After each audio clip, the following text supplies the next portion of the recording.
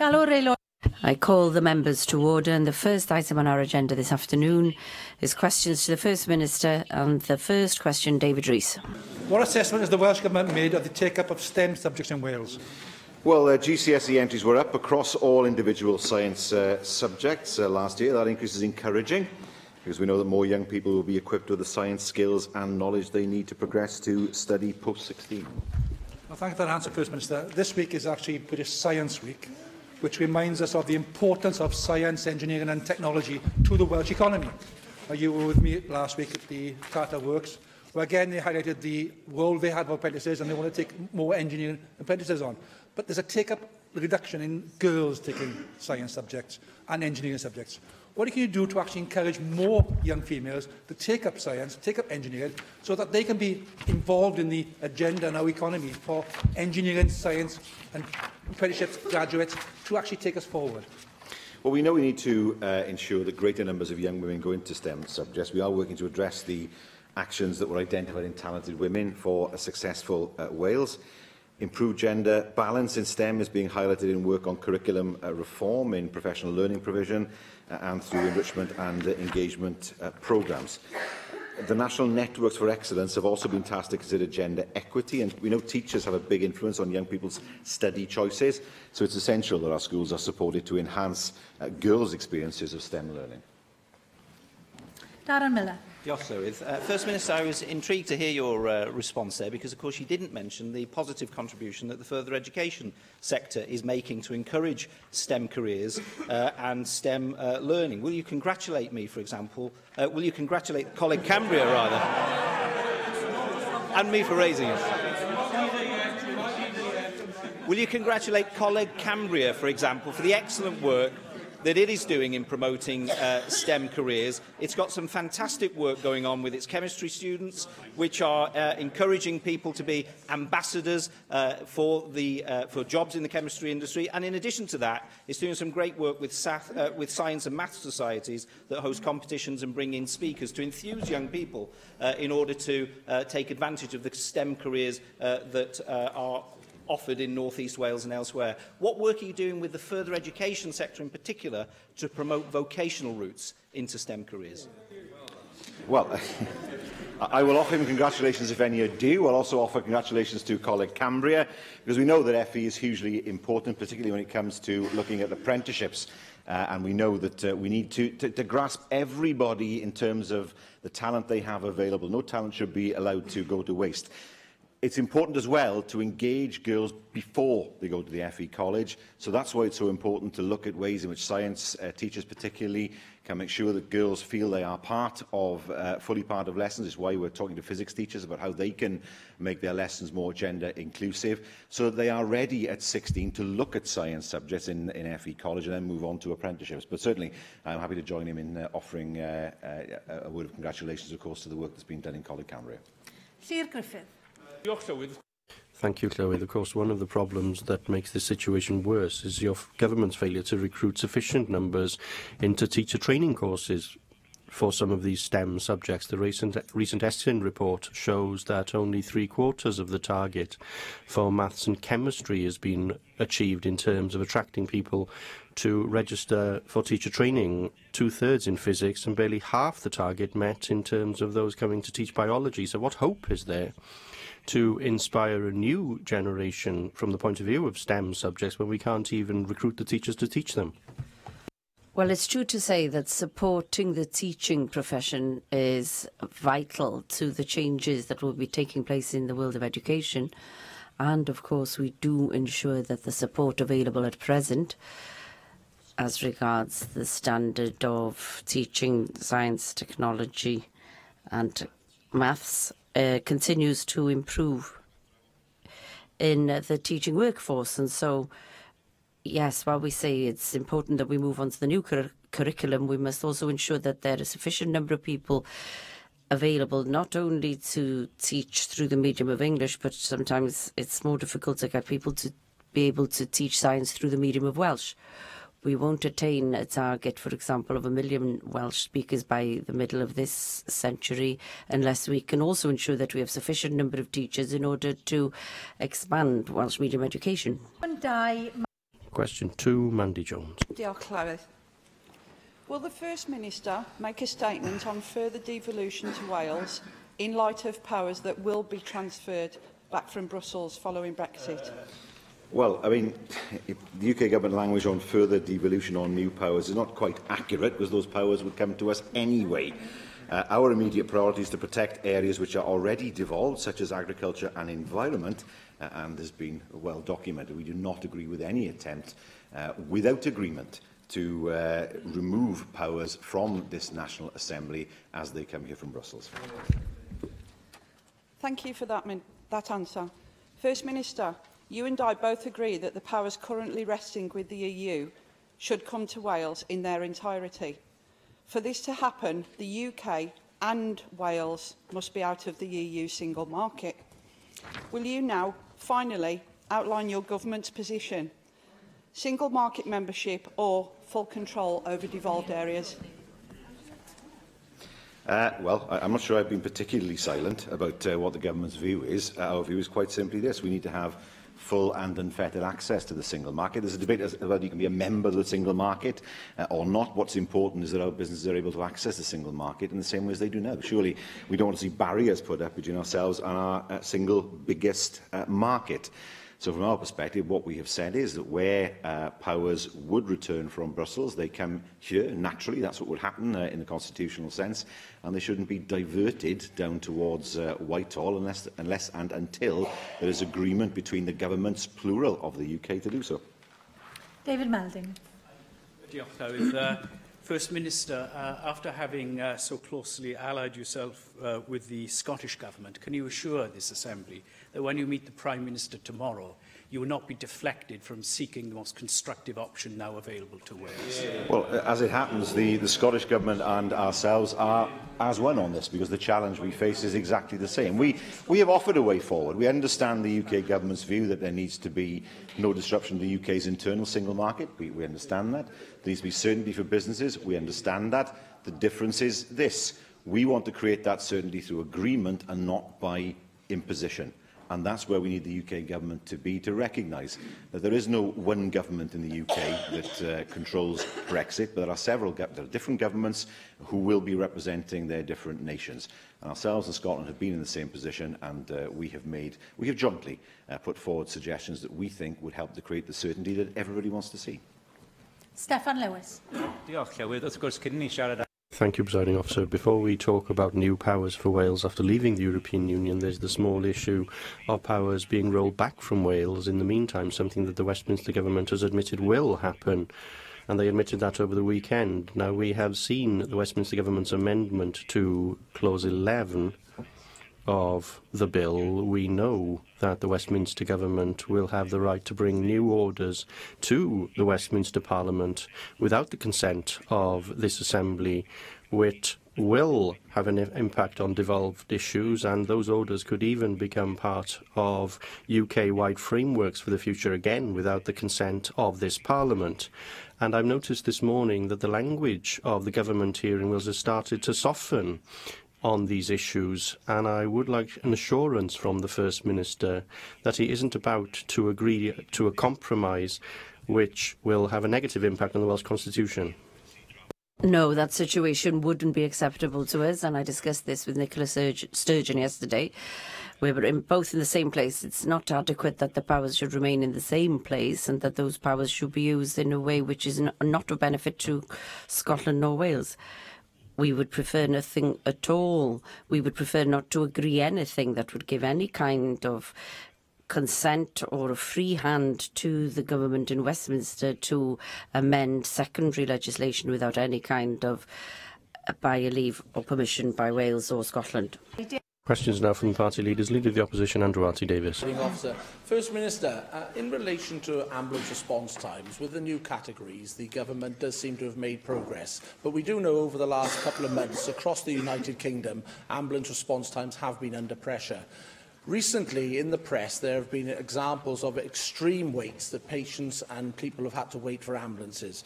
I cite a gentleman in Dinas Powys who waited 16 hours to receive an ambulance. I cite an example yesterday in the South Wales Evening Post where a lady was taken to hospital after such a long wait for an ambulance and returned home, only to find the ambulance turning up 20 hours later in West Wales. And in my own region, yesterday in Cowbridge, a lady waited 10.5 hours for the ambulance to turn up on Sunday and getting admitted to A&E at 1:15 in the morning on Monday morning. I hope that you can recognise that there are these cases out there. I don't look to you to comment on those individual cases because I appreciate you can't do that. But does the government recognise that there is a real issue when it comes to certain waiting times across the whole of Wales for the Welsh Ambulance Service to respond to?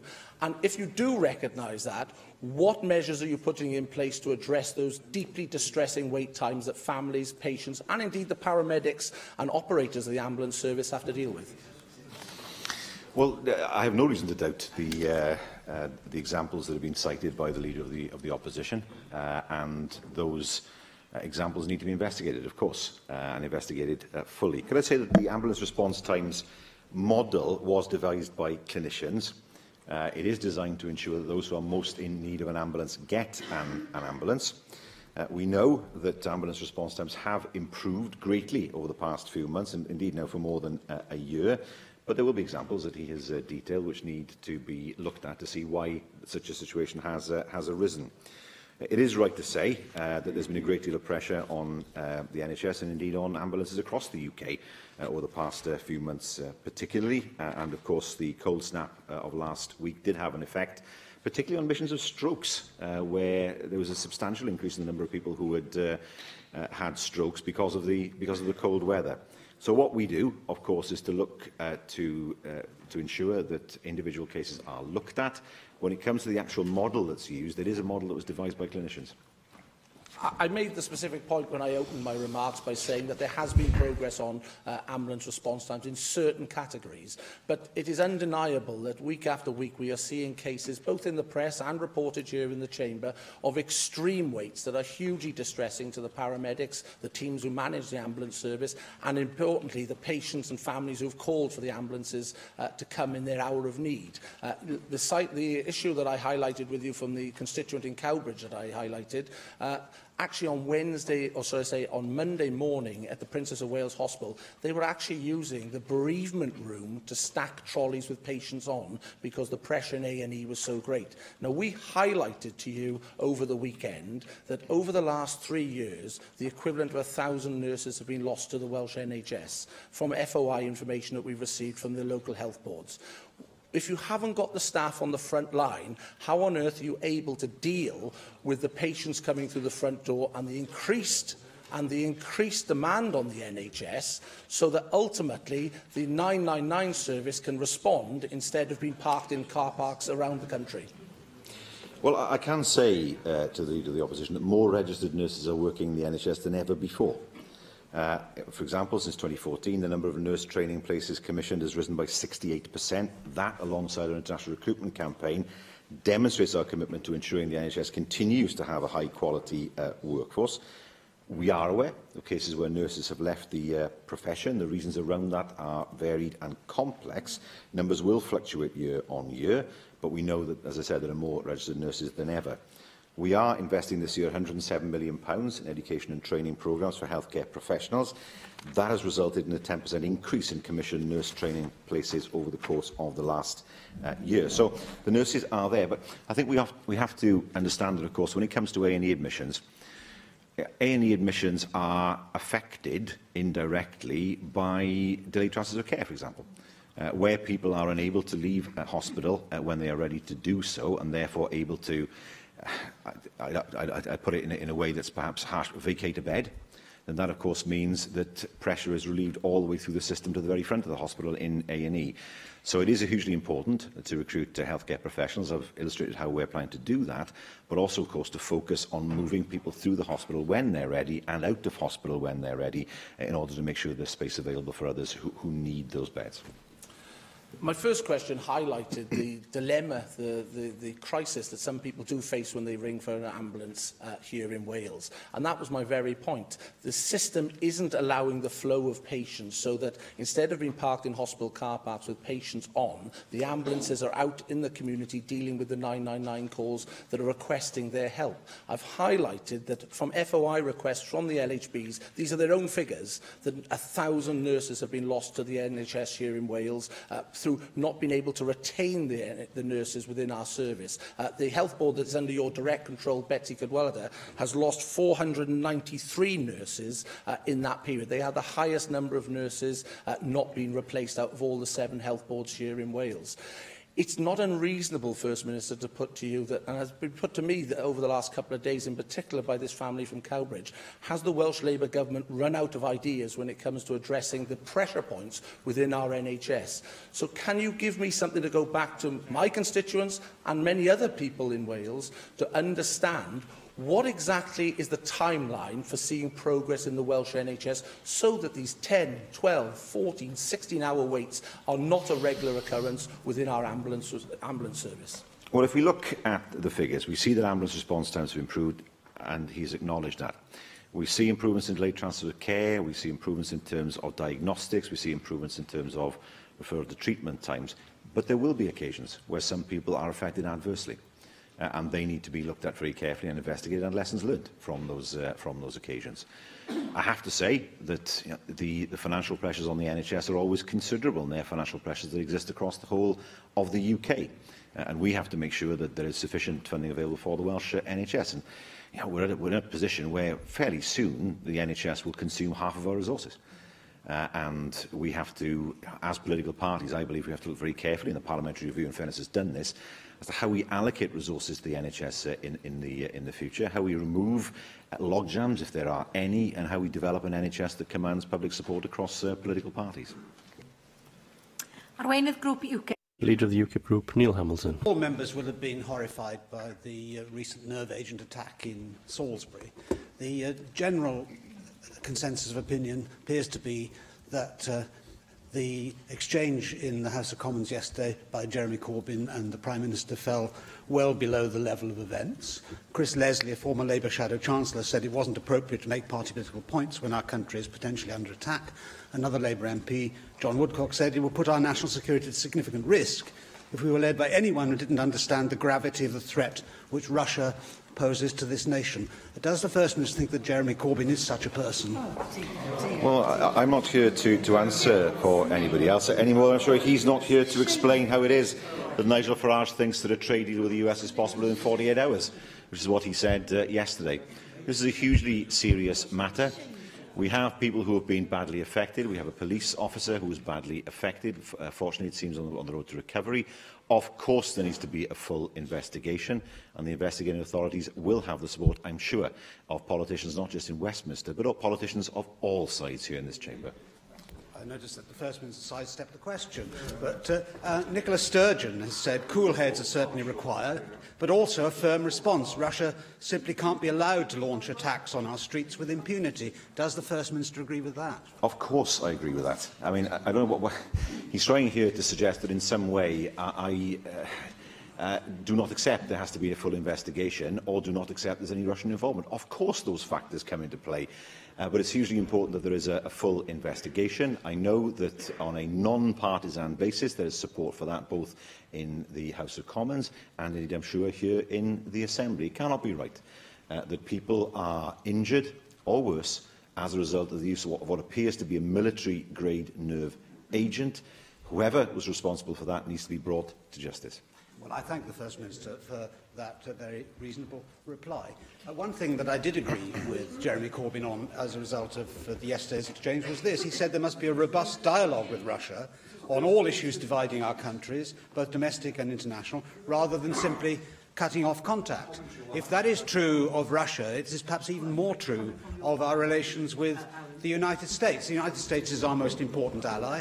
And although the Secretary of State has changed in the course of today, Rex Tillerson said recently we stand in solidarity with our allies in the UK, and that what happened in Salisbury was a really egregious act, and he was extremely concerned by Russia becoming more aggressive. There's no reason to believe that the policy of the American administration will change with a new Secretary of State. Does it not, therefore, be incumbent upon all senior Labour politicians to have the closest regard to our interests with the United States and our diplomatic relations with them, and to stop the puerile name-calling of the President and others in his administration with whom they happen to have political disagreements? It's the interest of Britain which should be first and foremost.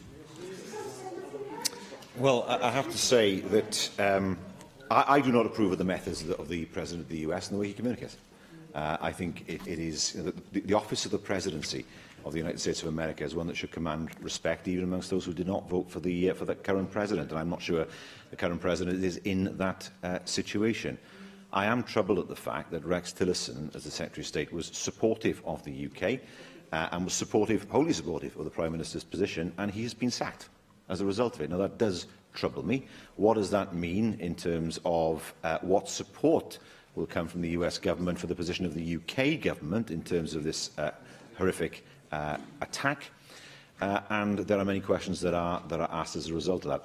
I have never taken the view that we should in some way cut off our ties with the US. I was there a fortnight ago and spent time both in the US and in Canada. My view is that we should reach out to all democratic nations and entities, including the European Union, of course an entity which he is less keen to keep ties with. Arweinydd Plaid Cymru.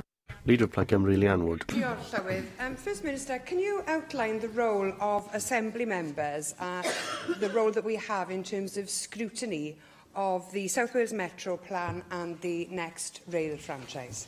Well, it's open to members, of course, to scrutinise the government's plans in the normal way.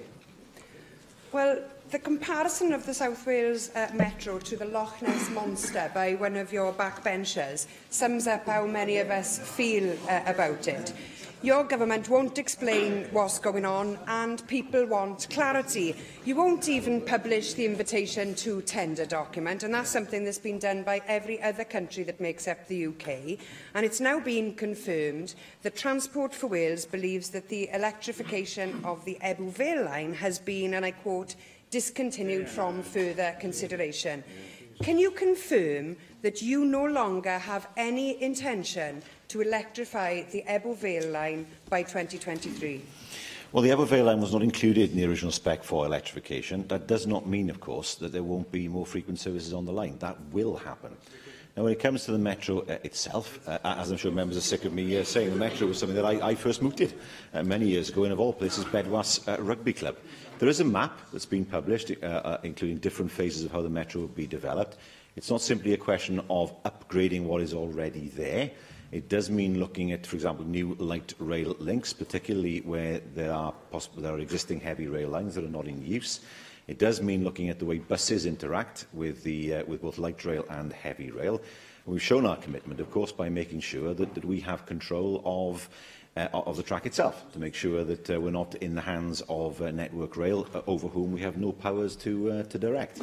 We fully intend to move forward, and we've allocated money for this purpose, with better trains, more convenient trains, a reasonable price, an integrated network, and, of course, more frequent trains. And that's exactly what the Metro will deliver. This sounds to me very much like a reverse gear, First Minister. Your original business case included the Ebbw Vale line. It said, and I quote, "The case for electrification of the Valleys Line rail network is first and foremost on the basis that all lines are included from Ebbw Vale to Maesteg, and with the Vale of Glamorgan line included." Now, the documents published by Transport for Wales are based on the latest available information, which was published in November 2017, 2 months after the final invitation to tender. So I ask you, First Minister, what information did Transport for Wales receive which led to them stating that the Ebbw Vale line, the Maesteg line and the Vale of Glamorgan schemes have been discontinued? Well, they've been discontinued because there will be more frequent services on those lines, as we've said. For example, you look at Maesteg. If you look at Maesteg, for example, Well, if you look at my stake, for example, I mean, if you want to ask me about trains, then good luck. If you look at my stake, for example, a twice-hourly service is what is being proposed. Whether that means through to Cardiff, or that means one to Bridgend, one to Cardiff. Of course, the problem with my stake is, of course, that the main line electrification has gone west of Cardiff. Now, that adds significantly to the cost of electrifying to my stake. Originally, when we looked at the Metro plans, the UK government had said it would electrify as far as Swansea. Now that has disappeared. But let's be quite clear about this. Two things to emphasise here. Firstly, whatever is the method of traction, there will be a better service and a more frequent service. And secondly, to suggest, as suggested last week, that you can divorce Cardiff from the rest of the Valley lines, clearly doesn't work. Many people come to work in Cardiff from the valleys. That means when they get to Cardiff, it's hugely important they can get around Cardiff properly and get around Cardiff in the easiest way possible. And that means, of course, integrating the system in Cardiff compared to with those of the valley lines. Again, let me be absolutely clear. There will be more frequent services. There will be better services. Some lines will be electrified first. The business case for others we looked at in the future. We can't electrify them all at once. We're looking at the lines and developing electrification as time goes on. But the point Plaid Cymru is trying to make is this, that somehow there's been, and I know they're not listening, somehow there has been a move away from providing people in the South Wales metro area with a better train service. That's not the case. The trains will be better, more frequent. In the first phases, some will be electrified. There will be a rolling programme of doing that. People will be able to catch buses that connect with train services. They will be part of an integrated network in a way that's never been possible before. The metro will happen. It will move forward along the lines we've suggested, along the plans that we've suggested, and the people in the South Wales metro area will get a better service. Question 3, Mark. Question 3, Mark Isherwood. What assessment has the Welsh Government made of the economic benefit that heritage railways bring to Wales? Well, we fully recognise the economic value of all our heritage railways, and we've helped support the extension and development of a number of heritage railways across Wales. Thank you. Well, writing in last November's edition of the Heritage Railway magazine, its editor, Robin Jones, referred to the Llangollen Railway big push into Corwen Central, as well as to the Bala Lake Railway extension, highlighting the multiple economic benefits to local councils and others that heritage railways can guarantee. What action will you therefore take to ensure better understanding at all levels of government and business activity of the benefit that heritage railways, such as Llangollen Railway, can bring to the areas they serve? I couldn't quite hear most of the question. You mentioned the Llangollen Railway, I think, at the end.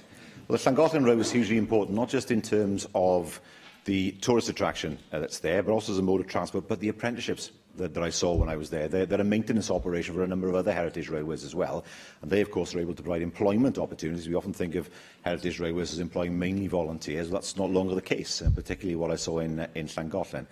We know that heritage railways are an enormous tourist attraction, marketed, of course, at one time as the Great Little Trains of Wales. But Llangollen is a standard gauge line as opposed to a narrow gauge line. We know, of course, that the Snowdon Mountain Line is hugely important and a massive tourist attraction there. We see, of course, the link between the Festiniog Railway and the Welsh Highland Railway and the way that's been done. So, from our perspective, we have funded heritage railways in the past. For example, the Welsh Highland Railways had 420,000, Snowdon 300,000, the Llanberis Lake Railway 400,000 for a line extension. So, we do understand how important heritage railways are, and we'll look to support them in the future. Question 4, Sian. Question 4, Sian Gwynllian. Will the First Minister make a statement on the White Paper on local government reform? Well, as I said when the member asked a similar question last week, the approach to strengthening local government is under consideration, and the Cabinet Secretary for Local Government and Public Services will make a statement on the way forward in due course.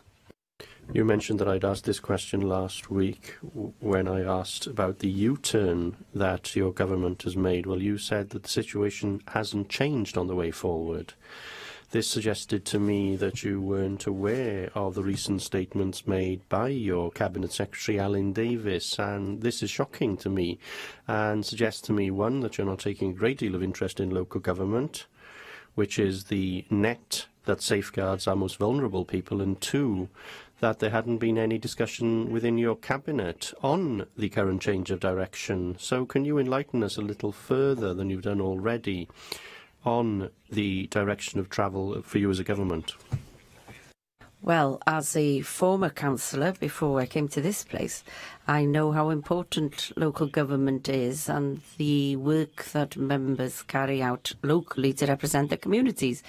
But may I say one thing that hasn't changed is that the status quo cannot continue, and secondly, it's vital to ensure that regional collaboration still happens. It will make a huge difference in education, or to education, where we've seen learners improving very much over the past years. But there is an argument, of course, to be had as regards what the formula should be in the future. We can't stand still, so we must think what is the best direction forward. And of course, it's open to members to give their views on that.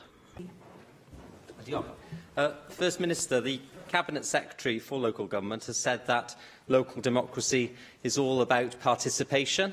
The usual pearls of wisdom we've come to expect from my friend Alan Davies. Alan Davies has also said that he wants councils to pilot innovative ways of voting which reflects people's busy lives, something which I would certainly agree with in principle. Of course, in practice, when you alter voting systems, it does open up the possibility of greater fraud. So how are you going to make sure that the new system of local government elections that follows on from these reforms doesn't open the door on a greater amount of fraud that we can't keep track on in the same way we can with the current voting patterns? I think on the issue of electronic voting, the issue of security is an important one. We don't have a situation in this country where people have to produce ID when they vote, and I hope that never has to happen in the future. So when it comes to postal votes and when it comes to people voting in person, I think we have as robust a system as we can get. Now, in principle, I favour the idea of electronic voting, but I'm not convinced that security yet exists to make sure that system is robust, and I think that's where we need to go. So I wouldn't object to electronic voting in the future, but I think the public would need to be reassured, especially in the present day, that there will be no prospect of systems being hacked, or indeed any prospect of somebody impersonating another voter. And that, I think, is where the work needs to be done over the next few years. David Rees. First Minister, as you've just identified, local government reform is under consultation at this point in time, or will be under consultation.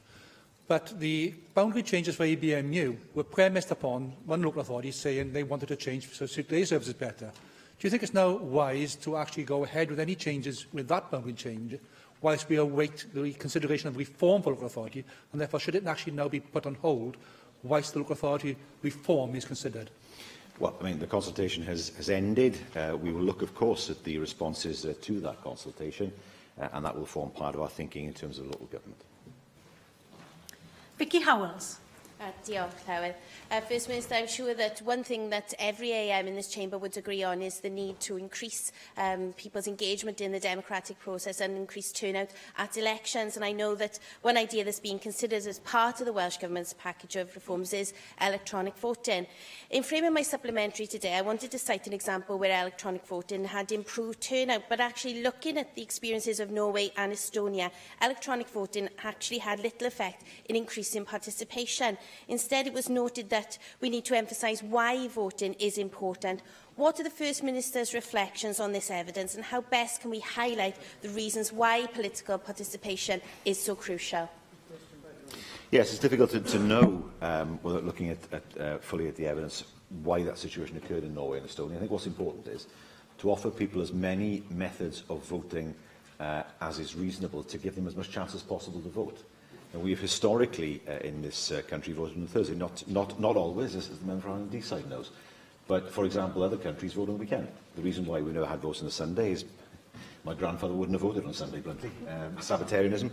I'm not sure we're in a similar position to that now. So I think we do need to look at whether weekend voting is the way forward. Of course, there are some people who are working on a Saturday or Sunday, but flexibility there, electronic voting, postal voting. It's important, I think, that we look at as many means as possible of enabling people to vote, as long as those means are secure. Question 5, Question 5, Julie Morgan. Does the Welsh Government have to improve access to women's health services? Well, we expect Welsh Health Boards to provide a full range of safe and sustainable health services to women, taking account of NICE guidance and waiting time plans. Thank Thank you for that response. More than 3 out of 4 abortions in Wales, nearly 80%, are medical rather than surgical procedures, which involve taking 2 doses of tablets within 72 hours of each other.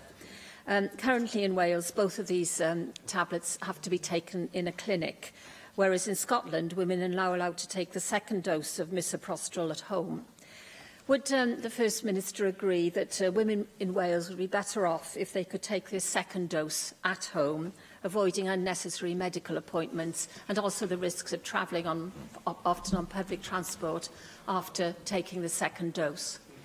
Well, I can inform my friend the member for Cardiff North that clinicians have approached the Welsh Government about this issue. We are considering the evidence, in particular, of course, about the possibility for more efficient service and, of course, safer, improved outcomes for women before committing to any future plans. She is right to point to what is happening in Scotland.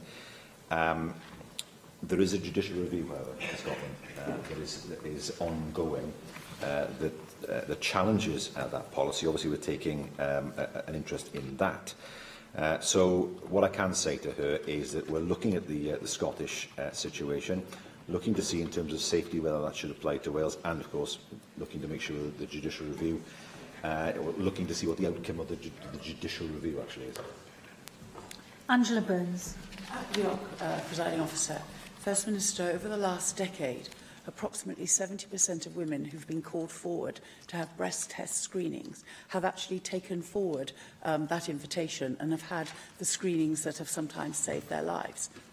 However, there is a hardcore 30% that we are unable to reach to persuade them of the benefit of taking up this kind of screening. Do you think it would be an appropriate time now, after a decade, that we actually conduct some kind of survey to try to understand what the barriers are to that 30% accessing what could be potentially a life-saving screening service, and how we can then address their concerns so that we can have a better uptake for this very vital element of women's health? Yeah, I think the member makes a perfectly sensible suggestion, and one which needs to inform the work that we are doing with public health teams, health boards and primary care clusters to improve the screening uptake. She is quite correct in the figures that she quotes. More worryingly, Breast Test Wales have observed a gradual decline in uptake since 2007, which is a worrying, not quite a long-term trend, but enough for it to be concerning in terms of a trend over the past 9 years. More than 110,000 tests are conducted as part of the programme. There need to be more, and examining why women don't take the opportunity of going through screening has to be an important part of making sure we go past that 70% figure. Question 6. Question 6, Janet Finn-Saunders. Will the First Minister make a statement on the future roles of community and town councils in Wales? Well, an independent review is looking at the future role of community and town councils and what needs to be in place to enable them to play that role, and it will be reporting later this year. Over the past 7 years, I've had many concerns raised with me regarding the functions of community town councils, and in that time, also I've raised them here, but there's been 2 other reviews, so we're now finding ourselves in the middle of a review going forward. Now, the Wales Audit Office has found 65 community councils have not even yet adopted a code of conduct for members, 99 unable to provide evidence that they maintain a publish a register of interest, 81 failed to comply with statutory timetable for publishing audited accounts, 260 submitted annual returns that were incomplete or contained simple errors, and 108 do not have a website and have not made other arrangements to publish information. And we know that 81% of town and community council seats last year were uncontested or vacant. Now, I and many others consider community councils to be a very important level in our 5 layers currently of democratic governance. How can we be assured, First Minister, that you will actually show some, sort of involvement in this, and that this review will actually deliver a new way of moving forward for our community councils, so that our residents, our community councillors, can be assured that all those relevant processes are in place in terms of transparency, democratic accountability and financial probity? Well, as somebody who was once a community councillor some time ago, I know how important community councils are. I think there are several issues there that the member raises which will need to be looked at as part of the process. First of all, we have a lot of community councils. There are 700 of them. They vary wildly in size. Some represent barely more than 100 people. Others, many thousands of people. I don't think it's realistic for us to expect the same of all of them, given their differences in size. For example, Barry Town Council, compared to Merthyr Mawr Community Council in my part of the world, is an enormous difference in size. And there are some parts of Wales, the Rhondda, for example, where there are no community councils at all. So, as part of the review, I think it's hugely important to look at numbers, to look at capacity, to look at how we can give more powers to town and community councils. It may be asymmetric because of their size, the size difference, and how we can empower them in the future. All that is forming part of the review that's moving forward. I think I'm right in saying there's one, and the member for Monmouth will enlighten me on this, there is one, I think, community council in Monmouthshire where literally 1 in 8 of the population have to be on the council in order for the council to have a full quota of members. That's what I've been told. Well, in those circumstances, it is hugely difficult to have a situation where all seats are contested. And it's right to say that in a vigorous democracy, not necessarily on party political grounds, but in a vigorous democracy, we want as many people to stand for community councils as possible. Mick Anthony. Well, First Minister, in Taffrili and Pontypridd, of course, we have 6 very well-run, exemplary community councils who've put forward this submission towards the consultations underway. That's Llantrisant, Llantwit-Vardra, Pontyclun, Pontypridd, Taftswell and Nantgarw and Tonnerevel. And they put forward a number of recommendations in terms of how they see the role of community councils development. And I'll only ask you about one of those, because one of the things they suggest is that well-run town and community councils could well be a very effective facilitator for local heritage, sport and cultural projects. Do you think this is an area that we should be examining with regard to community councils, endorsing, supporting and upholding the local community, the local heritage, where they have real grassroots knowledge? Well, absolutely. I think active and activist community and town councils are a hugely important part of our democracy. And local knowledge can't be underestimated. I mean, for example, when I was a community councillor, we had people on there with an encyclopedic knowledge of the local footpaths. And we were responsible for them, and they were maintained as a result of that. And that was very well felt in the community, because they could see the footpaths being maintained.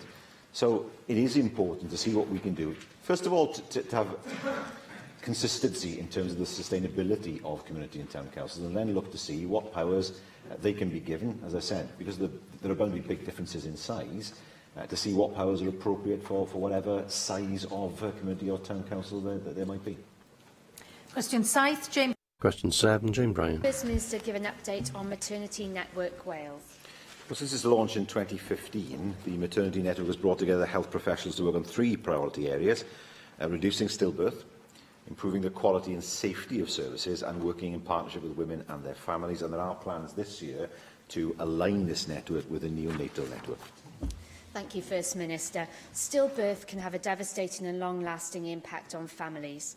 The Safer Pregnancy campaign launched by Maternity Network in March last year has sought to reduce the risk of stillbirth. A study conducted by Emma Mills of St Willis Hospital's Clinical Research and Innovation Centre found that interventional care led to a marked decrease in stillbirth rates.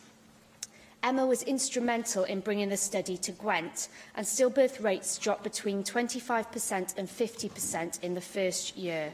The stillbirth rate in the Nyren Bevan Health Board last year was 4.3 per 1,000 births, notably lower than the national average of 5.8.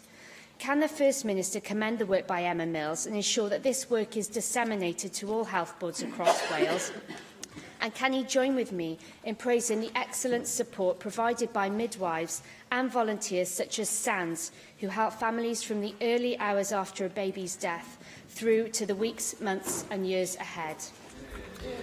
Well, we know the causes of stillbirth are multifaceted, with some factors still not clearly understood, so the work done by Emma Mills and others is vital if we're going to achieve a significant reduction in stillbirths.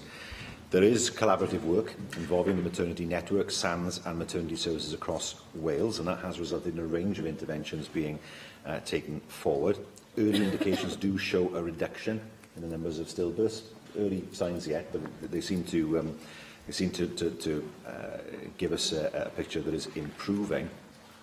One thing I think is important as well is it's important that people who experience the effects of a stillbirth, to have bereavement support services available to them. I've seen this, with my own eyes, where people do feel that they have lost somebody.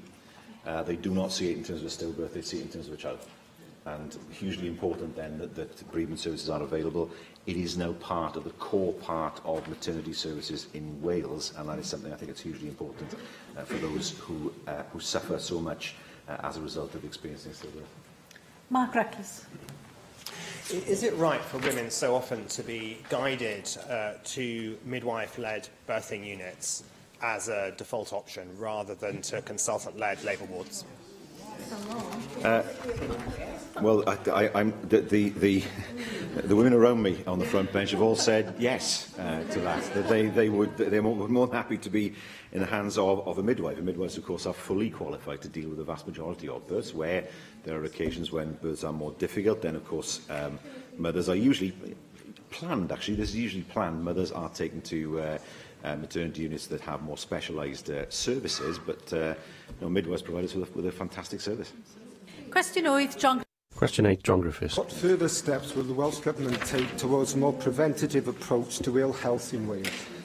Well, prevention will continue to be central to our approach for improving and protecting population health. What does that mean? Well, looking at programmes such as smoking cessation, immunisation programmes and healthy schools and workplace programmes. First Minister, a few weeks ago, Sophie Howers, Commissioner for Future Generations in Wales, gave evidence in facing scrutiny to the committee I chair, the Equalities, Local Government and Communities Committee. She mentioned that she's proposing to Welsh Government that new money for health should be earmarked for the preventative agenda and subject to joint work between health and non-health bodies in an attempt to get the health service in Wales onto a more preventative and proactive footing in accordance with the Wellbeing of Future Generations Act. There seems to be a consensus that we do need to get onto the front foot in preventing ill health, in also, of course, meeting day-to-day, week-to-week, month-to-month health pressures that people rightly expect to be met. Would you support that proposal to use new monies in that way? I don't think we can use all new money that way because, of course, there are pressures elsewhere in the NHS. Sensibly, of course, I don't disagree with what he's saying. Prevention is, as they say, is better than cure. But we do also have to deal with the pressures that are put on the NHS, particularly pressures in acute services, and look to fund them. That said, £88 million has been allocated in this financial, or the last financial year rather, to Public Health Wales to provide this financial year, provide a range of measures aimed at preventing ill health. That means smoking cessation. We know that smoking is a significant factor in ill health, particularly as people get older. And quite often where people stop smoking, the effects are still there. It depends how long they've been smoking and on them as individuals. Screening, we've already mentioned screening in the chamber, how important screening is to prevent and detect the early stages of serious illnesses. Vaccination, childhood immunisation, that's hugely important. And also active travel, being able to give people the easiest opportunities to be able to walk, to be able to cycle, and it's good to see authorities such, if I can put in just a plug for Bridgend here, investing in cycle routes to make sure that people are able to cycle from the town centre in Bridgend all the way up the Ogmore Valley and the Galley Valley on the cycle routes that exist there without ever having to go on a busy road. And being able to encourage people to be active and to maintain that habit of being active is hugely important in terms of prevention. And I know with him I'm preaching to the converted. Finally, Mohammed Ashkar. Officer, First Minister, the number of people living with diabetes in Wales has almost doubled in the last 10 years. Gwent has the highest prevalence in Wales, with research showing that 8% of the population of Naibevan Health Board area is living with diabetes. Can the First Minister confirm that the National Obesity Strategy covers both prevention and treatment, and will he commit his government to particularly targeting funds at diabetes hotspots such as South Wales East? Well, the member will know, of course, that the Public Health Wales Act does give clear legislative focus to action to address the priority public health issue of obesity. which of course is such a cause of type 1 diabetes. The obesity strategy will, type 2 diabetes I think, I'm right in saying, I'll be corrected by the medics in the chamber. Our obesity strategy, or indeed fellow lawyers, our obesity strategy will bring together all the work the Welsh Government supports to tackle what is a major public health challenge and put it on a statutory footing.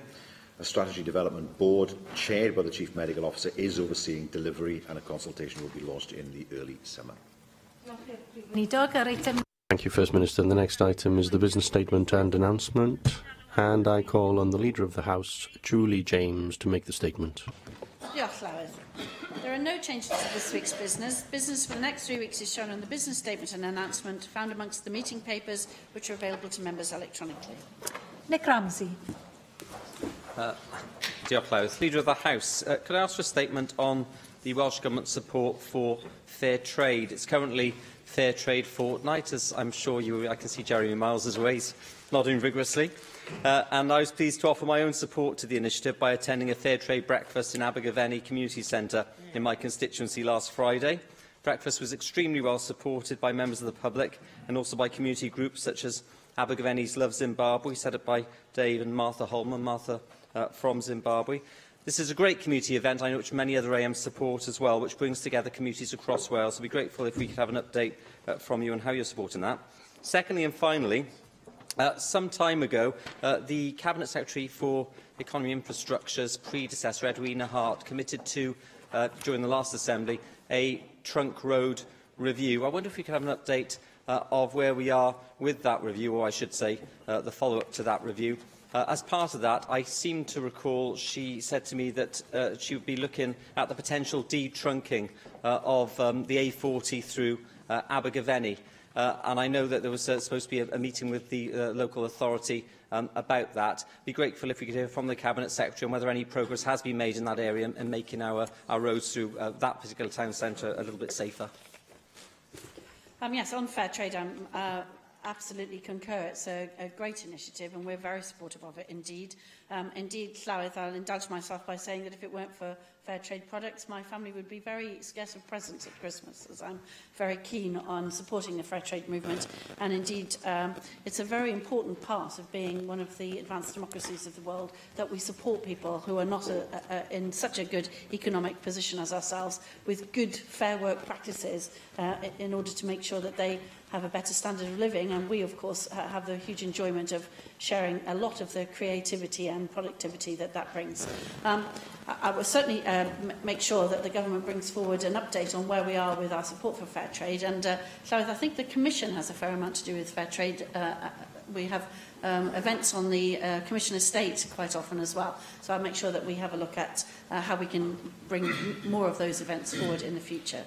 In terms of the trunk road review, the Cabinet Secretary is due to make a statement on transport matters general during the summer term of this Assembly, and I'll make sure that he includes some of the specifics that you mentioned in that statement when it comes forward. Simon Thomas. Thank you, Llywydd. Just to remember, of course, fair trade is not just for Christmas, but for Easter chocolate as well. Can I ask for two items from the Business Manager? First of all, it's widely reported in the press this morning that the terms of the inquiry led by Paul Bowen QC regarding the actions of the First Minister around the dismissal of Carl Sargent from the Government have now been agreed. However, I haven't seen any letter or statement made to members yet. I'd be interested to know what the timetable is for informing members that the terms of inquiry, if indeed they have been agreed, that they are agreed, and the timetable for the inquiry as well.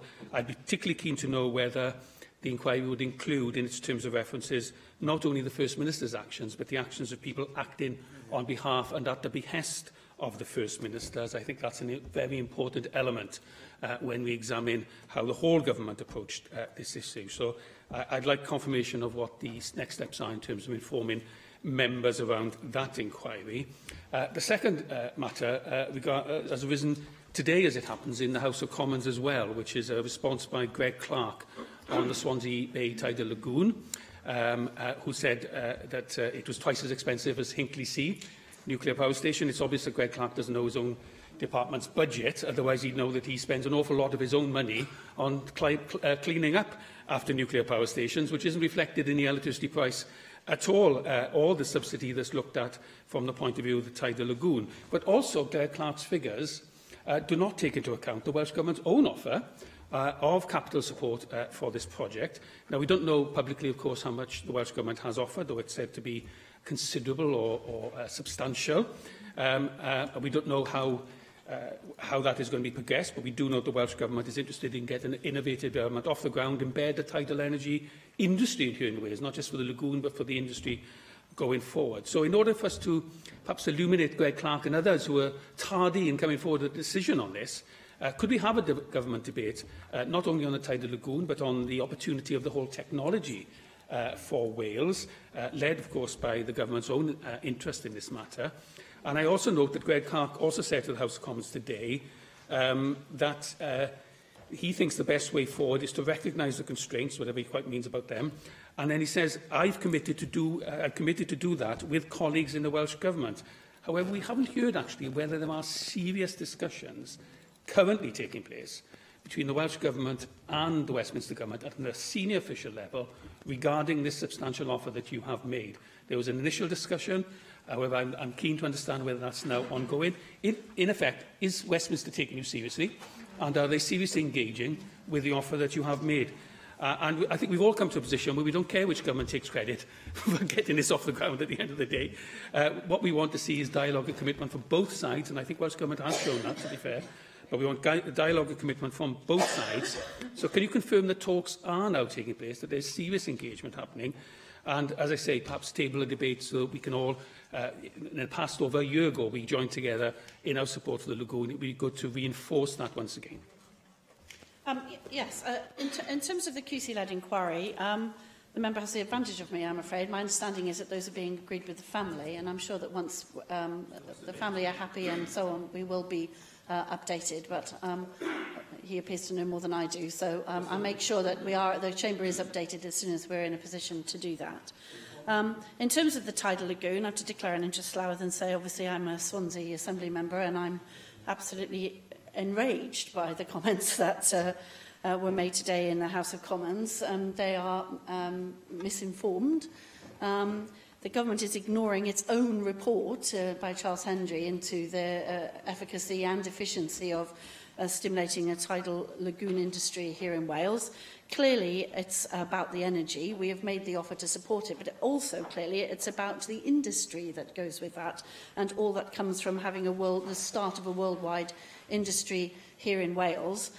We have been having a robust conversation with Westminster, although it has to be said it's robust on our side and not so much on theirs. The First Minister is, in fact, seeing the Prime Minister tomorrow, and we'll be sure to get him to raise the remarks made in the House of Commons today. But I would like to take this opportunity to say that they're clearly not taking into account the fact that this is also a pilot project. And that it can't, the Hendry report made it very clear that looking at it only as a contract for difference and not as a pilot project was clearly erroneous. And we'll be making those points again very forcibly. I also think that the Cabinet Secretary is nodding that it would be very useful to have a debate around the whole issue of renewable and baseload renewable energy and its importance in world energy markets. Mike Hedges. Diolch, Llywydd. Firstly, I would like to ask the Cabinet Secretary Economy and for the Cabinet Secretary for Economy and Transport to provide a statement indicating how the Welsh Government is going to support medium-sized businesses in Wales to grow into large businesses. We know that in Wales we have a very few large companies, and when companies become medium-sized, they either sell or stay medium-sized, whereas in more successful areas of the world, they continue to grow. Can I also raise the tidal lagoon, that's mainly in my constituency? Does the Cabinet Leader of the House think that we'd ever had nuclear energy if the same rules which now we have to meet for the building of the tidal lagoon had been set for Calder Hall in the first place? Yes, in terms of SMEs, we're committed to supporting entrepreneurs, micro and SMEs, as well as social enterprises, and that's why we're investing £86 million up to 2020 to ensure that entrepreneurs and businesses in Wales have access to information, guidance and business support through the European funded programmes, through Business Wales and through Social Business Wales. We're including business support advice from Business Wales and investment for medium-sized entities through the Development Bank of Wales. We have a bilingual business support service launched in January 2013 and refreshed in January 2016 to make it easier for Welsh businesses and aspiring entrepreneurs to access the information, advice and support they require to start and grow their businesses. We've also enhanced the dedicated relationship management to specialised targeted support such as succession planning, and we're also looking to ensure growth and stability. Mike Hedges is quite right. There are two bits of growth. The first initial commercialisation and getting together of the business, and then when a business gets to somewhere just underneath 30 employees, when they need an injection of cash to grow up that next stage. So we'll be concentrating, looking very much on how we get businesses through those two crucial growth rates, and more importantly, make sure that they don't offshore at that point, which is a big issue for lots of countries around the world, so that we have good access to equity investment for our businesses of that sort. So we have a large number of schemes in place to do just that, as well as to commercialise some of our excellent scientific research here in Wales. Yes, in terms of the tidal lagoon, I mean, it's just one of the frustrations, isn't it, that a different rule is being applied to the tidal lagoon than has ever been applied to any other viable energy scheme, and yet the government isn't prepared to take forward the Charles Hendry suggestion of applying a completely different funding model if they think that it's such a risky pilot. We've made that point repeatedly to them. I make it again here in the Senedd. This should not be being regarded as simply a scheme that needs a contract for difference. This should be regarded as a scheme which is a pilot of a worldwide industry that the British government ought to be supporting. Mohammed Ashka. Thank you, Madam Presiding Officer.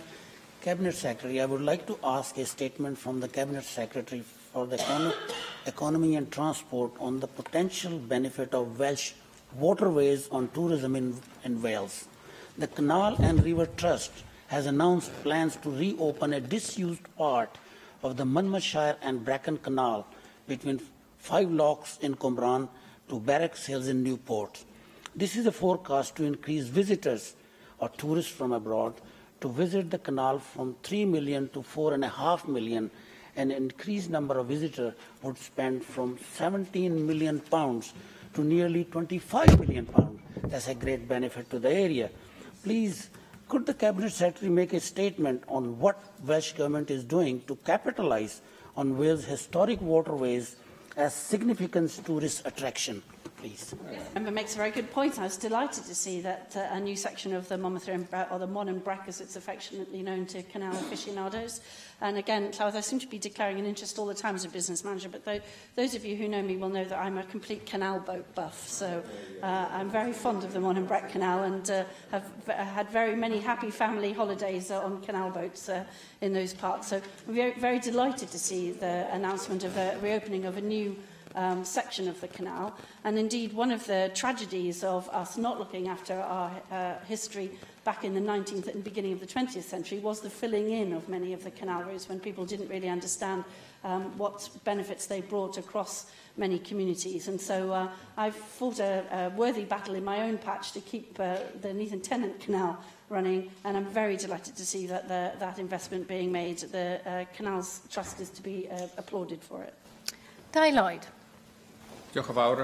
Thank you very much, Llywydd. May I start by supporting the comments made by Simon Thomas and Mike Hedges on the Swansea Bay Tidal Lagoon. It's about time that that project proceeded, but Leader of the House, in addition to thanking you for your statement, you will also be aware that the consultation on the location of the serious trauma unit for South Wales closed last month. This is a very important issue for people in West and Mid Wales. There's a strong argument that as Morriston is at a central part of South Wales, that's where the trauma centre should be located. Now, because of the importance of this decision for Swansea and the whole of the West and Mid Wales, I would be grateful if the Cabinet Secretary for Health were willing to bring a debate forward in this chamber so that we as elected members could have an opportunity to discuss the issue and to discuss the government's vision for Morriston Hospital site as a regional medical centre. Yes, the member's quite right. The very important consultation on the siting of the new service for major trauma in South Wales has just closed, and I was very anxious to make sure that a very large number of responses was received by the Government. The Cabinet Secretary will be bringing forward a statement on the outcome of that consultation and the content of the consultation responses shortly. Julie Morgan. People in Cardiff and in several other cities around the UK received Islamophobic letters yesterday about a so-called Punish a Muslim Day, inciting violence and verbal abuse. And I understand the police are treating this as a possible hate crime. What can be done to reassure people in Wales, as Cardiff was one of the places mentioned? Is there anything the government could do, either to issue a statement or something to reassure people who are perhaps now afraid to go out because of the fears of this so-called Punish a Muslim Day? Yes, it's an absolutely appalling campaign. The letter is horrific. Counter-terrorism police are investigating it and taking it very seriously indeed, and calling on all recipients to hold the letter and the envelope and handle it minimally to preserve evidence and to get the police involved as soon as they possibly can, so that we can have the best chance of catching the perpetrators of this just absolutely appalling communication. They should contact their local police force on 101 or contact Tell Mama via their website or on 0800 456 1226. Llywydd. We take Islamophobia and hate crime extremely seriously. We're working with all 4 police forces and the Hate Crime Criminal Justice Board Cymru. We have robust systems and legislation in place to investigate the hate crime, and we will be pursuing this one vigorously, as it is a particularly appalling example. Mark Isherwood. Could I call for a single Welsh Government statement providing an update on the Integrated Autism Service following the Welsh Government's publication of the 1st of March 2018 evaluation of the Integrated Autism Service and Autistic Spectrum Disorder Strategic Action Plan interim report. The findings in this include weaknesses and inconsistencies in both assessment and diagnostic services for adults with autism and in support services for adults and children with autism. It says the focus upon co-production and prevention is expected to help improve effectiveness and reduce demand, and integration is expected to help maximise synergies and create more seamless services. However, evidence of the impact and efficiencies generated by integration remain weak. And a final quote, success requires a co-productive approach involving staff, service users and carers in the design, implementation and evaluation of the service. But there are concerns that the top-down approach has stifled this. Well, recognising that people living in the autism community, whether they are on the spectrum or their families, carers, are the real experts in their own lives, and although each is unique as an individual, as everybody else is, only they can truly deliver effective autism awareness to help public sector providers and others see the world through their eyes. I call for a statement accordingly, because this report is significant and merits proper scrutiny by this House. Yes, it's a very important report. The member quite rightly draws attention to the need for co-production for all services affecting individuals and their families. The member knows that I have a nephew who's on the autistic spectrum, and so I'm very well acquainted with many of the issues that he raises. I'm sure that the Minister responsible will be looking very carefully at the report and will be updating the Chamber on the Government's response in due course. Sian Gwenllian. There is some concern about the timetable for scrutinising and voting on the regulations on Welsh language standards in the area of health. We've been waiting over 2 years now since the Welsh Language Commissioner introduced those standards to the government in health, or the regulations to the government rather. That happened and the standards were published a fortnight ago, but the timetable from here on in is very tight indeed. We need to scrutinise them this week and then vote in this place next week. There is a convention, but not a rule, that regulations are to be confirmed by the Assembly at least 28 days before they're coming into force days, which means that the debate and vote will have to happen at least 28 days before then. Now, the date provided for these standards to be introduced is the 29th of June, which does therefore give a window of almost 2 months for proper scrutiny and to take evidence from a broad range of experts in the areas as well as service users. So may I ask you, would be willing to reconsider the current timetable in order to ensure that these important standards are scrutinised thoroughly and efficiently? Yes, the member makes a good point. I understand that there was an extensive consultation when Alan Davis was the Minister in charge of this. The scrutiny timetable is short. We are having some real business timetabling difficulties in the Senate at the moment, but I will discuss it with the Cabinet Secretary for Health and indeed with the Louth and business managers next Tuesday to see what can be done in view of the members' comments. Jane Hutt. Leader of the House, can I welcome again the statement made by Jane Bryant, the Chair of the Standards Committee last week, on the Respect and Dignity and Respect policy, and can you clarify whether a date has been allocated for the debate on the policy for all members to support? And will the Leader of the House consider funding a Wales-wide survey on sexual harassment as proposed by Sian Gwenllian as part of a national conversation on sexual harassment, which also Jane Bryant welcomed last week in her statement, response to her statement? And secondly, can you clarify with the Environment Minister whether the environmental impact assessment has been instigated, which she agreed would be required for the latest planning application for the biomass incinerator in Barry? Residents were severely disturbed over the weekend by noisy pre-commissioning work at the incinerator with a plume discharge. And has the biomass company replied to the letter of the 14th of February from the Welsh Government regarding the environmental impact assessment requiring response by March the 7th, 2018? Yes, taking this in reverse order, the developer, I understand, has responded to the letter issued by the Welsh Government. Officials are currently considering the representations made before a final decision on the need for an EIA is made. Residents who've been affected by the activities that Jane Hutt has mentioned several times in this chamber are advised to raise their concerns with the Vale of Glamorgan Council, who will be able to investigate them. In terms of the statement by the Chair of the Standards Committee, I don't think we have a definitive date, but we are considering that as part of the government timetable for the next term. We're now only a week away from the Easter recess. I have actually commissioned a study into sexual harassment and misogynistic hate crimes via the Police and Crime Commissioners of Wales. When we've had that back, we will be looking to see what we can do in terms of a wider survey around sexual harassment. And I'll be working very closely with the Chair of the Standards Committee to make sure that we can factor that into any of the actions that we take in the future. Thank you. And finally, Adam Price. Thank you, Deputy Presiding Officer. Can we have a statement from the Cabinet Secretary for Education on the dispute within our universities at the moment? Many members will have attended a rally which was staged this afternoon by the UCU, and the government has expressed sympathy and support for their case.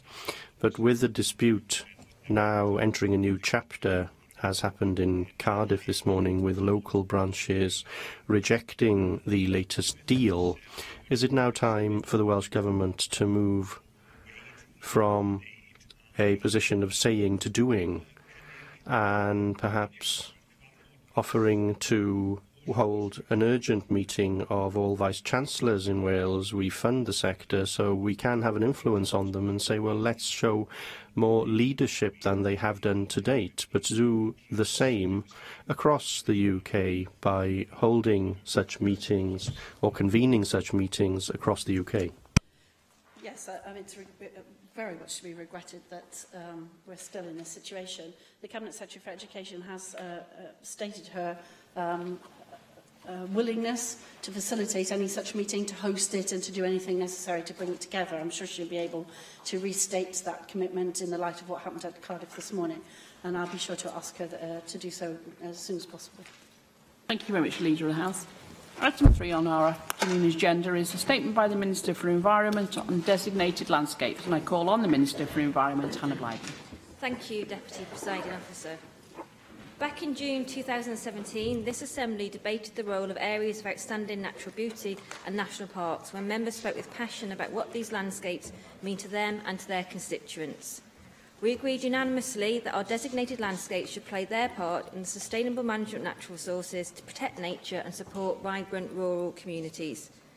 During both that debate and preceding reviews, the future protection of these areas under this government has been called into question. Today, I can confirm unequivocally that all the existing designated landscapes will be retained and their purpose of conserving and enhancing natural beauty will not be weakened. I welcome the thorough and thought-provoking reviews and reports from Professor Marsden and his panel and Lord Ellis-Thomas and the Future Landscapes Working Group. On behalf of both myself and my predecessors, I wish to place on record today my thanks to them and all stakeholders for their significant time and efforts.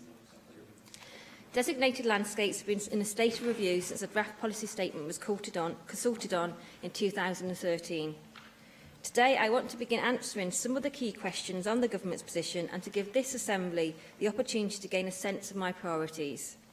In the coming months, I intend to publish a policy statement which will bring the review process to a close.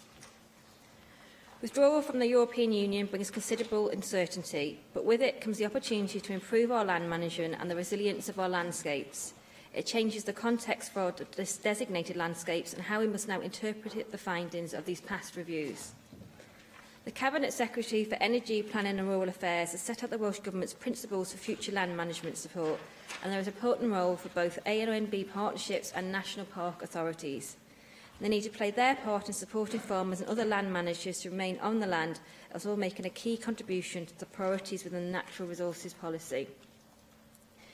If we are to address the environmental challenges we face, we must recognise that designated landscapes must do more to identify, safeguard and realise the benefits from the public goods they protect for all the people of Wales. And when I say for all the people of Wales, I mean for all the people of Wales. I ought to see a more diverse and wide-ranging cross-section of Welsh society feeling they have a stake in these nationally important landscapes and recognising the benefits we derive from them. I've been able to see firsthand how this can happen. The Clwydian Range and Dee Valley AONB sits on the edge of my constituency, and with Welsh Government funding, they have supported the Active Woods project. This partnership with the Alzheimer's Society and Macmillan has used woodland activities across Denbighshire, Flintshire and Wrexham to improve the physical, mental and social well-being of vulnerable people who would otherwise have had the opportunity to engage with this landscape. This is only one example of the wide range of opportunities that can be realised and the importance of our environment's contribution to our health and prosperity as a nation. All parks and AONBs can and must do more to reach out beyond their traditional audience and realise their full potential. It is in this context I've considered the proposals in Marsden and Future Landscapes, and I've based my consideration on 3 principles. First, any proposals must not undermine the standard of protection given to these valued landscapes and should provide for greater parity for AONBs and national parks. Second, any change should reduce the administrative burden on authorities and partnerships, letting them focus energy and resources on delivery.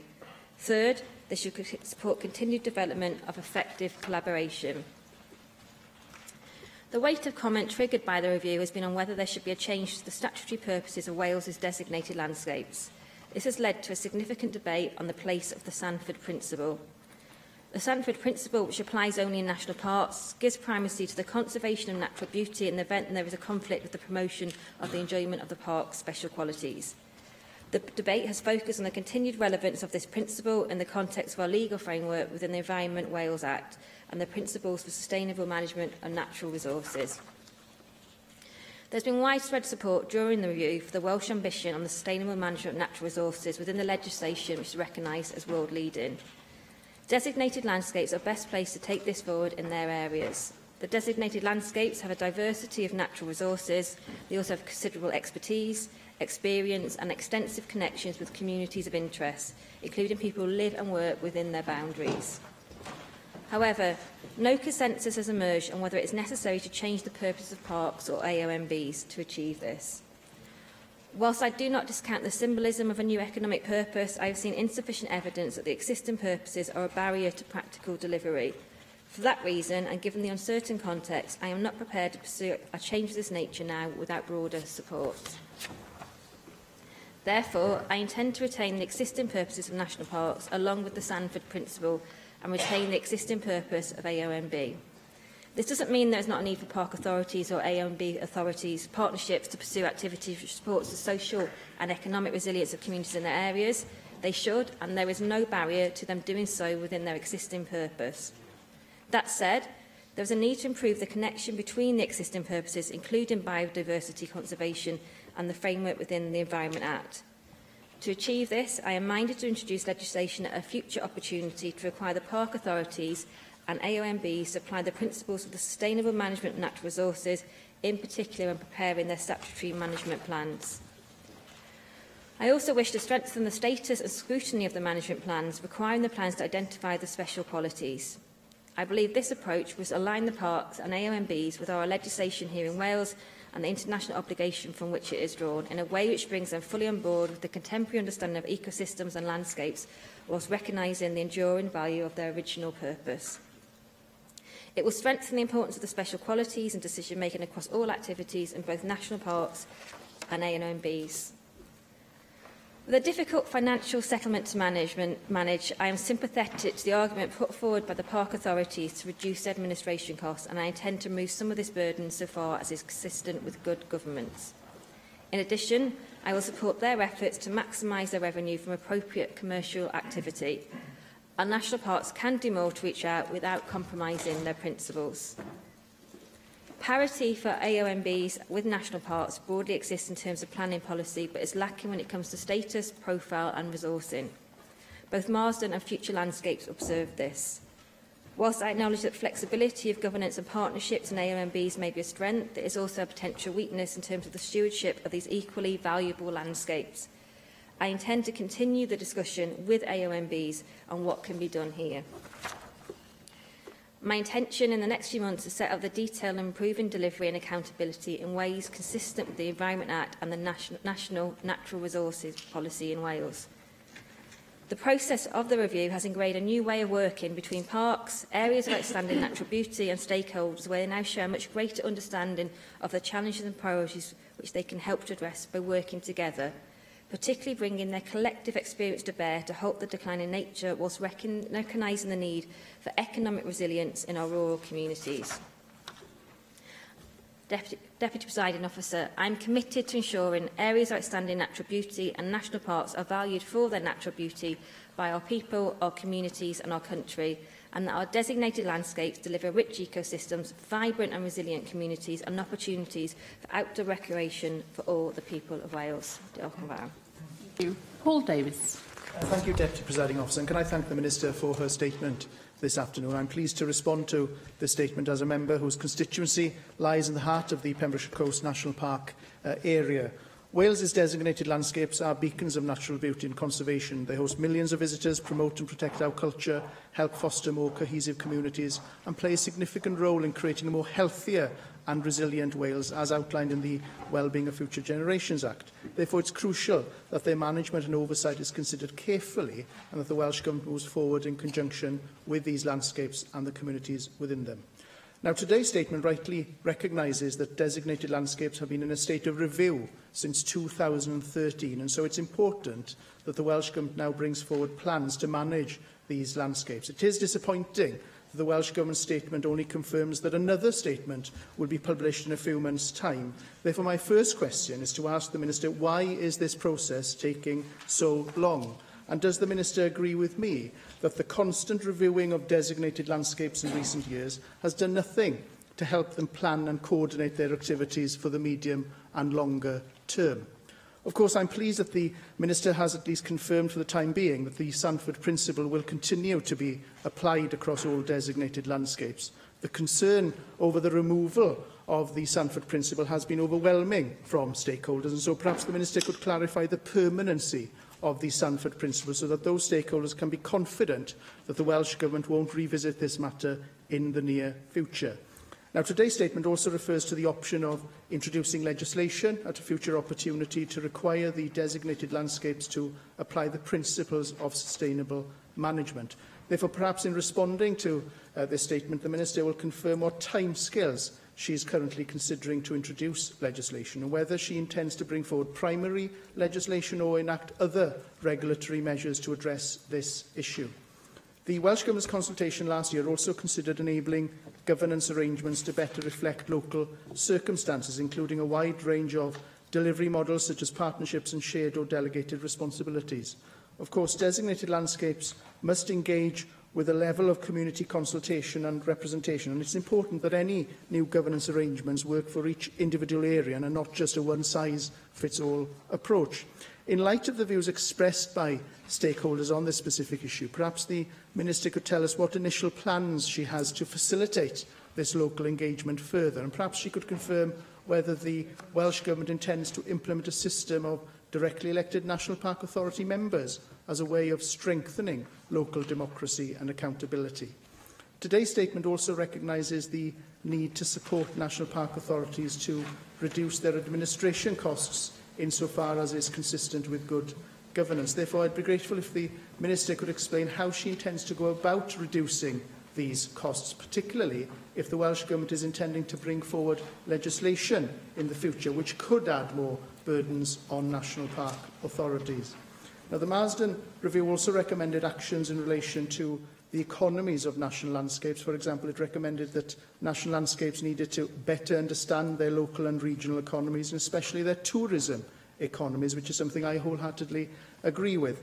In my own designated landscape area, the local tourism industry currently generates in excess of £570 million per year and underpins the economic viability of so many local services and businesses, which in turn are important to the sustainability and well-being of local communities.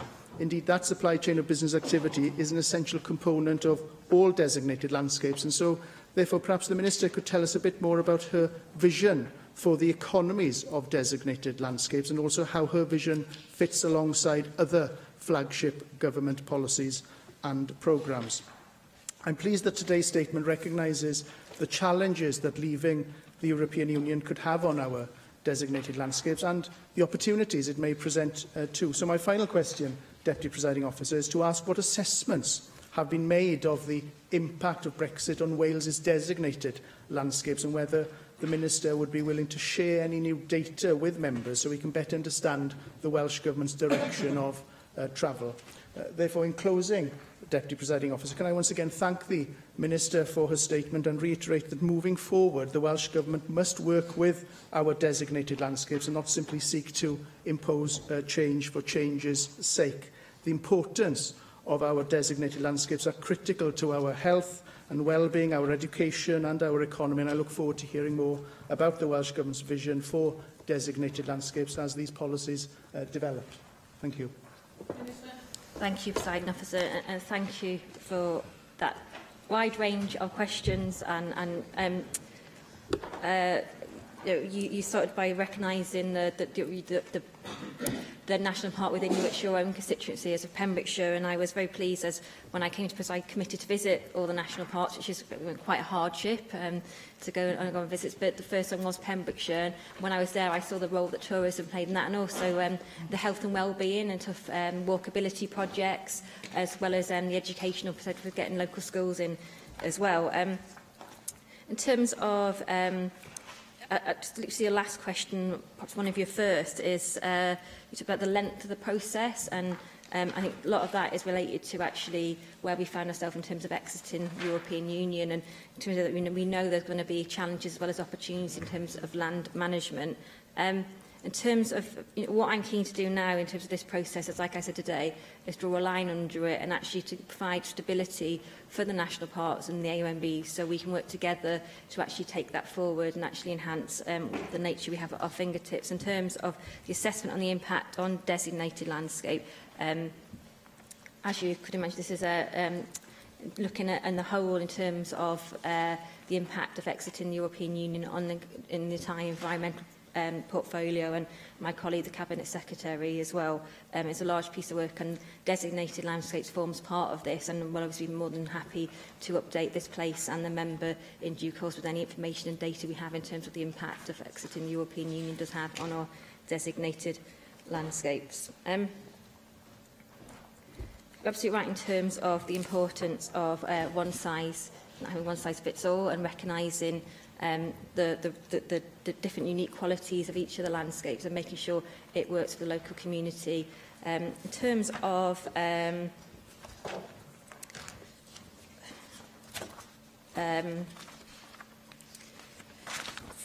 into directly elected members of the board. At this point, as you said, there's financial pressures on the designated landscapes, and I've been minded not to bring in any proposals that would further impact on them financially. But we are also looking how we can actually make sure, in terms of actually, I'm keen to make sure that our designated landscapes reach out, like I said, for the whole of Wales and for different communities, and at the same to make sure that they are representative of those communities too, and that our boards, all boards of public life in Wales, are representative of our diverse communities and our local communities as well. Thank you. Simon Thomas. Thank you, Deputy Presiding Officer. I'd like to thank the Minister for her statement and say that many, I think, will welcome the fact that it appears now that there will be stability in this area from here on in. I note that it's 5 years since we started discussing the future of designated landscapes, and 5 years later we've ended up with nothing having changed, and not one of the main 3 recommendations of Terry Marsden being implemented. And the hard work, I'm sure, that Dafydd Ellis-Thomas did, I'm sure, looks more like an apprenticeship for a future member of the government rather than anything that has led to change in this area, because nothing has changed. Nothing has changed at all. But in turning to the content of the Minister's statement this afternoon, she, of course, has said that there will be a policy statement to follow. I hope that we can take what's in her statement, where she's confirmed that the Sandford principle is to remain, that the statutory principles of the national parks and the areas of outstanding natural beauty will remain the same. So can we just confirm that? And if that is the situation, then it gives people the green light to move forward. She has mentioned possible legislation to ensure that national parks and AONBs do manage natural resources in a sustainable manner through their statutory plans. Now, I have no opposition to that at all, of course, but are we talking here about standalone legislation, as has been asked for by this Assembly in the past, or is she going to include that in broader local government legislation, because national parks are a type of local authority? So is this going to be her approach with her fellow Minister, Alun Davies? So it's also important to seek a response from the Minister as to how all of this interweaves with the broader consultation on sustainable management of our natural resources, particularly on the issue of access, because access is very important. And, of course, access to designated landscapes is a crucial part of the national parks and the AONB. So how does access fit in there?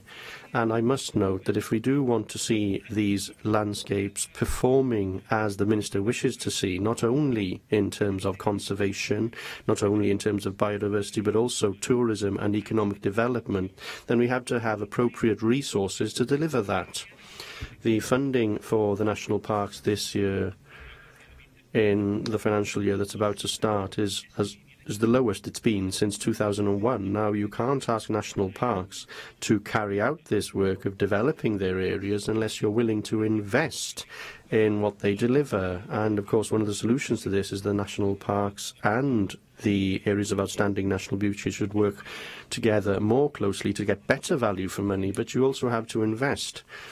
So, Minister, what are you going to do to ensure that the funding is going to be sufficient to implement your proposals? And the final point I want to ask on, it's clear in looking across Wales that there are partnerships already in place that are already successful, that are working with private landowners, national parks, statutory bodies, and the Black Mountains partnership in my own area springs to mind, but there are a number of others that other members could mention. So how will you ensure that these partnerships can also prosper under the new regime that you've set out this afternoon? Diolch, and my question Thank you for your questions. do want to start by reiterating my gratitude for the work of Lord David Ellis-Thomas on this. You did start by saying then, 5 years later, and it started 5 years ago, it's in fact prior to me actually even being an Assembly member, but you said nothing has changed, and whilst nothing has changed at the statutory level, you say all of this is no change, but actually, arguably, we have seen change in terms of actually what we've seen happen in practice is the national parks and the AONBs actually work together much more collaboratively and in partnership. And like you said, that is something that's going to be very, very important going further. My second external meeting with the minister, as a minister, was with the national parks, and they said themselves to me then, and have reiterated that since, that actually they have seen the value of that collaborative and partnership working. So hopefully that's what we can continue, both in terms of sharing expertise, but actually trying to work some of the challenges around funding as well. I actually missed one of the responses to my colleagues over there in terms of the Sanford principle. I can't read my own scribbles now. I'd just like to place on the record here we don't expect to visit a review of the Sanford principle or revisit the statutory purposes and offer stability to our national parks and to the AONBs. Talking about what form the legislation could take, obviously there's a number of options, as you said, and that's what we'll look at going forward over the next couple of months. It could be something standalone, or we could actually look at how it fits into area statements, how we could look at even the plans for a Valleys Landscape Park. In terms of the sustainable management of natural resources, and you raised the issue of access, and I said there's two parts of access, really, is the literal physical access to access our parks and AONBs, but the actual, making them more accessible in general to more people across the communities of Wales, and both are equally as important. And you'll be well aware that we had an overwhelming number of responses to the SMNR consultation, over 16,000, and I found that some of the responses I expect to be published by the end of this month. Thank you. Neil Hamilton. Presiding officer, I can give a broad welcome to this statement. There's very little in which anybody could disagree, and I'm certainly very pleased that the Minister has confirmed that the Sanford principle will be at the heart of government policy in relation to national parks and areas of outstanding national beauty. After all, what's the point of designating areas as being of outstanding national beauty or as national parks, if not to give precedence to the principle of conservation? That was the founding principle upon which the initial legislation was introduced with all-party support and has been sustained even to this day. But I would like to make a plea in this respect, which I've made before and will no doubt make again. Everybody appreciates that sometimes policy objectives of governments are in conflict with one another, and we can't preserve national parks forever against all change.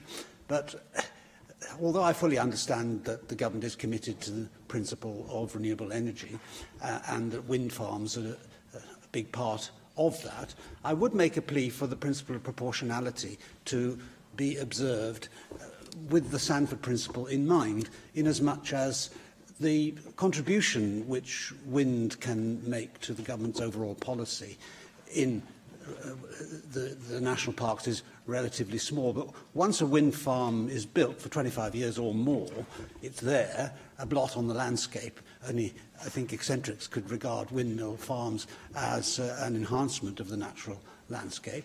And so if the contribution of wind farms to the achievement of the government's overall policy objective in relation to renewables is relatively small, but the damage done to the other policy that the government's committed to, which is preservation of beauty in the countryside, etc., then I would just hope that the government would lean in favour of the latter rather than the former in order to give practical expression to their commitment to the Sanford principle.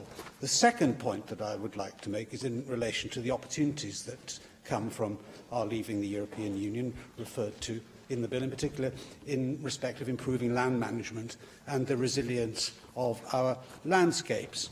And in this respect, I'd like to draw attention to the problems that have been created by the Habitats Directive in relation to the wilding of the hills of Wales, as a result of which we've seen a catastrophic increase in most predators and declines in, sometimes towards extinction, of many vulnerable prey species. Leaving the EU does give us an opportunity Because the environment is obviously one of the devolved issues of greatest importance, gives us powers here, as we hope, to take a very different approach to the one which has been adopted hitherto. In particular, we've seen a rise in rank and unpalatable grasses infested with ticks, and as a result of unburnt mature heather, that also becomes infested with heather beetles. So out-of-control bracken has also created sterile landscapes that are unsafe both for tourists and walkers, and also vectors of Lyme disease. So I hope that as a result of the opportunities which are now presented to us, that the government will come forward with a plan to address these issues and to recognise that the natural landscape that we want to see is not likely to come about without some human agency as well, and the government's policy in this respect is going to be of vital importance. Reforms to agricultural policy generally are inevitably going to focus upon the farmer's contribution to land management, and we're moving away from blanket subsidies based on area, and they will in future be supplied for the beneficial things which farmers do in the countryside. So I wonder if the Minister could make some statement on the wilding of the hills and the opportunities which are presented to us to improve land management in our wild areas. Minister. Thank you, Deputy Presiding Officer, and may I thank the member for his broad welcome and his questions.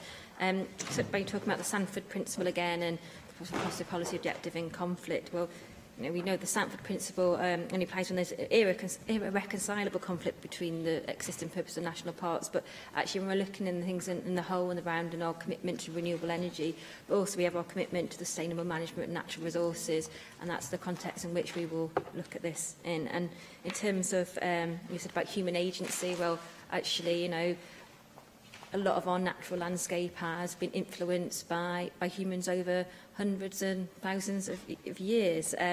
So in terms of looking actually, to addressing the decline in biodiversity and our natural habitats, well, of course, is a central feature of our natural resources policy and our sustainable management of natural resources. And as I said in the statement, will be part of our policy direction going forward, how we best align the designated landscapes and our work there with our ambitions in terms of the sustainable management of our natural resources across the whole of Wales.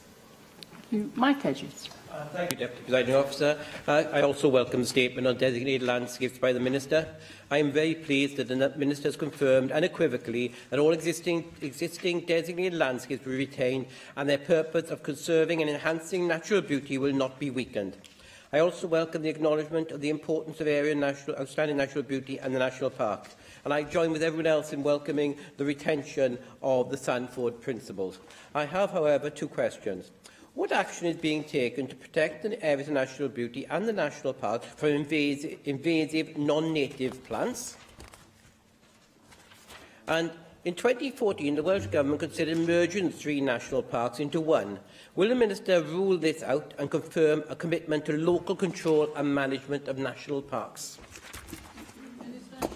Thank you. May I thank the member for his two questions and for his interest in this issue and his commitment, because I know your constituency is very close to an area of outstanding natural beauty, just as is mine. In terms of invasive species, it is actually very soon, it is Invasive Species Week next week, I believe, when we're looking at how, and again, that's going to be part of actually how we take forward and align us with the Environment Act and the Sustainable Management of Natural Resources, and actually not only sustain our biodiversity mixes, but actually we need to halt the decline, and that's a fundamental part of that and part of the Welsh Government's commitment in that area. In terms of, you mentioned a merger of the three national parks. Considered in 2014. Thank you for the help with that one.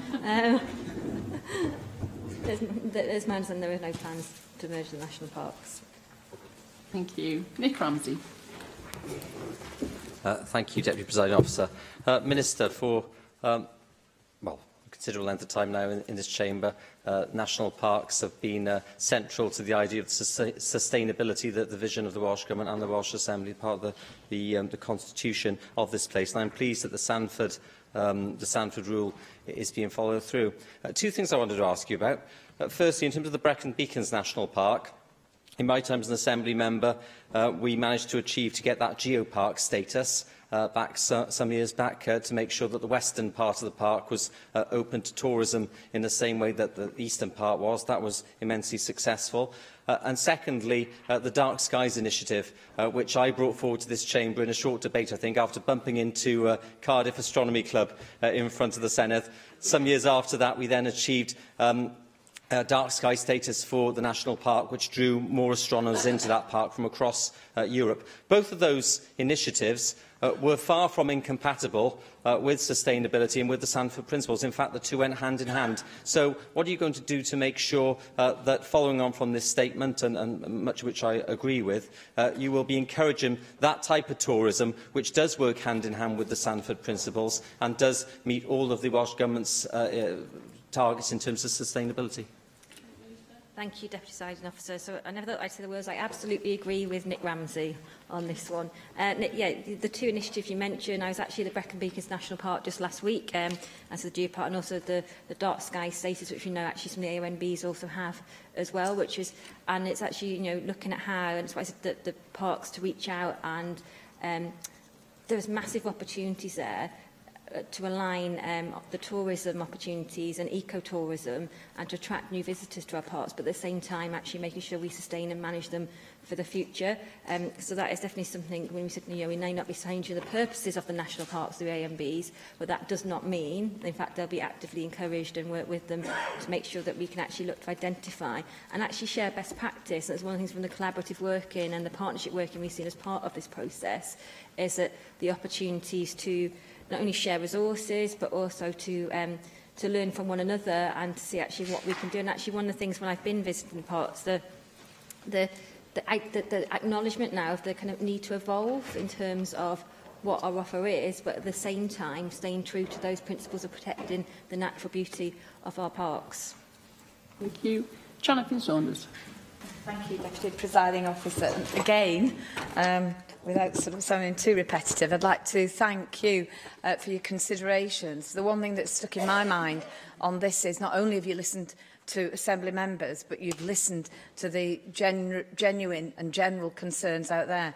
Of course, I have Snowdonia National Park within my constituency of Aberconwy, and there you've had, you know, conservation, but we've seen economic development as well. But overall, the overarching principles of the concerns raised with me was about sustainability, conservation, and, you know, those kind of things going forward. Now, throughout these deliberations, a lot of representation was made by volunteers, members of the public, and indeed the Snowdonia Society, who in themselves are a valuable resource. And I just wondered how you intend to move forward, working perhaps with our national parks and with these groups that really do give their time on a voluntary basis, and they are so knowledgeable, actually, and the evidence that they provided to me was able to inform me to make representations on their behalf. So I'd like to sort of put that on record, the gratitude to the people who've written in, our societies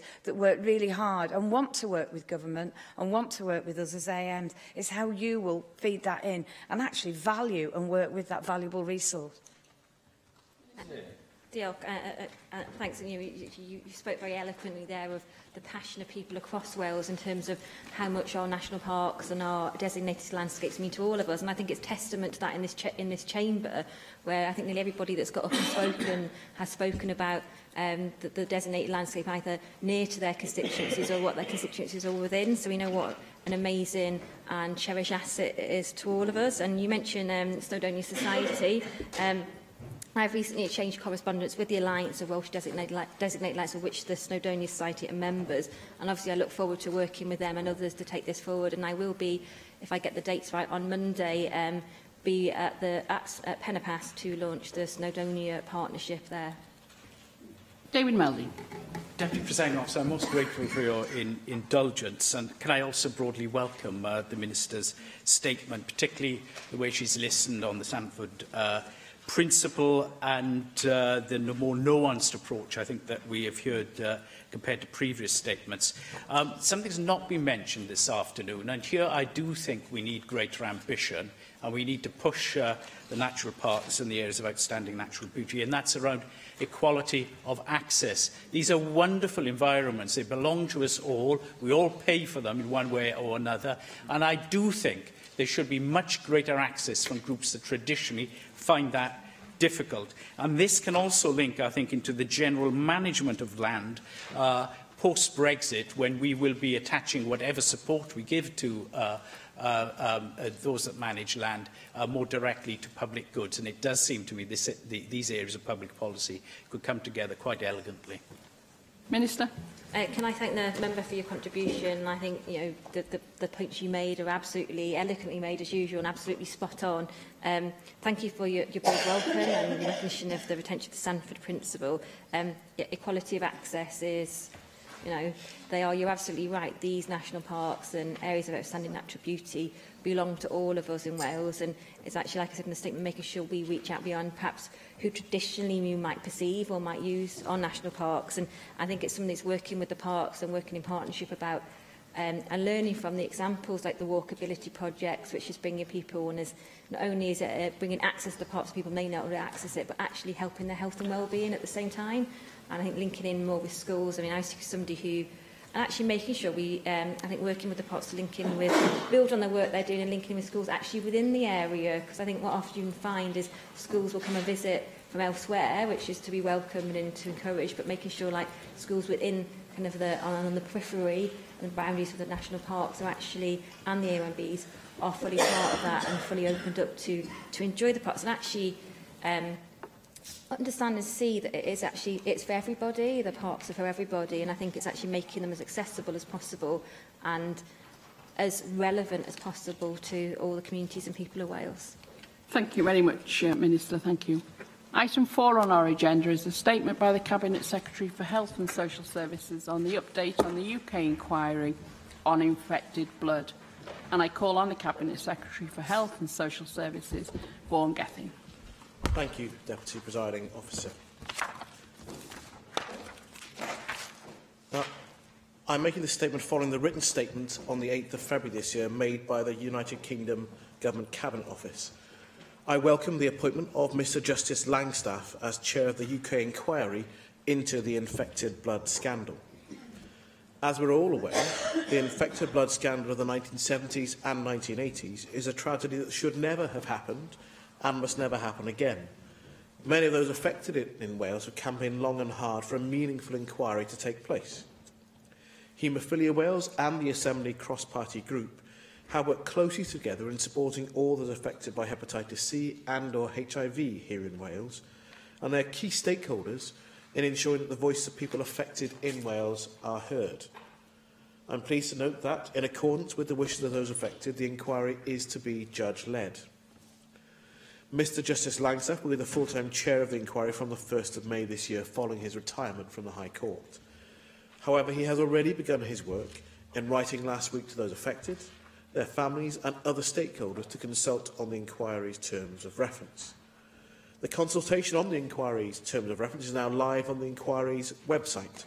It is www.infectedbloodinquiry.org.uk. And everyone who has been affected or has a view is encouraged to respond. The closing date for the consultation is the 26th of April this year. It is important that the inquiry will lead to a full report within the shortest possible timescale, taking into account the need for appropriate care and diligence. There are balances and trade-offs to be made in both the terms and the length of the inquiry. I have written to Mr Justice Langstaff to reiterate my previous concerns and those of the cross-party group and Haemophilia Wales. I made it clear that I want those affected in Wales to be certain and feel assured the inquiry will take full account of their evidence and provide answers to their long-standing questions. It is our collective expectation that the gathering of information and the hearing of the evidence will take place at suitable locations within each UK country, and that the inquiry fully considers any Welsh language requirements to do so. Many of those affected are elderly and infirm, and travel to London, for example, could be difficult, inconvenient and stressful. I am therefore pleased to hear he has made contact with all scheme recipients in Wales. I've just received a copy of a letter direct from him as well. My officials and staff from our Wales Infected Blood Service will provide advice and support to the inquiry team to ensure that the needs of those affected in Wales are best met. While the inquiry takes its course, it is essential that we continue to support those affected. So it's timely for me to take this opportunity to update members on the Wales Infected Blood Support Scheme, or the WIBSS. Working with our stakeholders, we designed and implemented the WIBSS in November last year. The scheme is administered by Velindre NHS Trust through the NHS Wales Shared Services Partnership. Following my attendance at the cross-party group chaired by my colleague Julie Morgan, I heard firsthand the personal stories of those present. This, together with stakeholder events across Wales, proved invaluable in helping to gain a deeper understanding of the impact of the tragedy on people's lives and, in many cases, of course, their families. That was crucial in influencing the nature and the scope of our new arrangements.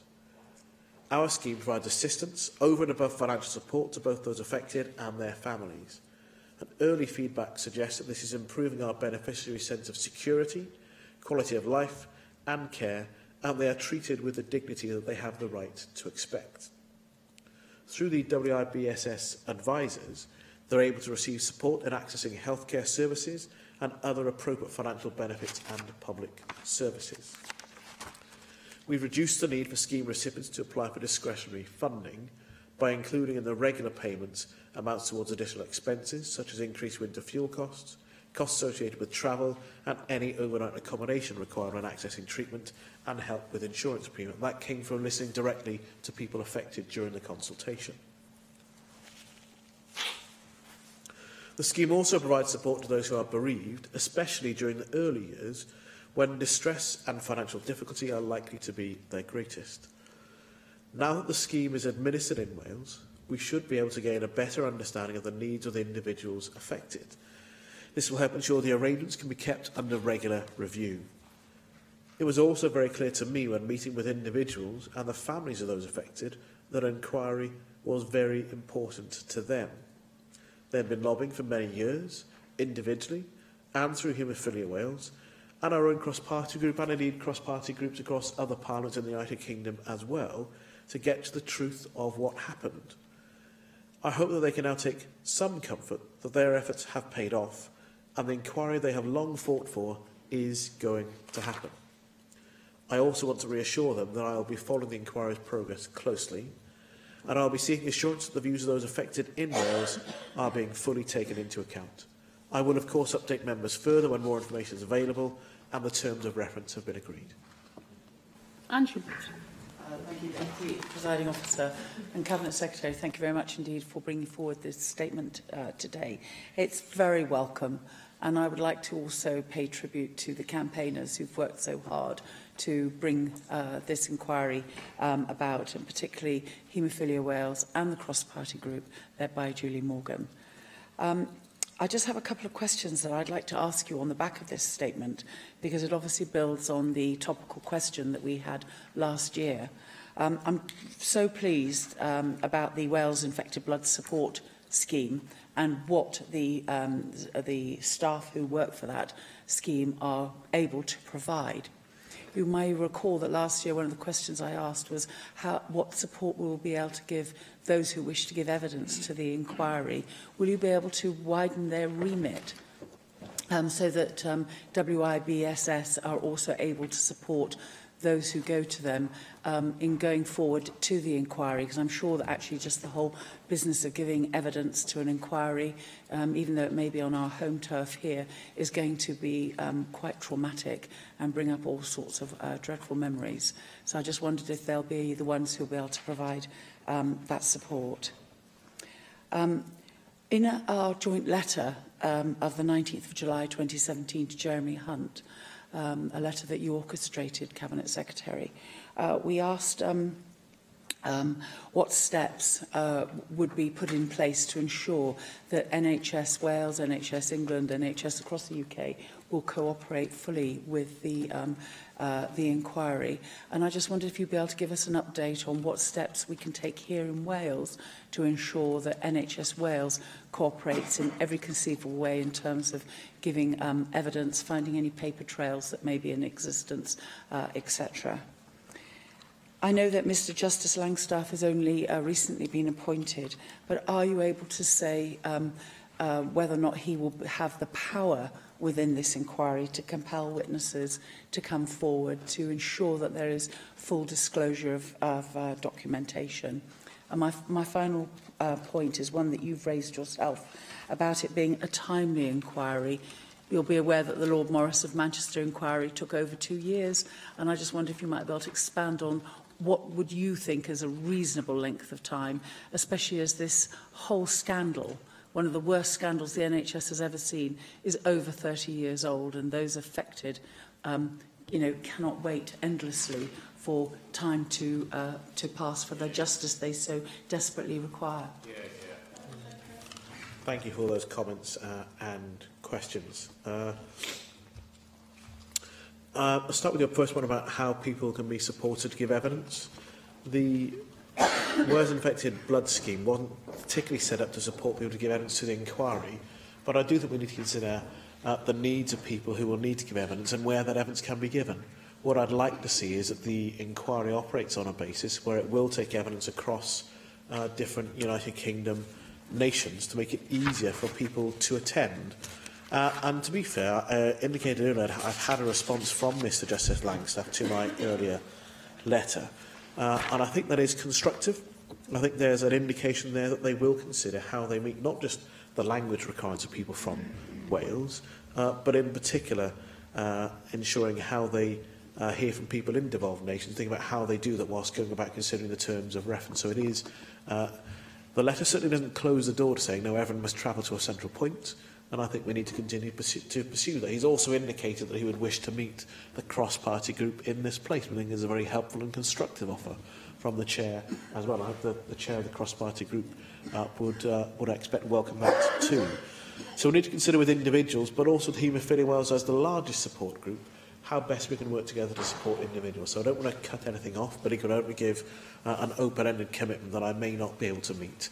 And actually, I think the best thing is to make sure that we get the inquiry to move around the country, make it easier for people to attend in the first place. You referred to the letter that had cross-party sign-off that previously went to Jeremy Hunt. I think that was helpful in reiterating this is a genuine cross-party attempt to get at the truth. And in that, we indicated NHS Wales cooperation, the position remains unchanged. I expect NHS Wales to cooperate. If there is any particular issue about information being made available, then I'll certainly consider the ability of the government to direct information made available. But I do not anticipate there being any organisational barriers to documentary evidence being made available. Indeed, that would include documents that the government holds. I think previously, for example, journalists have been given access to documents that exist that the government holds. They didn't find anything of particular interest, but the access is there and it is available. And that goes into some of the points about the terms of reference and what's a reasonable timescale. So I'll do the compelling witness. My understanding is the judge at inquiry has been set up under the Inquiry Act. That means they do have the ability to compel witnesses. But the terms of reference and the timescale are linked, because the conversation on what the terms recover will help to determine what is likely to be a reasonable timescale. And there will be differences of views. Some people would rather see a short and sharp inquiry that focuses on a couple of issues to get to the truth quickly. After all, this has been going on for a long time, and some people may not wish to have a long time of re-going over history that is painful and difficult. Some people may wish to see an inquiry that concludes within their lifetime. And others will say you have to have the fullest inquiry possible, and if that takes a longer period of time, then so be it. That's why the consultation on the terms really do matter. And in setting out those questions, you may not have had an opportunity to look at the website. I think it's very helpfully set out about how to focus people's minds on what to ask for and why. And it gives people a steer that if it's a more focused inquiry, it can be shorter. If it's broader, then it will necessarily be longer. So people need to think about what matters to them most in responding to that consultation and in helping to draw up the terms of reference. But I think the fact that the inquiry chair starts off from that open-minded approach and asking people what they think is a good mark of the way we should expect the inquiry to be conducted. Rhys Iorwerth. Diolch yn fawr iawn. Thank you very much, Deputy Presiding Officer, and I thank the Cabinet Secretary for that statement.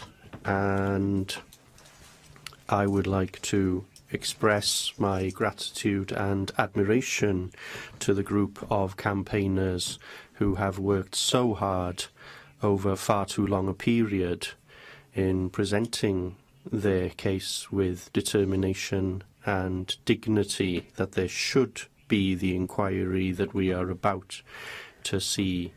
Now, I've got to know many of them through the cross-party group, and I'd like to pay tribute to those individuals who have spoken through their pain because of what they've had to live through over the past decades. I will name Lynn Kelly specifically for the work that she has done in leading and coordinating the campaign. And I'm pleased that you, as Cabinet Secretary, have been able to come to the meeting where perhaps most individuals attended,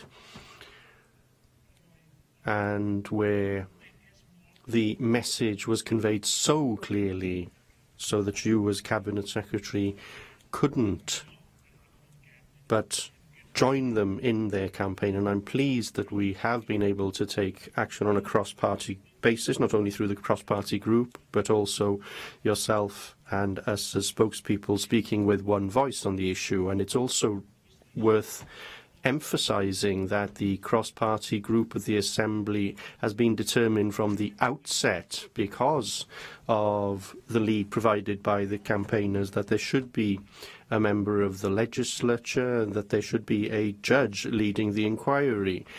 Others didn't feel that that was crucial, and I'm sure they had very good reasons for taking a different view. But these campaigners were determined, and I was pleased to hear the statement on the appointment of Mr. Justice Langstaff. Two questions. First of all, are you as a government going to consider yourself as stakeholders in the process which is happening now? Because all the stakeholders, including, I hope, the Welsh Government and ourselves as members of this Parliament, need to try and contribute to the work that will take place through the inquiry, and I would like to know how you will feed in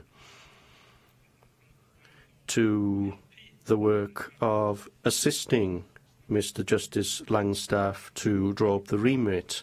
And in terms of that remit, one specific question: do you believe that we should look beyond what happened in the 70s and 80s, which is the core of the scandal? Yes, what happened then in terms of infected blood was a scandal, but it has been a scandal in terms of how we haven't got to this point until the year 2018. So I'd be interested to know how you are going to try and influence the remit as a government. But once again, we are moving in the right direction, and the campaigners in Wales are still working hard and are keeping the pressure on as they seek the solutions that they deserve. Cabinet Secretary. Thank you for the comments and questions.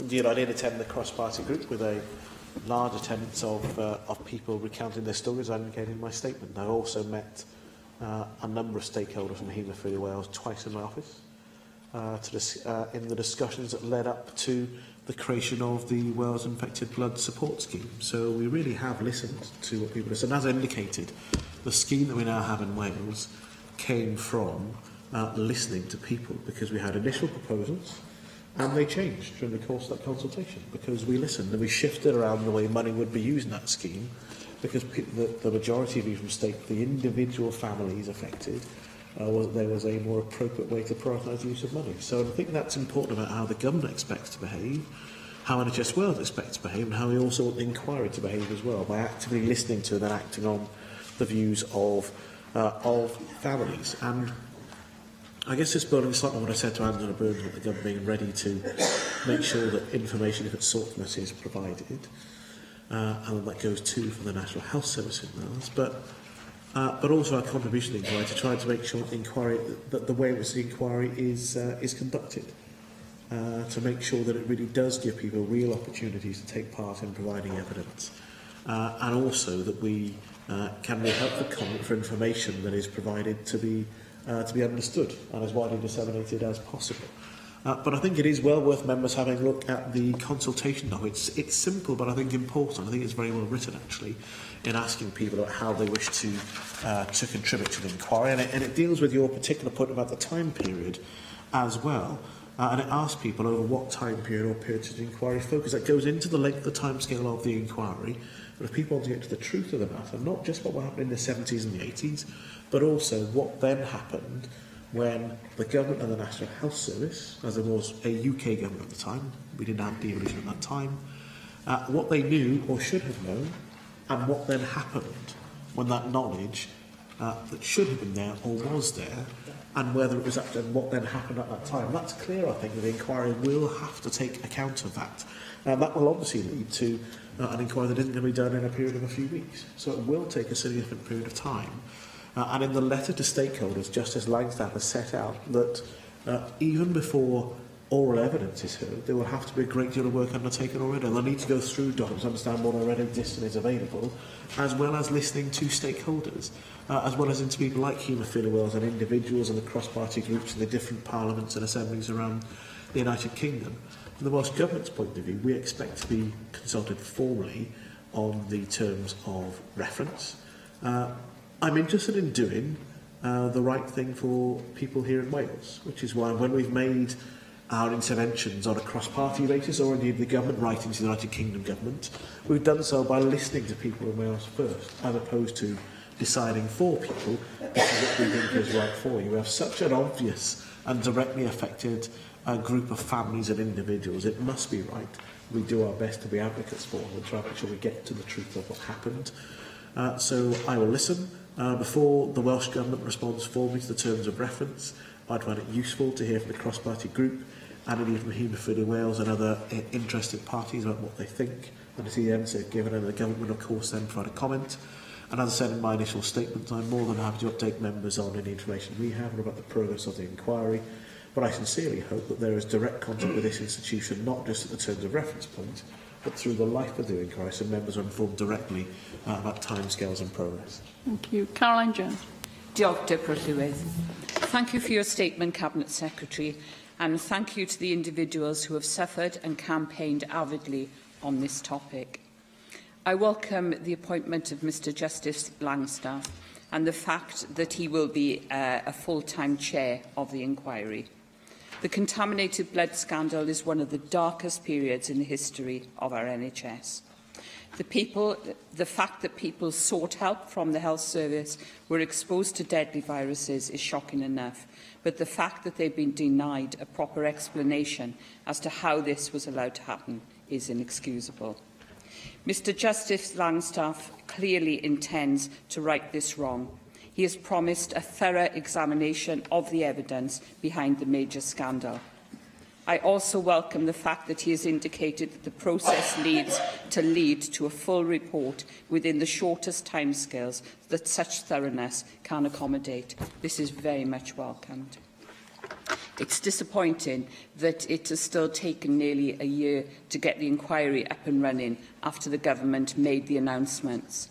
Victims of the scandal are still dying, and the longer this goes on, the more victims will be denied answers and justice. In fact, in the same time since the inquiry was announced, another 60 victims have sadly passed away. I am grateful that Mr Justice Langstaff acknowledges this and has started the consultation on the terms of reference before he takes up the full-time role on the 1st of May. I'm also grateful that he is consulting the victims and their families. Those like my friend Faye Denny, whose brother has now sadly passed away, means that Owen Denny will not get the answers or the justice he deserves. But I hope Faye will. I have just a couple of questions, Cabinet Secretary. We don't know how many others who receive contaminated blood contracted an infection but remain undiagnosed. What is the Welsh Government doing to help identify these victims? And have you discussed this with Mr Justice Langstaff? What assistance can the Welsh Government give in publicising the inquiry and facilitating evidence sessions in Wales? What can the Welsh Government do to assist the inquiry investigate the role of Professor Arthur Bloom and the Cardiff Haemophilia Centre in exposing haemophiliacs to HIV and Hep C? Professor Bloom was well aware of the risks of administering contaminated factor and said that it is therefore very important to find out by studies in human beings to what extent the infectivity of the various concentrates has been reduced. The most clear-cut way of doing this is by administering those concentrates to patients requiring treatment who have not been previously exposed to large pool concentrates. He is believed to have experimented on patients at the Cardiff Haemophilia Centre, which now bears his name. Professor Bloom cannot be called to give evidence as he passed away in 1992, but can you assure us that all his notes and records from the centre will be made available to the inquiry? Thank you once again, Cabinet Secretary. I appreciate all that you are doing to ensure that the victims and their families get both the answers they need and the justice they deserve. Thank you. Cabinet Secretary. Thank you for the comments and the two particular areas of questions. With regard to the Cardiff Haemophilia Centre and its practice, again, I reiterate what I said to both Angela Burns and Rena Bjodworth, that any records and information that NHS Wales holds will be made available to the inquiry. There's no attempt to try and hide away from any of this, and it must be for the inquiry and individual stakeholders who will give their evidence to place that in front of the inquiry then to reach conclusions.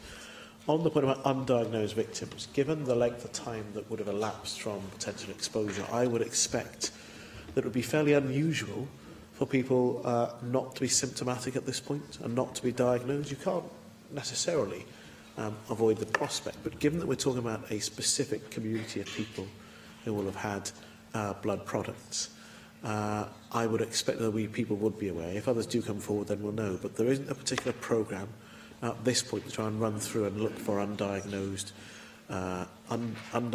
victims. That's not a matter I've discussed with Mr Justice Langstaff. I actually think, given what we know has happened and the number of people affected, we have a significant job of work to do already. And any lessons from this inquiry would equally apply to anyone who comes forward at a later date who may have been affected but undiagnosed from the scandal that took place in the 70s and the 80s. Thank you. Julie Morgan. Thank you, Deputy Presiding Officer, and I thank the Cabinet Secretary very much for this statement, which is very welcome. I've been campaigning for a public inquiry for 20 years, and the fact that it's actually happening now is a matter of, I am so pleased it's happening. And the key thing now is to make sure that something comes out of it so that it brings an end for all those people who we've listened to so many times in this building and all the emotion that there's been that, that makes you realise, really almost with despair about what they've been through. And I thank the Cabinet Secretary for sharing that with the members of the cross-party group, because I think we have been able to work in a truly cross-party way. And it's very good, I think, that the government and the cross-party group and Haemophilia Wales, as I think Reen did say in his contribution, that we've all taken a united stand. And I do think we have been very instrumental in ensuring that it is a statutory inquiry and that it is judge-led. And I certainly do welcome the appointment of Mr Justice Langstaff. And already it's been mentioned that so many people have died during this period, 70 people in Wales. And Haemophilia Wales will be going up to Westminster tomorrow to meet Mr Justice Langstaff to put forward their case. And in looking back at the history of Haemophilia Wales, it was actually started in 2003, but in 2010 it had to end because the 6 founding members had all died. And that has been the history of the people that I've seen during this campaign who have died on the way. But then, of course, it was re-established in 2014 by Lynn Kelly, who has led it inspirationally since, I believe. So I think we're at a crucial point, and now we've got to do all we can to see that the right things come out of this this inquiry. I know that some of the issues that the Haemophilia Wales are concerned about, I mean, some of these have been, touched on already, but, very concerned about the role of the Welsh office at the time, the Welsh Blood Transfusion Service, the Chief Medical Office of Wales. Welsh language considerations you've specifically mentioned must be taken into consideration, the missing documentation, medical records and the misconduct by responsible bodies and organisations, conflicts of interest and commercial interest held by responsible bodies. These are some of the issues that the Haemophilia Wales will be raising with the Chair, Mr Justice Langstaff. So I don't know whether the Cabinet Secretary has got any more to add about how those particular issues will be addressed. I'm pleased that we're going to have another cross-party group on the 24th of April, when I hope that we will get all the details of what the people who are most affected by this have got to say about how we should move forward in this inquiry. And I'd just like to end really by saying I think it's absolutely right that they are the people who should guide and lead us in what we do. And I think so far that's happened, and we want that to go on happening while this inquiry goes on. Thank you. Cabinet Secretary. I completely agree with the point you finish on, Julie Morgan. It must be that we continue to listen to and be led by the views of those people directly affected. This is about what has happened with their lives, including the families that have been left behind, as well as what we do in the here and now. And I guess the point about the fact that people have already died is well made and understood. And it's something here about thinking about the terms of reference again. And in fact, in his letter to me, Justice Langstaff said, "I'm highly conscious of the need to balance a thorough inquiry against what can be achieved in a reasonable period of time. This is especially important for this inquiry, given the poor health of many of the people affected." And we have to think about that when actually putting forward views on the length of the time of the inquiry, or on the breadth of the terms of reference. But the best way to understand how to balance those is to listen to the people directly affected. And if they would rather have a longer, more thorough inquiry, then that is what I believe we should be asking for. If their view is, though, and there will be variance in this view, as I've said earlier, you can't expect everyone to agree on all aspects of the term and the length of time, but if the alternative view from the majority of our stakeholders here in Wales is the directly affected families, that they would rather have a sharp, focused inquiry that will take place over a briefer period of time, highlighting a smaller number of issues, then that's what we should ask for. But my own feeling is that we are likely to have a community that want to understand the truth, and having fought so long to get to this point, I think they're more likely to ask us to go and ask for a fuller inquiry rather than a shorter and sharper one. And I think that is an entirely reasonable choice to make. Again, I say the role of actors here in Wales will be part of this inquiry. We will make available information that we have and can make available to the inquiry. Part of what the consultation asks, it does ask about the potential risk of commercial conflicts in decision-making that took place in the past. So those are, as the inquiry is already seized of and aware of. And the challenge is how that goes those get written into terms of reference, so that will again be meaningful, and the inquiry can then pursue. Because of course, anything that isn't within the terms of the of reference can't then be easily pursued. You have to amend the terms by agreeing again with the minister at a later date. I think that's difficult. So we're due to take some care about it. And again, I'd reiterate to people, the consultation on the terms of reference is something that I would certainly expect the cross-party group to be engaged with and to provide a submission on. The Government will make a submission to the inquiry as well. The cross-party group you're holding on the 24th of April, of course, the terms of reference consultation close on the 26th.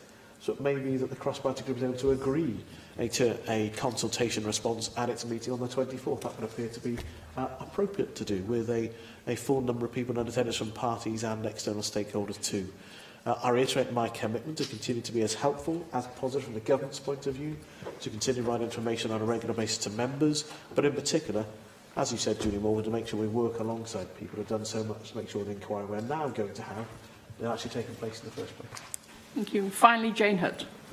Yes, I would like to also thank the Cabinet Secretary for his statement and welcome the very positive outcome after years of campaigning. Indeed, I recall the campaigning starting when I was Health Minister all those years back. I've been supporting, as many have across this chamber, constituents, and I want to just I mentioned Pat and Tony Summers, supporting them over the years following the tragic and untimely death in 2008 of their brilliant son, Paul. And, of course, their dignity through all their grief, but their commitment to supporting justice, not only for in terms of their son and his family, but for all of those who have been so tragically affected by this scandal. And I want to particularly thank Julie Morgan, now the Assembly Member for Cardiff North, but formerly MP for the constituency, which she served for the past 20 years, because she's chaired the cross-party group on haemophilia and contaminated blood. And I think, Rhys ap Iorwerth, you're absolutely right that the expectation was that it should be truly cross-party, and that's how Julie has led it. But with that important outcome, working very closely with Haemophilia Wales. I'm pleased that Tony Summers is part of the delegation with Haemophilia Wales, Haemophilia Cymru, tomorrow to meet Judge Justice Longstaff, who will conduct the inquiry into the infected blood scandal. And I do welcome your response today, Cabinet Secretary, that you're aware of the next cross-party group, that you want to consider, the feedback, and would ask you just to confirm again that you will want to meet to hear from that delegation and not wait until the next cross-party group, because I'm sure they will want to update you and write to you, and certainly they will be informing Julie Morgan and members of the cross-party group. But can I also thank you for mentioning in your statement all the other parts of the work that's been undertaken by that cross-party group, including the Wales Infected Blood Support Scheme, and perhaps you could also say something about how that scheme has supported bereaving relatives as well. Yes, you're right. It has been a long campaign, thinking back to the days when I was an even younger man. Less grey, even younger. No grey hairs in my beard, and when this place was first created, the campaign has been going on for a very long time. And as Julie Morgan indicated, some of the founder members, when the founder members were gone, the campaign had to be restarted. And it's perfectly right that a number of people have mentioned Lynn Kelly and the work that she's done. And again, a good example of someone who has not been afraid to be difficult from time to time, to make sure that the issue doesn't get forgotten. And the incredible commitment of individuals to make sure that the issue doesn't get forgotten and overtaken by history and no longer matters. So a lot of people still living with what happened and living with the legacy directly as individuals, or their families certainly as well. And I know that most of us, if not all of us in this room, will have constituents who have been affected. I certainly do. And I think that almost everyone in this room would find someone as well. And again, so people like Julie Morgan and others who are still in Parliament now, who continue to campaign for this issue. And again, it is a strength that it is a genuine cross-party campaign that has been mounted. On the meeting with Haemophilia Wales, of course, I expect officials to continue to meet with Lynn Kelly and Haemophilia Wales. I expect to meet them again before the government responds to the terms of reference consultation 2.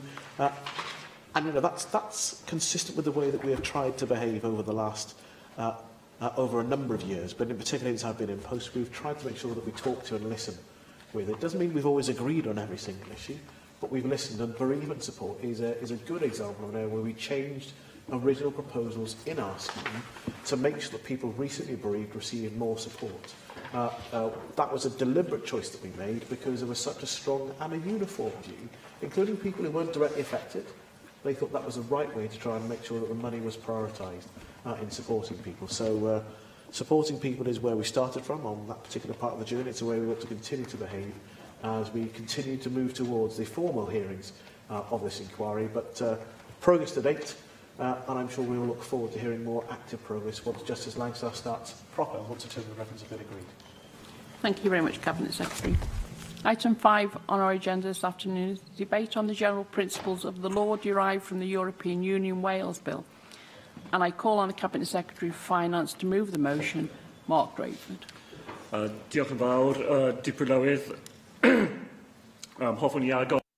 Thank you, Deputy Presiding Officer. I'd like to start this debate on the general principles of the law derived from the European Union Wales Bill by acknowledging the significant challenge facing Assembly members in trying to tackle such a complex piece of proposed legislation in such a brief period of time.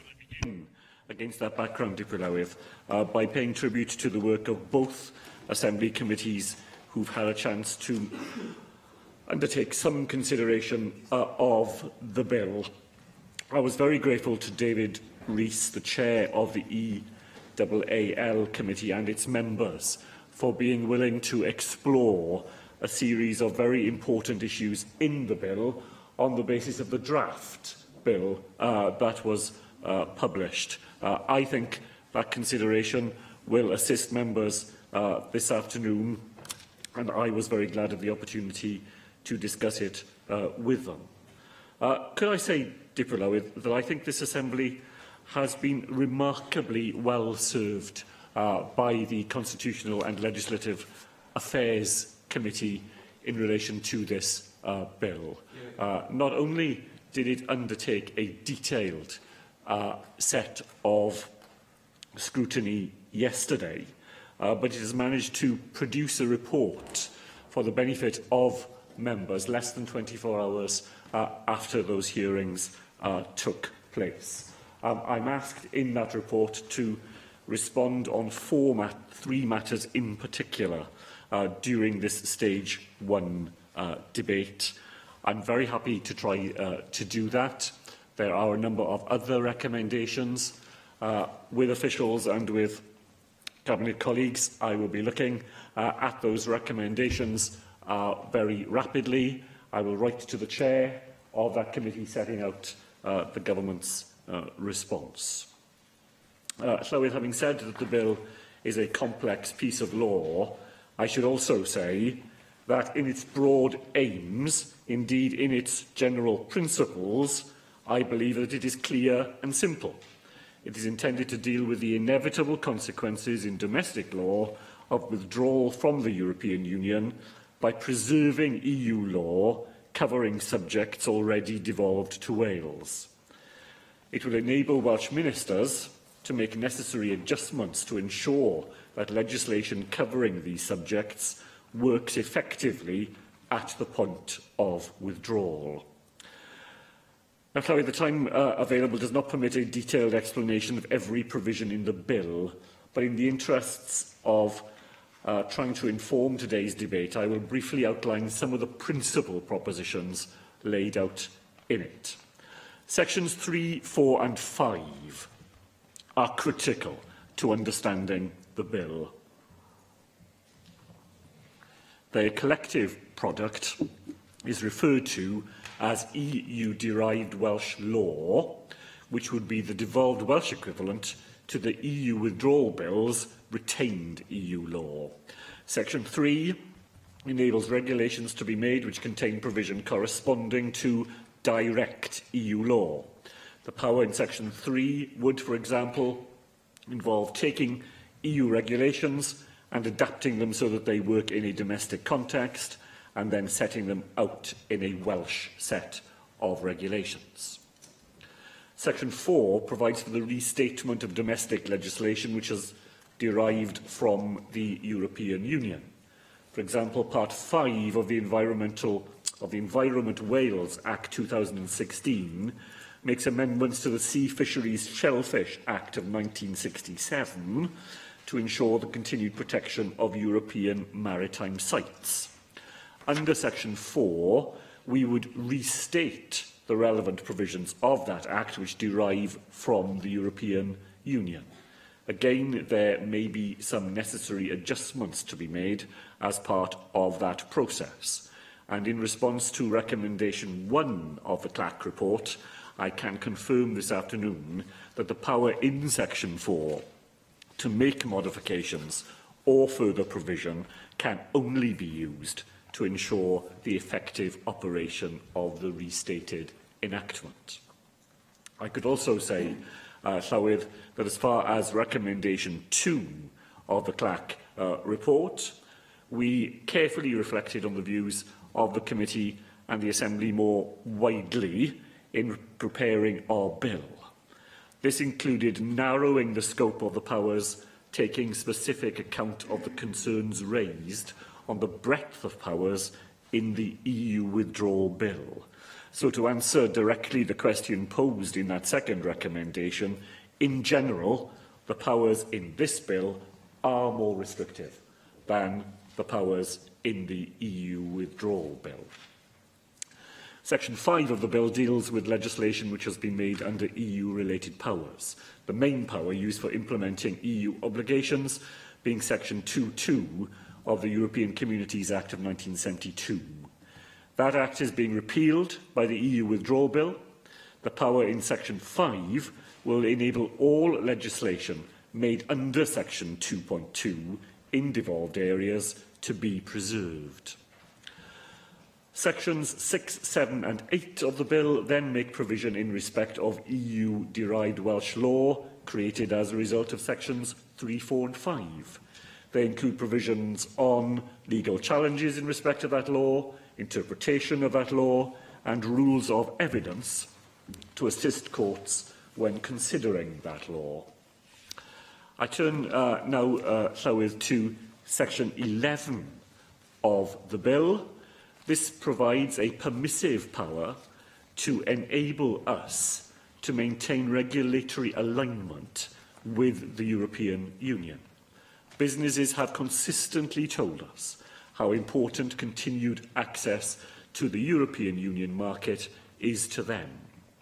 And our policy, set out jointly with Plaid Cymru in our foundational document, Securing Wales's Future, is well known, and that is to advocate ensuring continued regulatory alignment after Brexit in order to ensure full and unfettered participation in the single market. Section 11 of the bill will enable that to happen smoothly in the case of law within the devolved competence. Certainly.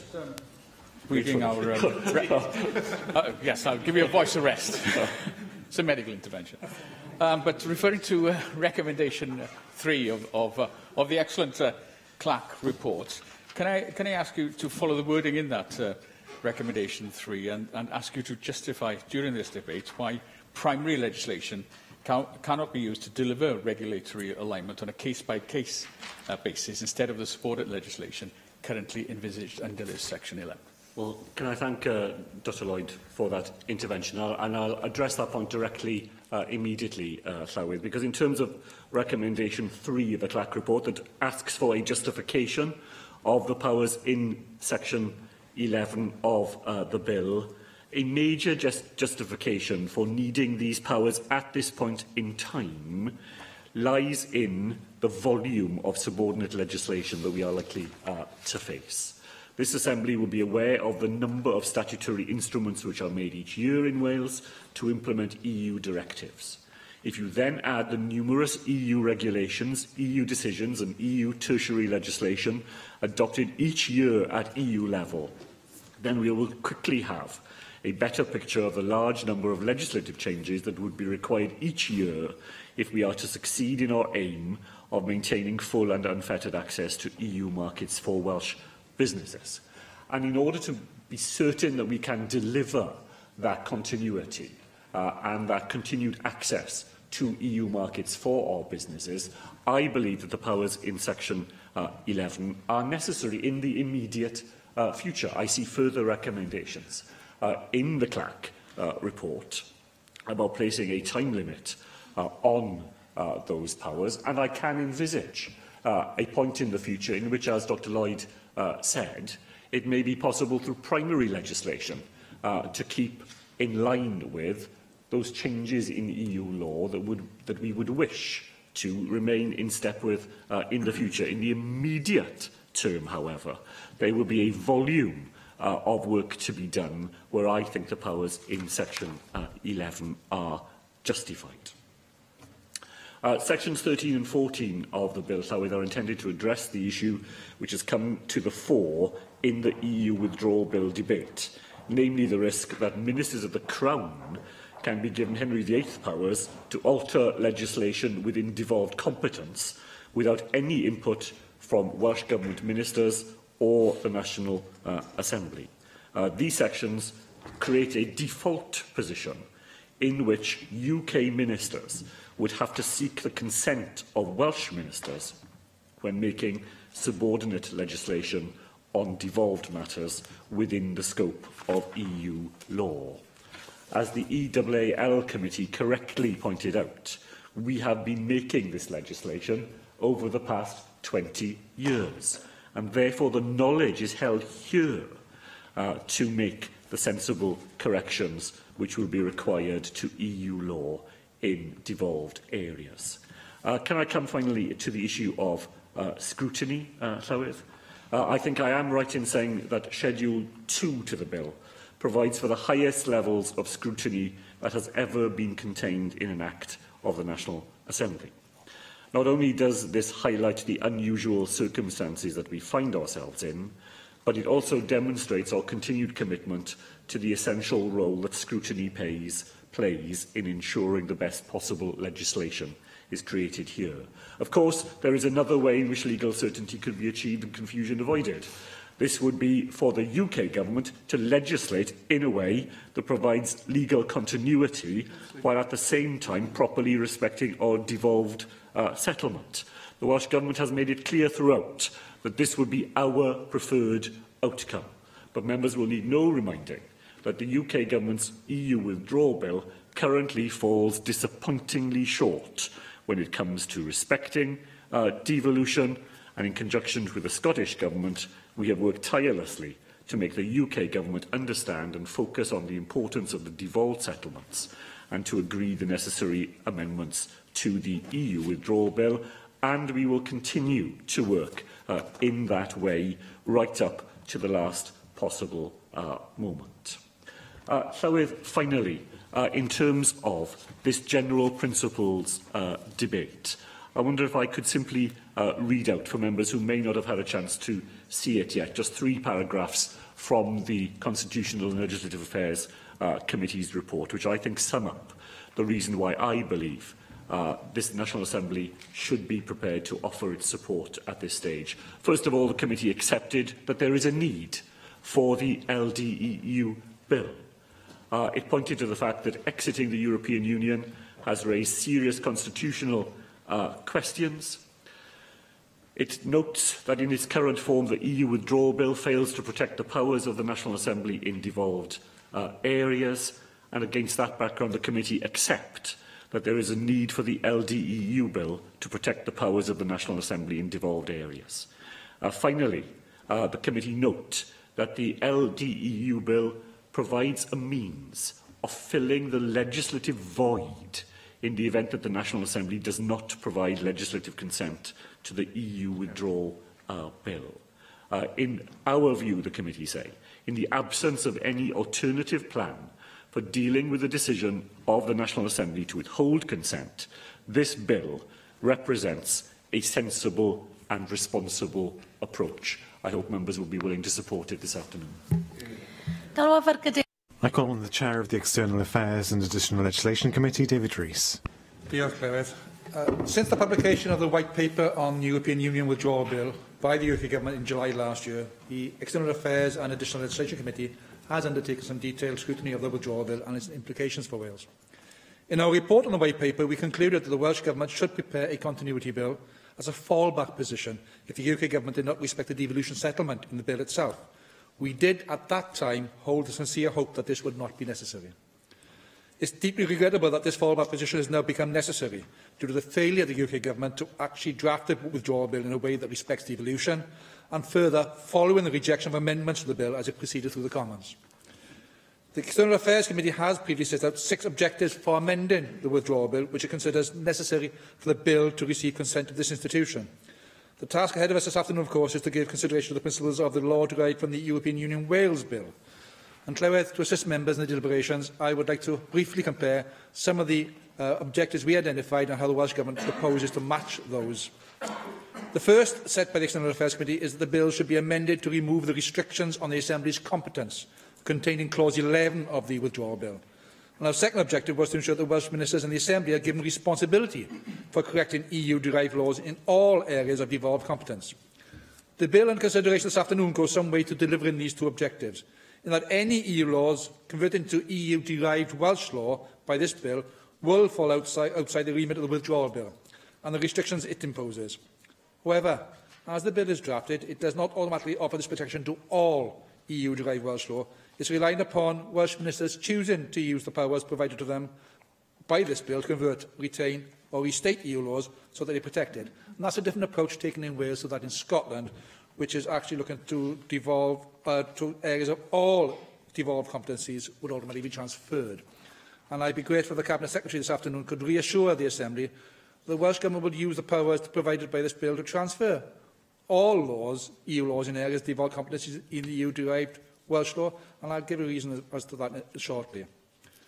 The powers provided to the UK and Welsh ministers by the withdrawal bill are extremely broad and far-reaching. For example, they include the power to amend primary legislation via subordinate legislation called the Henry VIII powers, as the Cabinet Secretary has identified. Whilst we accept the need for this broad regulation-making powers to be given to ministers, we also called for those powers to actually be more tightly drawn for Welsh ministers and controlled. And this bill does go some way to meeting those stringent requirements if they wish to change EU law when it's transferred into Welsh law, under sections 3, 4 and 5 of this bill, as the Cabinet Secretary has highlighted in his opening remarks. However, there remain ways in which these could be more tightly drawn, and I urge the Welsh Government to consider this issue a little bit further. The powers provided to Welsh ministers in section 9 and 10 of the bill mirror the powers provided to UK ministers in section 8 and 9 of the withdrawal bill. They would allow Welsh ministers to do anything they consider appropriate to implement the withdrawal agreement and to prevent breaches of international obligations. In the Committee's Objective 3 on the withdrawal bill, we concluded the language should be tighter and amended to do what is essential rather than consider appropriate, though I do recognise that many other experts also comment upon as necessary, but that still gives you tighter control than as appropriate. Now, Objective 4 of the Committee's report stated that the withdrawal bill should be amended to prevent UK ministers from amending EU-derived laws in areas of devolved competence.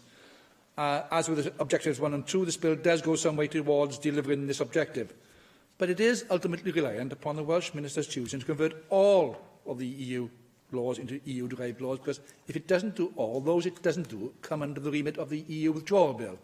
And that means that they will then not have the powers to amend that later, because it's been passed over to the powers under the EU withdrawal bill. Now, I welcome the inclusion of sections 13 and 14 in the bill, which will require ministers of the UK Government to seek consent of the Welsh ministers before amending EU-derived laws in areas of devolved competence. However, as the committee has stated on many occasions, it would be constitutionally preferable if UK ministers required the consent of the Assembly and not that of Welsh ministers. Objective 6 of the committee's report called for the Assembly to begin responsibility for setting its own scrutiny procedures for subordinate legislation, emanating that from the withdrawal bill. Having this bill before us for consideration does not address that issue. However, it does allow the Assembly to decide on the scrutiny procedures for subordinate legislation under this bill. I welcome the fact that the negative procedure would not be used at all for the regulations in this bill, and believe it's a significant improvement on what is offered by the UK, which had many, many, many negative procedures, which did not allow us an opportunity to actually scrutinise those aspects.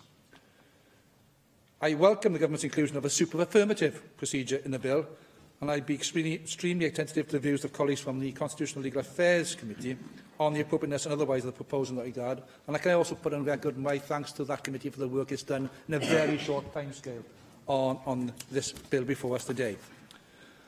Nonetheless, I note the requirements to provide the UK Parliament with additional information in explanatory memorandums to assist scrutiny of SIs is actually now stronger within the withdrawal bill. And in this bill, I ask the Welsh Government to consider emulating that point. Llywydd, I sincerely hope the UK Government takes heed of this Parliament's continued view on the deficiencies of the EU withdrawal bill and acts quickly to make the necessary amendments of that bill, though recent comments and actions do not give me much hope that that will actually take place. Then, if not, the bill we are debating this afternoon is critical to protecting the devolved competencies of the institution, and I ask members to support this bill. I call on the Chair of the Constitutional and Legislative Affairs Committee, Mick Antonev. Thank you, Llywydd. and thank you for the comments that have been made by the chair of the EEL. I do find after the very detailed comments that have been made by the Cabinet Secretary and by the Chairman, it's a bit like being the best man at a wedding and you find the groom has stolen your speech and made all the points that you wanted to make. Can I say that with our committee that we treated this bill as we would any other, and that is to maximise the scrutiny and the focus on the attention in the bill and in terms of it achieving what it is intended to do. And for that I'm very grateful to the considerable work that's gone in from the clerk and the members of support staff of the committee and indeed the legislative drafters, because this hasn't been a matter that's been turned around within a very, very short space of time, but I do believe the report is detailed and deals with all the key scrutiny issues that we wished to raise. I should say at the outset that our report was not unanimous. One member did not agree to it, and I won't preempt any comments my fellow member wishes to make, so I won't say any more on that particular point. We've made 8 recommendations to the Cabinet Secretary for Finance, and the report, as I said, I hope proves helpful to the Assembly members in taking the necessary decisions on this particular bill. Exiting the EU has raised serious concerns as to which legislature should exercise powers in devolved areas once the UK leaves the EU. Until we see changes to the EU withdrawal bill, we have accepted there is a need for this bill, as the Cabinet Secretary has already mentioned, and we see this bill as providing a means of filling a potential legislative void. In our view, the absence of any alternative plan for dealing with a decision of the National Assembly to withhold consent means that the introduction of this bill represents a sensible and a responsible approach. We agree with the Welsh Government also that the preferred option should be to continue to protect devolution via the EU withdrawal bill, and we do urge all parties to continue to work together to achieve an outcome whereby the National Assembly could be in a position to give its consent to the withdrawal bill. Should agreement not be reached, this bill becomes one of the most important bills ever to be scrutinised by this National Assembly. The same issues of principle apply to the regulation-making powers in the bill as apply in relation to the EU withdrawal bill, and these are that regulation-making powers must not be used to shift the balance of power excessively towards governments and away from legislatures. Henry VIII powers must be clearly justified and at the very least be subject to the affirmative procedure, and that regulation-making powers are considered in the context of how they could be used, not the intention of their use. And I'll just return briefly to some of the conclusions and recommendations we have made.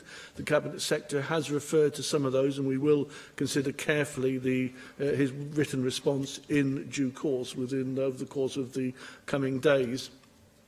Sections 3, 4 and 5 form the heart of the bill by giving Welsh ministers broad powers to make regulations that retain direct EU law, restate EU-derived enactments and ensure that provisions made under the EU-related powers continue to have effect. We raised a number of questions with the Cabinet Secretary around the use of these powers, and in the light of his responses, we recommended that he confirms our understanding of the use of the powers under Section 4 of the bill is correct, and he has done that. Whether the self-limiting ordinances contained in the bill are more restrictive than those contained in the EU withdrawal bill, and he has given assurances in respect of that. And turning to Section 7, we welcome also that the Charter of Fundamental Human Rights influences the interpretation of all regulations made under Sections 3, 4 and 5 of the bill. I'm grateful for the clarification that has been given there as well. Section 11 contains a very wide power, allowing the Welsh ministers to mirror EU law after exit day, using subordinate legislation subject to the enhanced affirmative procedure. Section 11 therefore gives the Welsh ministers powers by regulations to mirror EU law that is passed by both the European Parliament and the EU Council, but which will no longer be subject to influence by the UK. Section 11 is arguably a constitutionally novel approach, and one that we had concerns about as to whether or not it was satisfactory.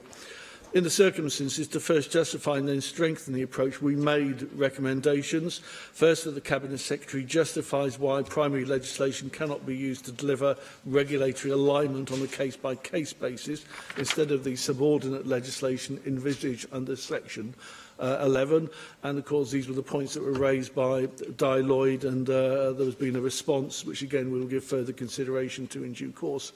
Secondly, the Cabinet Secretary should consider an amendment to Section 11, if retained, to narrow its scope solely to matters which maintain regulatory alignment with the European Union, as set out in the explanatory memorandum. And I'm grateful for the comments that have been given, and again, we'll give further consideration to that.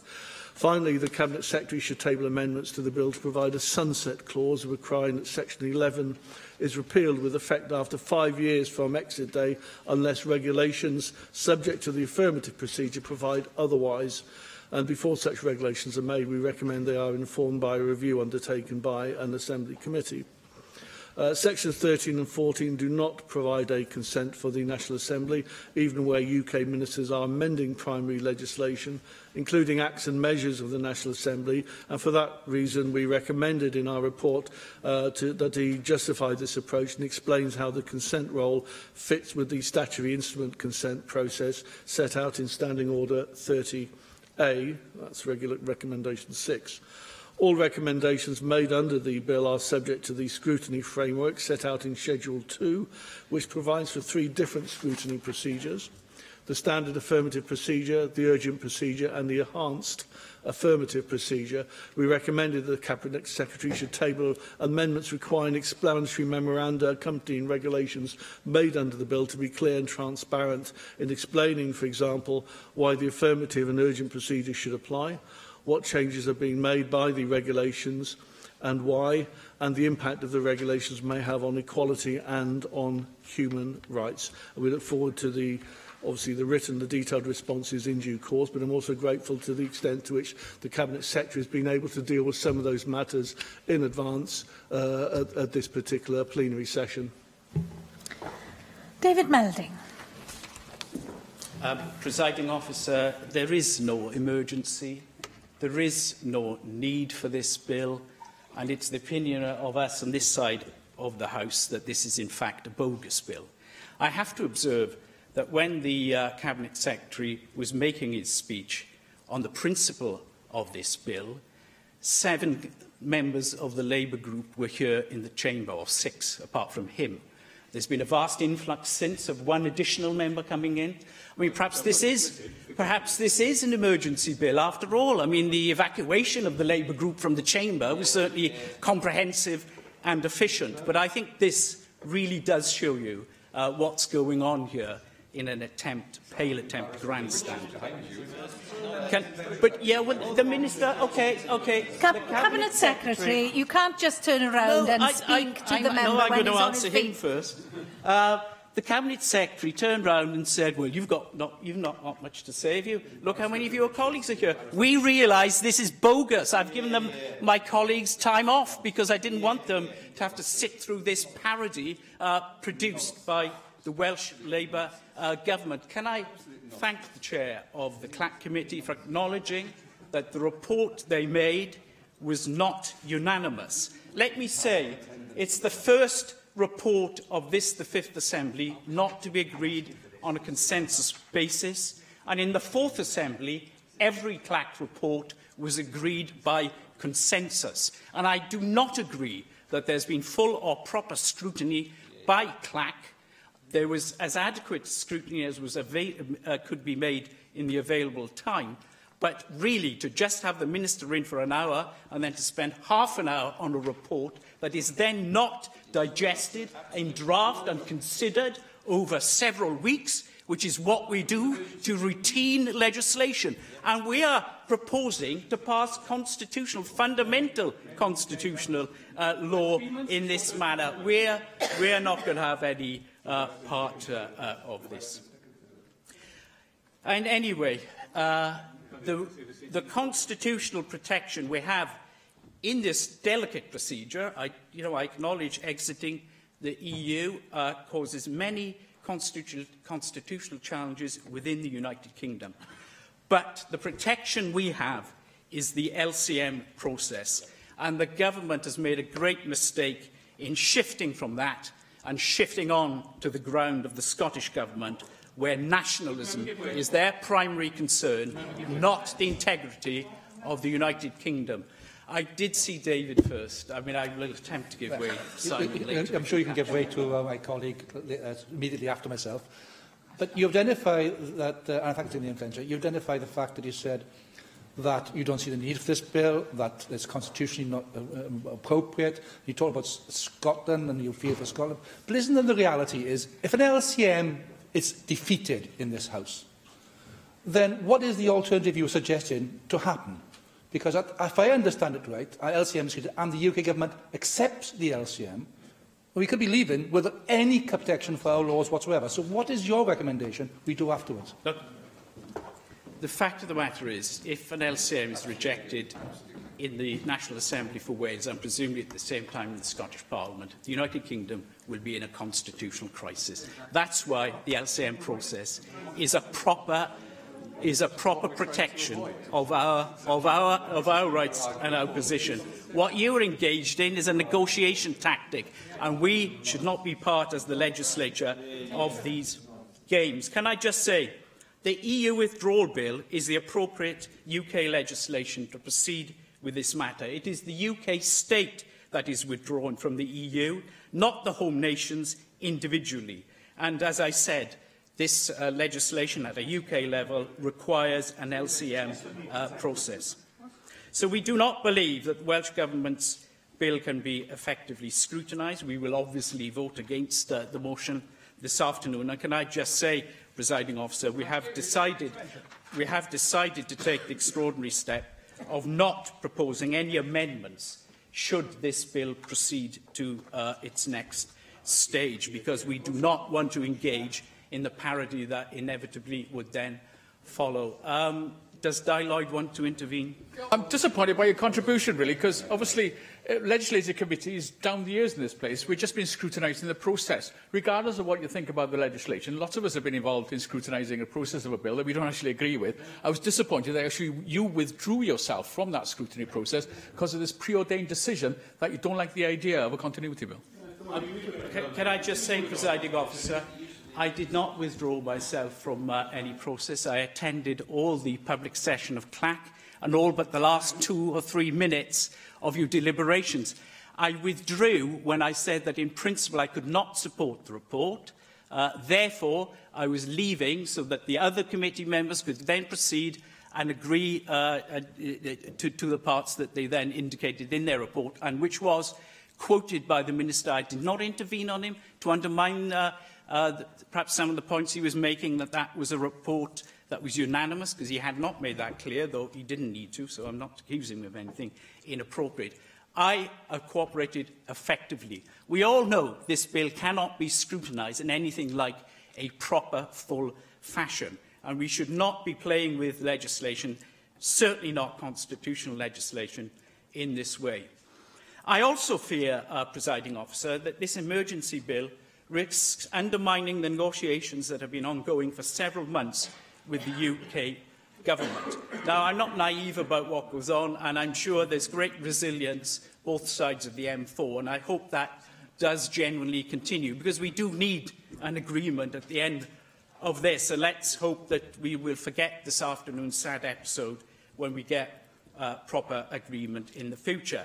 But at the moment, the UK Government is seeking agreement on UK frameworks and that process post-Brexit. It's very important the Welsh Government's case is heard fully, because establishing shared governance arrangements over common frameworks is a fundamental principle, and it's one that we do accept here. And we realise that you've had some struggles in winning those particular battles, and I do not think what you're engaged in here is particularly helping. And there have been some real successes.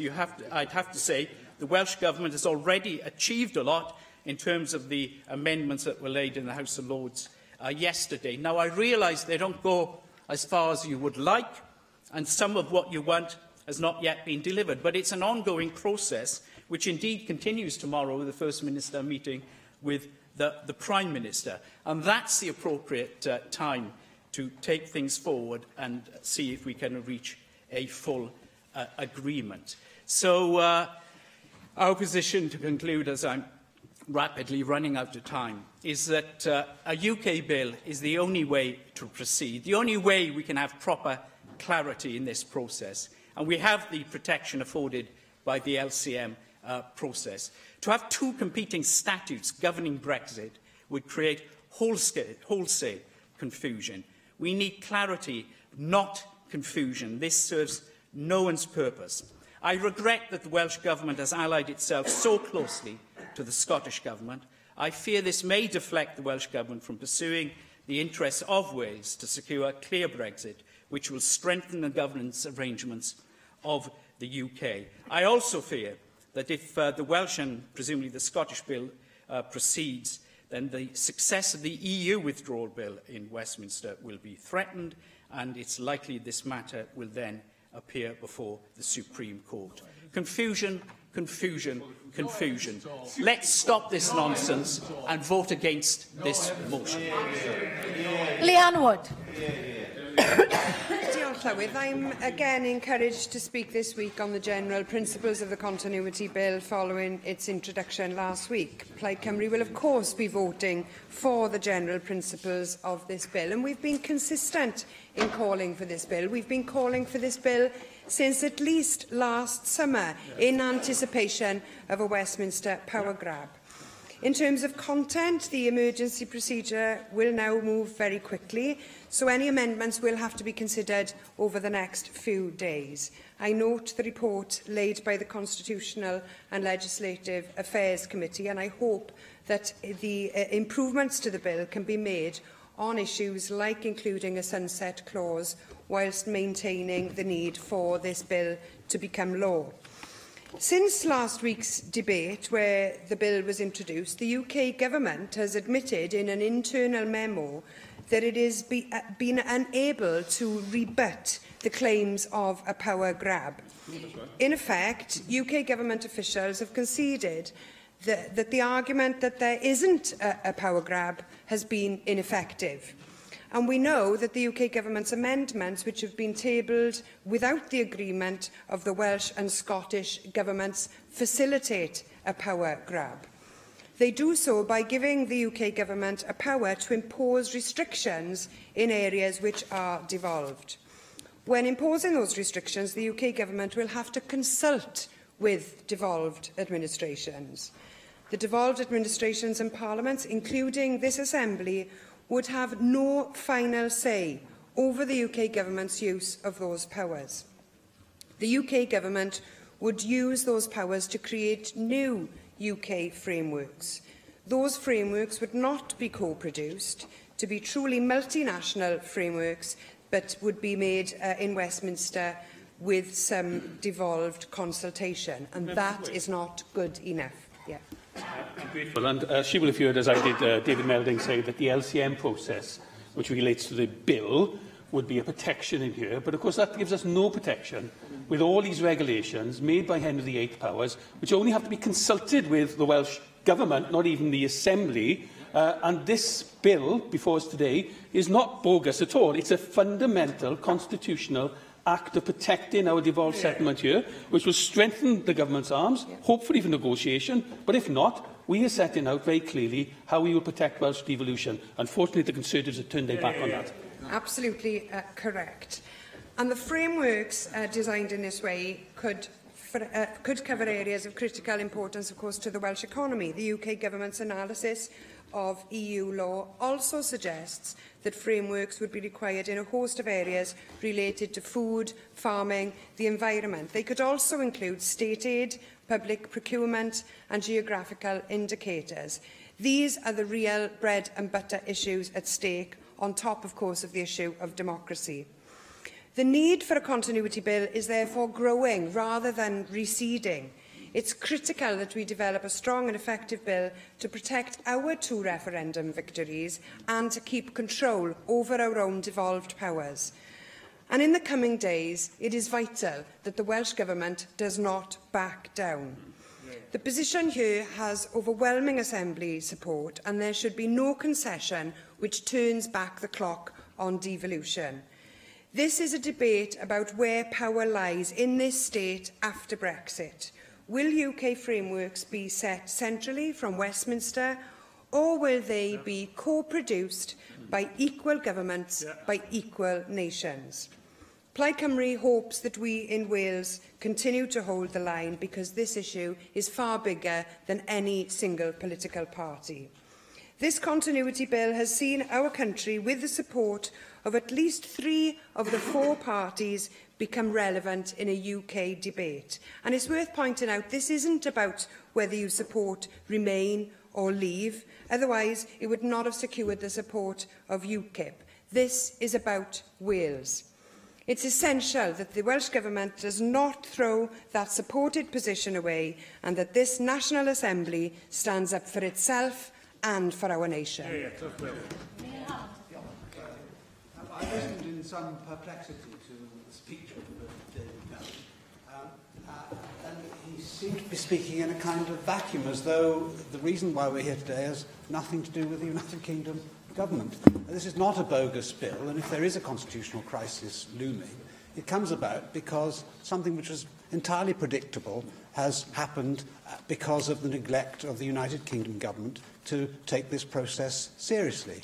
We've been waiting for 3 months for amendments to this EU withdrawal bill, and nothing has arrived until the last few hours. Of course, in these circumstances, the Welsh Government and indeed the Welsh Assembly must provide against the possibility that an LCM does not pass this Assembly, and there is then a legislative void. It would be absurd if it were to behave otherwise. We are an Assembly which is here to pass laws and to repeal them, not to allow legislative voids to come into existence. And Theresa May and her administration have, of course, achieved the most remarkable feat of uniting parties as diverse as Plaid Cymru on the one hand, the Labour Party and UKIP in this Assembly. And as the leader of Plaid Cymru pointed out a moment ago, this is not about Remain or Leave, because we come from the polar opposite in our views on the desirability of remaining within the European Union. And the last time that this was raised in the Assembly, just a week or 2 ago, both the leader of Plaid Cymru and I made the fundamental point that this is not just about the EU referendum, it is also about the 2 referenda which established devolution and brought this Assembly into existence. And my position has always been that referenda are to be respected, or the results of those referenda are to be respected, whether they refer to internal United Kingdom matters or indeed external. And it's respect for that process which goes to the very heart of what this bill is about. It is a bill about democracy, again, as the leader of Plaid Cymru said a moment ago. And the reason why overwhelmingly I've always been in favour of leaving the EU, indeed opposed going into it in the first place, was because the processes of legislation within the EU are democratically deficient. As a result of repatriating these processes to Westminster or to Cardiff or Edinburgh or to Belfast, the opinion of the people, as represented by those who are elected by them as proxies, will be fundamental to the creation of law or the repeal of law in future.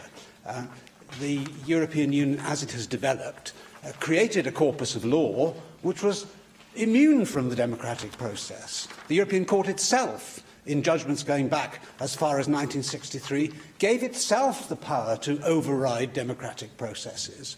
And in a case in 1970, the Internationale Handelsgesellschaft case, it gave itself the power even to override national constitutions, which has never been accepted by the German Constitutional Court or the Dutch, but which the European Court of Justice has always held to be fundamental to the internal workings of the EU. As a result of that, as far as the United Kingdom is concerned, whether it's a constitutional measure, which is what David Melding was concerned about, or whether it's any other form of legislation, then those who are elected to represent the people will be able to provide the scrutiny which presently cannot be applied to the laws which we have to observe because they're made either by bureaucratic processes, because the European Commission has the sole right of legislative initiative in the European Union, or as a result of cases in the European Court of Justice which cannot be amended or repealed by any straightforward process. And therefore, as a result of the European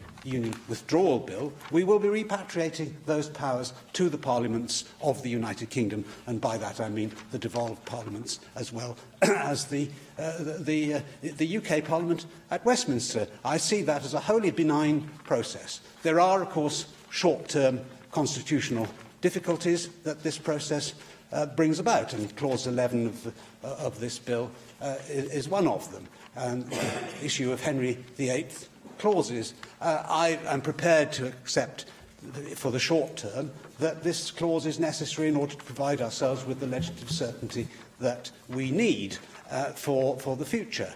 But it is an undesirable principle to set generally, and I hope that there will be a sunset clause or something akin to it, which will ensure that this will not be perpetuated for longer than is necessary.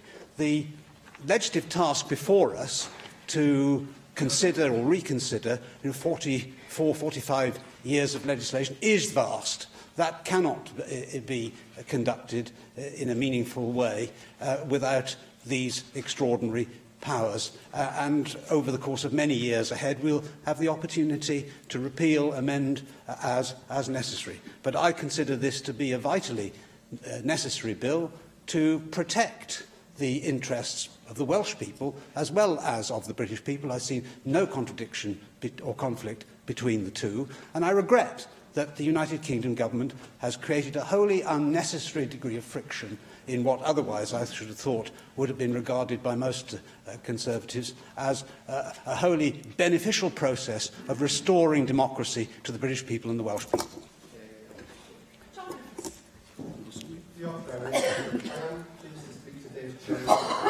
Local Government and Communities Committee.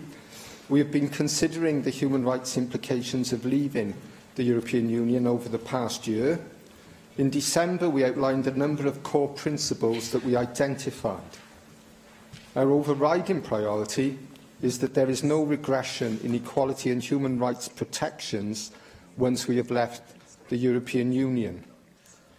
We called for the Charter of Fundamental Rights to be preserved in some form after withdrawal, and note the Equality and Human Rights Commission's legal analysis published earlier this year, which refuted the UK Government's claim that all Charter rights are already protected by UK domestic law.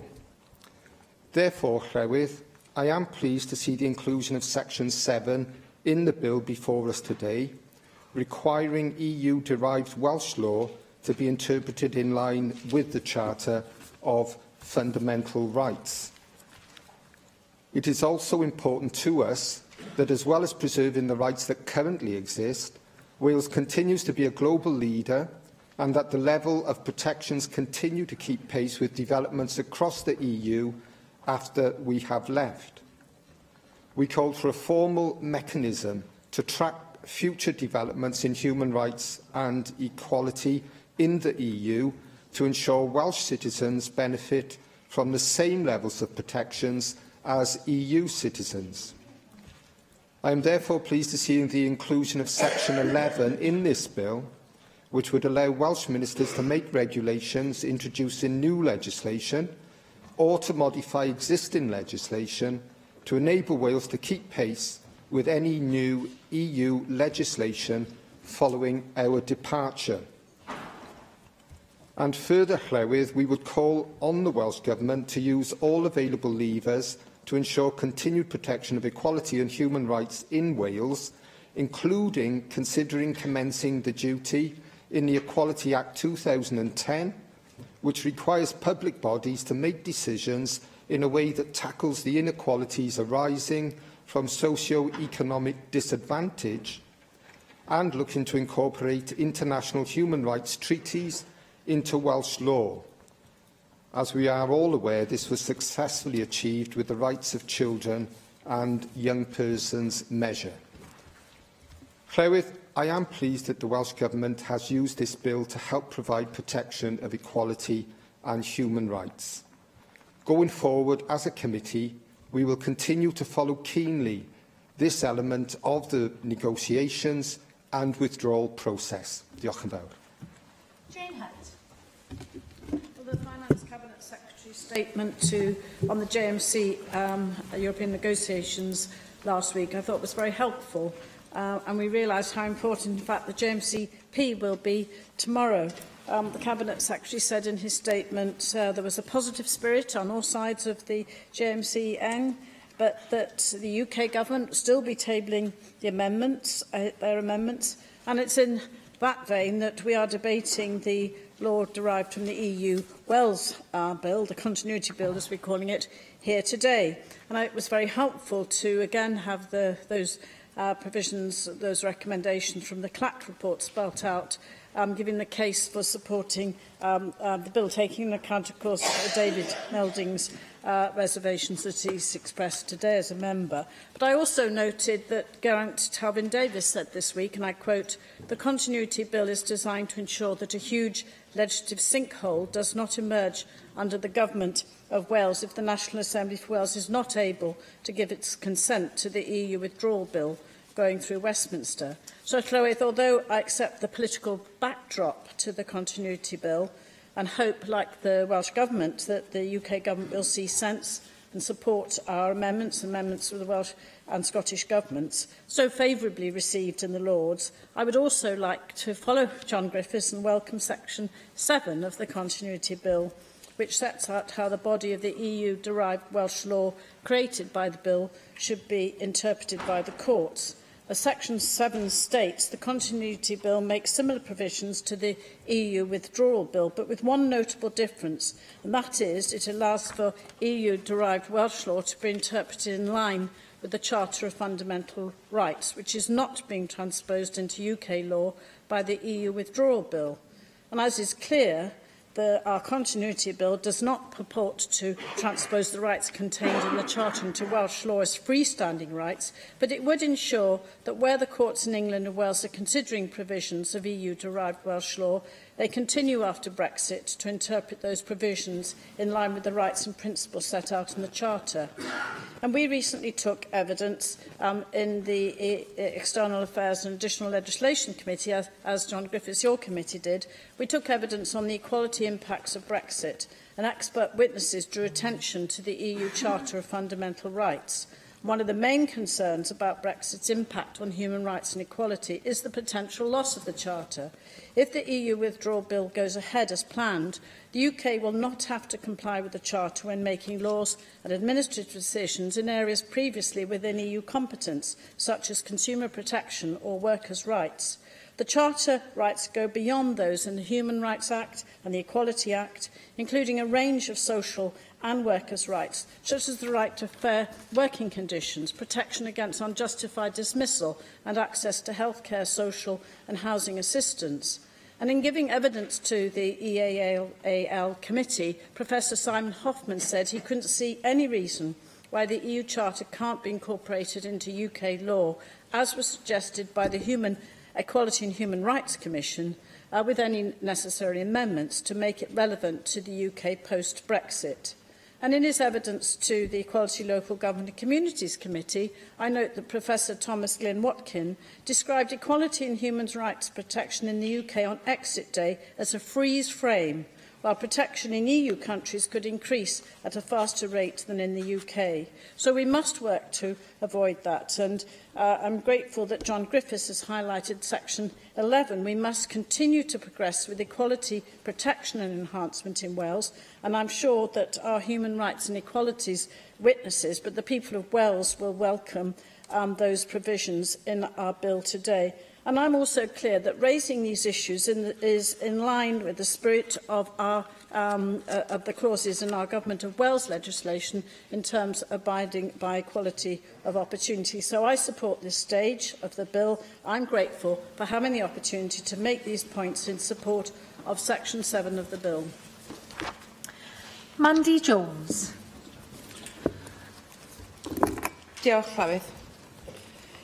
Yesterday, the Cabinet Secretary for Finance addressed the Constitutional and Legislative Affairs Committee about this bill. I would like to thank him for his very open and constructive engagement with the committee.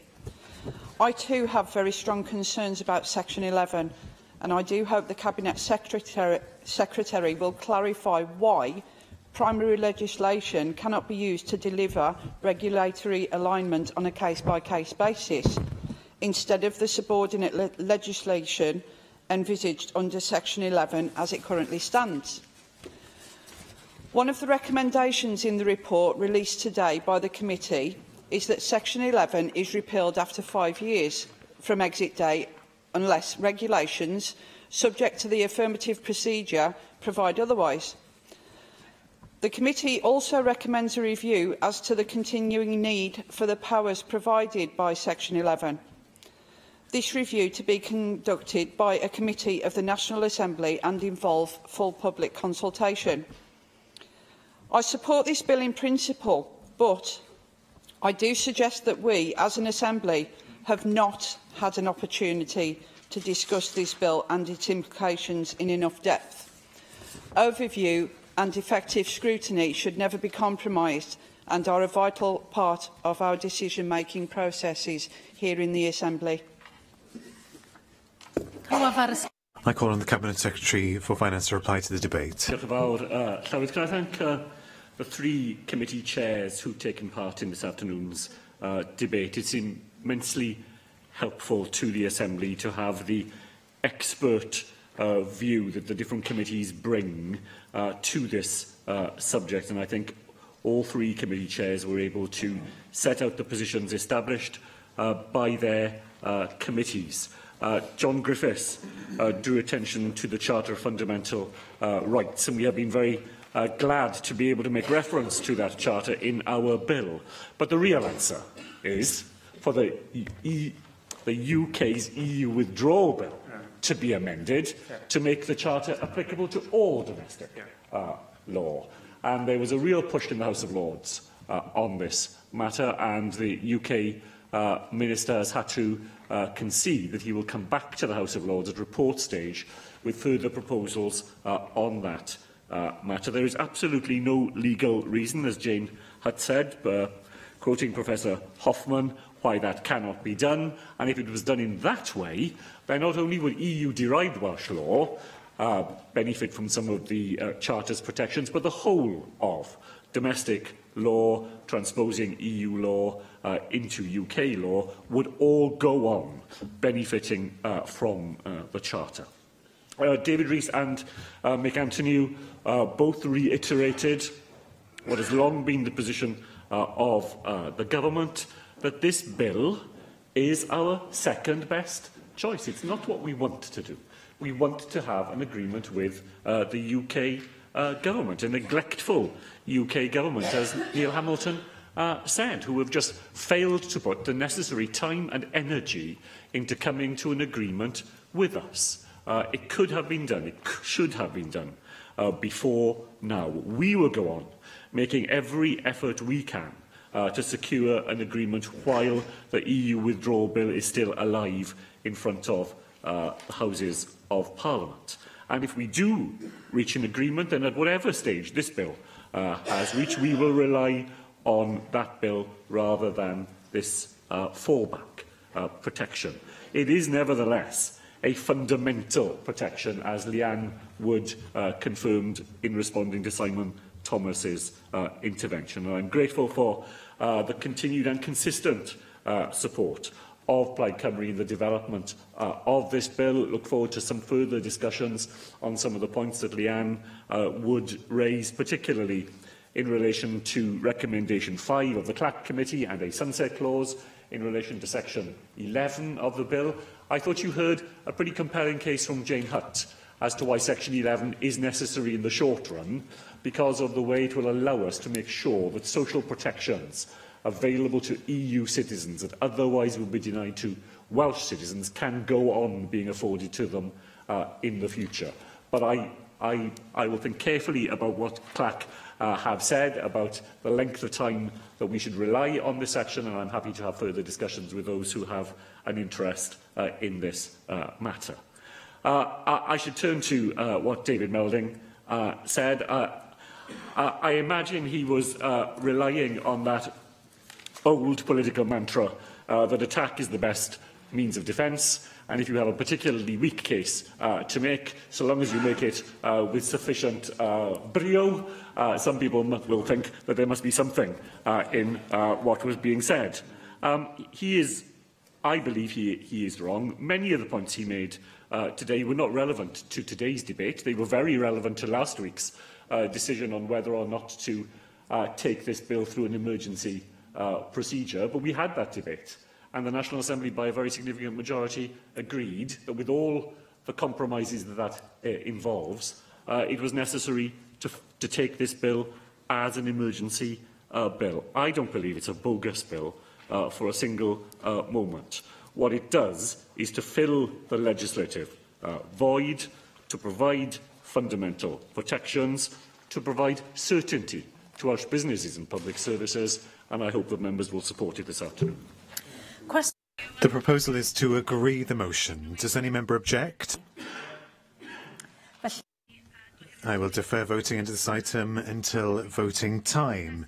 The next item is the motion to approve the financial resolution in respect of the law derived from the European Union Wales Bill, and I call on the Cabinet Secretary for Finance to move the motion. Mark Drakeford. Thank you, Llywydd. On the regulatory impact assessment, the current uncertainty regarding the administrative and other costs of the bill. The bill operates to preserve EU law by way of regulations made by Welsh ministers. It is simply not possible, in the uncertain circumstances in which we find ourselves, to quantify accurately the volume of the secondary legislation required, the costs of the corrections of the deficiencies, and the nature and impact of new UK legislation and frameworks. We have therefore decided to follow the position on uncertainty regarding costs taken by the UK Government in relation to the EU Withdrawal Bill and the Scottish Government in relation to its Continuity Bill. There will be administrative costs that fall to us, Llywydd, that arise irrespective of whether it is the EU Withdrawal Bill or the LDEU Bill that delivers legal continuity in relation to Wales. These costs are an inevitable outcome of the decision to leave the European Union, and I think we have no choice but to bear them if that decision is to be implemented in an orderly way, and I hope that members will support the financial resolution this afternoon.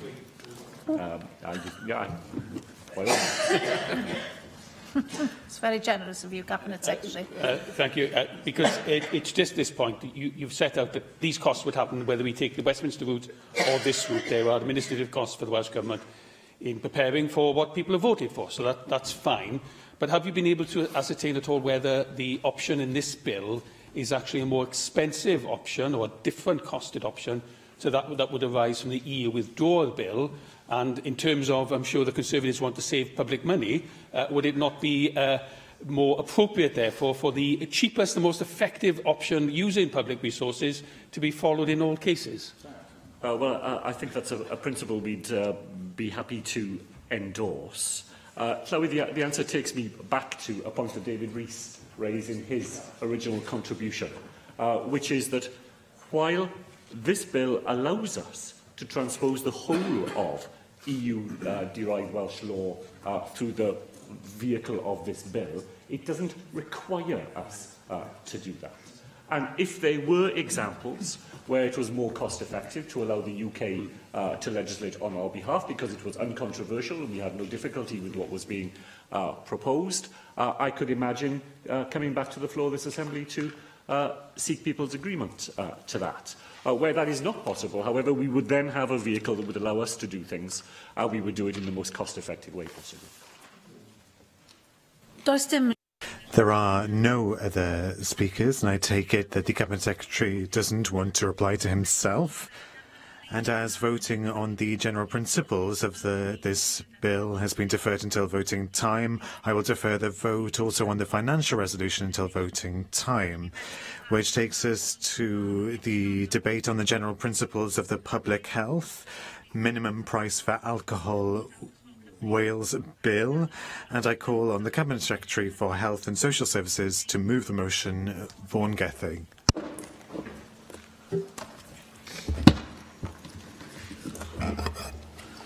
Thank you, Llywydd. I'm pleased to open today's debate and move the motion on the general principles of the Public Health Minimum Price for Alcohol Wales Bill, which was introduced to the National Assembly last October. We've been working on this particular bill for a number of years. We first consulted on a minimum pricing for alcohol in 2014 as part of the Public Health White Paper before the last election. As the Deputy Minister, I published a draft bill on minimum unit pricing. I would like to thank my ministerial colleagues Mark Drakeford and Rebecca Evans for their work in helping to shape this piece of landmark public health legislation. I'm grateful to members of the Health, Social Care and Sport Committee, the Finance Committee and the Constitutional and Legislative Affairs Committee for their scrutiny of the bill. And I won't attempt to address each of the recommendations the time I have this afternoon, but the Government will consider each of them carefully as we move towards stage 2. And in particular, I will listen carefully to what people have to say today, because it may well affect my response to the Government's response to the recommendations. I'll also make clear that I'll publish a response to recommendations before Easter recess, so members can see those before we are too far into stage 2, should the Assembly proceed in any event. It should be no surprise that we will vote against the UKIP amendment. We believe this bill will have a positive outcome on reducing hazardous and harmful drinking and the associated harm that that causes to communities across Wales. This is not a bill which seeks to punish drinkers by making alcohol punitively expensive. This bill takes a sensible and targeted approach to a very real and evident problem in Wales today. Like so many other Western countries, we have a problem with cheap, strong and readily available alcohol. The impact of alcohol-related harm makes for difficult reading. In 2015-16 alone, there were 54,000 hospital admissions attributable to alcohol here in Wales. Those admissions are estimated to cost the NHS £120 million a year. In 2016, 504 people died because of alcohol, and every one of those deaths was preventable. This bill is about helping to reduce those harms, but it is not a panacea or a magic silver bullet to all of the challenges. It is one more way that we will have of tackling and preventing alcohol-related harm. And there is significant evidence from around the world on the relationship between the price of alcohol and alcohol consumption. We also know there is a strong relationship between the amount someone drinks and the harm that they experience. People who drink hazardous and harmful levels of alcohol are also much more likely to consume cheaper alcohol. So despite the UK Government's ban on below-duty plus VAT sales of alcohol, we continue to see alcohol sold for pocket money prices. Some drinks cost less than a bottle of water. And we see the effects of harmful drinking every day in our NHS, in our workplaces, in our communities and in our families. We believe that introducing a minimum unit price will reduce the harms associated with hazardous and harmful drinking and further strengthen our existing harm reduction measures. There are a number of issues that will require further consideration, and I'm grateful to the committees for highlighting that during their scrutiny of the bill. One of these relates to the potential impact of a minimum unit price on dependent drinkers, as highlighted by the Health, Social Care and Sport Committee. Dependent drinkers will be affected by the introduction of a minimum unit price. They are among the hazardous and harmful groups of drinkers this bill specifically targets. And I recognise some concerns that dependent drinkers may not be able to reduce their levels of consumption without help, or alternatively, if they reduce drinking, it may tip them into withdrawal. I've noted calls made for additional resources to be allocated to substance misuse services in anticipation of a potential increase in demand as people seek access to treatment or support. And so the Welsh Government will continue to work with area planning boards to ensure that when this legislation is introduced, subject to the will of the Assembly, these services are there for those in need. Because we continue to, and we've maintained our investment of almost £50 million a year to support people with substance misuse challenges. Almost half this money goes directly to the 7 area planning boards, which commission substance misuse services for their region. A further £17.1 million is currently ring-fenced for substance misuse services within health boards. That would increase for frontline services to £18 million a year from this April. And we're also working to bring down waiting times for treatment that I've highlighted in previous debates in this chamber. The Stage 1 scrutiny of the bill raised concerns that the bill will have a disproportionate impact on moderate drinkers and those from low-income families. And some ask whether heavy drinkers will choose to spend income on more expensive alcohol, overheating and food. The updated modelling work from the University of Sheffield shows that moderate drinkers will be largely unaffected by the introduction of a minimum unit price. That's because moderate drinkers don't drink large amounts of alcohol on a regular basis and are less likely to drink cheap alcohol. We do expect there to be an impact on people in low-income households who drink at hazardous or harmful levels, but that is also where we anticipate making the greatest health gains. People with the least resources drink at harmful levels are much more likely to experience alcohol-related illness, requiring long-term and significant health care, and frankly, they're also much more likely to die from their drinking. The statistics on this are striking. So we can't ignore that level of health inequality. And the Health Committee's report highlights the potential risk of substitution from alcohol to other harmful substances. The evidence base for that is limited, but I recognise the concern. That's why I'm happy to reconfirm that I have asked the Welsh Government's Advisory Panel on Substance Misuse to look at that issue and report in the coming weeks. And obviously that report will be published and made available for members and the wider public to scrutinise. I also want to deal with the context of cross-border issues. Some people have argued that a minimum unit price could be ignored in large parts of Wales because of proximity to the English border, or that people will turn to illicit alcohol. Some people have talked about booze cruises to Bristol. But introducing this legislation would mean different pricing regimes between Wales and England. But we also know that the costs of travel of any distance and the cost to a person's time are likely to outweigh potential savings.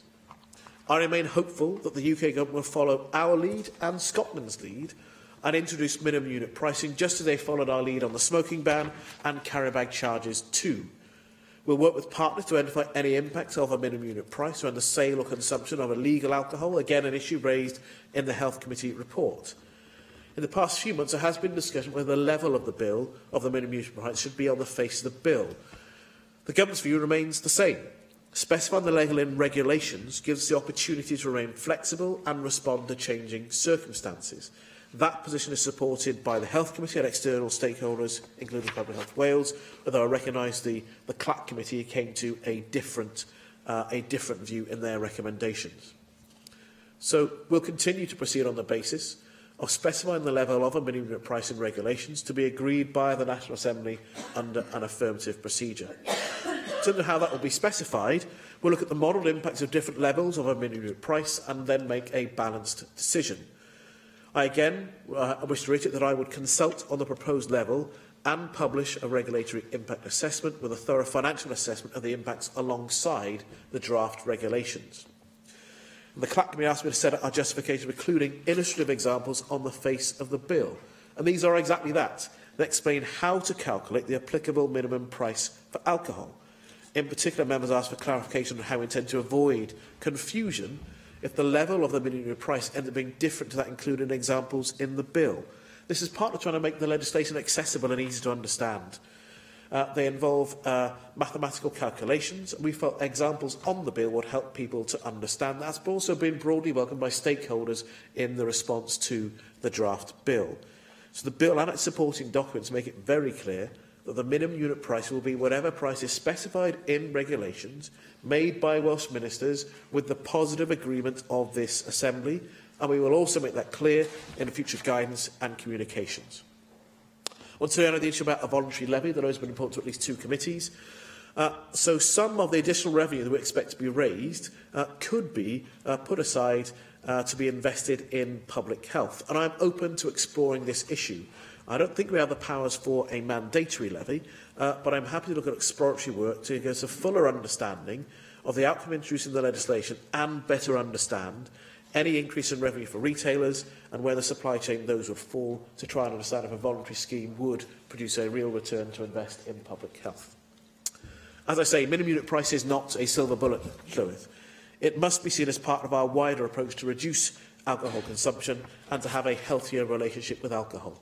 So policy here in Wales requires that variety of approaches Taken together, that can generate real and meaningful change and real and meaningful health gain. So we look to use all levers of support available throughout Wales to develop healthier relationships with alcohol and end the sad spectre of people who die from drink. I call on the Chair of the Health, Social Care and Sport Committee, Di Lloyd. Thank you very much, Llywydd, and I'm very pleased to contribute to this debate this afternoon as Chair of the Health, Social Care and Sport Committee. And I'd like to start by thanking my fellow committee members. And our scrutiny of the bill has been very thorough, and we've been able to develop clear recommendations for the Cabinet Secretary. And I'd also like to take this opportunity to say that we're grateful to everyone who took the time to write to us and present evidence to us in one of our formal meetings. And we're also very grateful to the people who gave of their time so that members and committee staff could speak to them in less formal settings. Now, this is the second public health bill of this Assembly and the second bill our committee has scrutinised. And although it deals with quite different policy matters compared to those contained in the first bill, this particular bill also has the potential to contribute to the aim of improving and protecting the health of the people of Wales. And notwithstanding those comments, we do believe this bill and wider policy require further consideration. The evidence presented to us indicates a need for further action to improve the bill, to prepare for its commencement and to support its implementation. Further action is also needed to ensure the impacts of a minimum unit price are monitored and understood. We've made a number of recommendations which we believe will strengthen the legislation and its implementation, and will also avoid some potential unintended consequences, particularly with regard to dependent drinkers. And I'll focus my comments on just a few of those issues. And while we agree with the proposal to set the actual minimum unit price via secondary regulation, we believe that more extensive scrutiny opportunities should be given to this Assembly and its committees. The level of the minimum unit price is central to the success of the bill, after all, and we believe the regulation should be made by a super-affirmative procedure in order to allow sufficient time for committee scrutiny, including inviting comments from stakeholders and questioning the relevant Welsh Minister before the Assembly is required to vote on them. And we've heard doubts from the groups on which the legislation will have the greatest impact. The Cabinet Secretary has stated that minimum unit pricing of alcohol will have the greatest beneficial impact on hazardous and harmful drinkers. However, we received clear evidence that increasing the floor price, below which alcohol cannot be sold, will adversely affect drinkers who are dependent on cheap, strong alcohol, such as white ciders. And we are therefore concerned about the availability of adequate alcohol misuse treatment and support services. And we've recommended that before commencement of the legislation, the Welsh Government undertakes a robust assessment of the current need for alcohol treatment and support services in Wales to ensure adequate future-proofed provision is in place. And that's mentioned in Recommendation 7. And we also believe that the Welsh Government should monitor the impact of the soon-to-be-implemented regime in Scotland to ensure that any lessons learned can inform the approach to the delivery of these services in Wales. And that's Recommendation 8. And we're also concerned that an unintended consequence of the legislation will be to lead some problem drinkers to substitute alcohol for more dangerous and illegal substances. And we believe that the Welsh Government should commission independent research to firmly establish how much of a problem substitution is likely to be should minimum unit pricing be introduced, and that's Recommendation 9. A number of stakeholders recommended that the Welsh Government imposes a levy on retailers or introduces a voluntary contribution scheme so that a share of any increased profits as a result of minimum unit pricing could be directed to healthcare and support services. And we believe that the Welsh Government should explore the practicalities of introducing a compulsory levy or a voluntary payment scheme for retailers. That's recommendation 10, and a number of people spoke about that. And the monies raised by such a levy should be used solely for the purpose of tackling alcohol-related harm and contributing to the wider aim of improving and protecting the health of the people of Wales.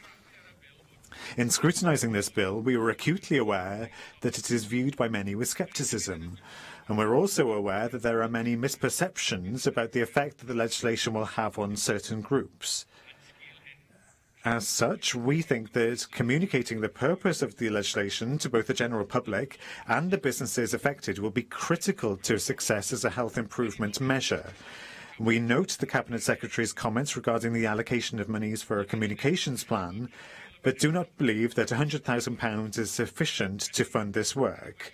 And as a result, we've recommended that the Welsh Government should review the cost estimates contained in the regulatory impact assessment for the planned communications activity with a view to increasing the total funding available for publicising the changes to businesses and for raising awareness amongst the public. That's recommendation 2.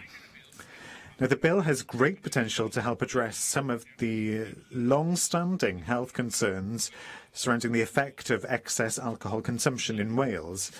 However, minimum unit pricing remains an untested theory of philosophy, and we have heard some reservations about its suggested impact.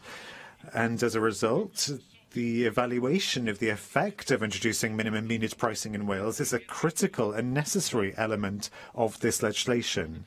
And we believe that the bill should be amended to include more detailed provision about the required evaluation.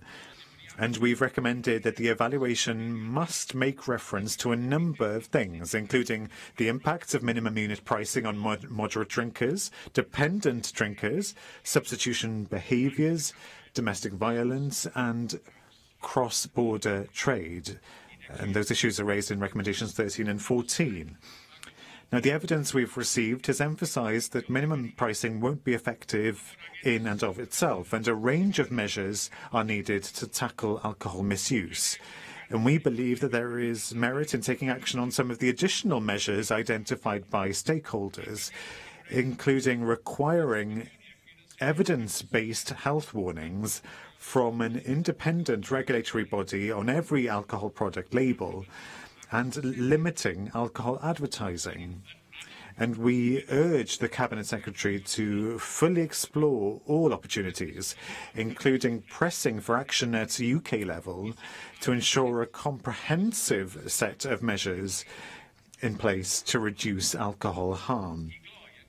And to conclude, we as a committee broadly welcome the proposals in the bill, and we believe that it will contribute to the wider strategic approach to tackling alcohol-related harm in Wales.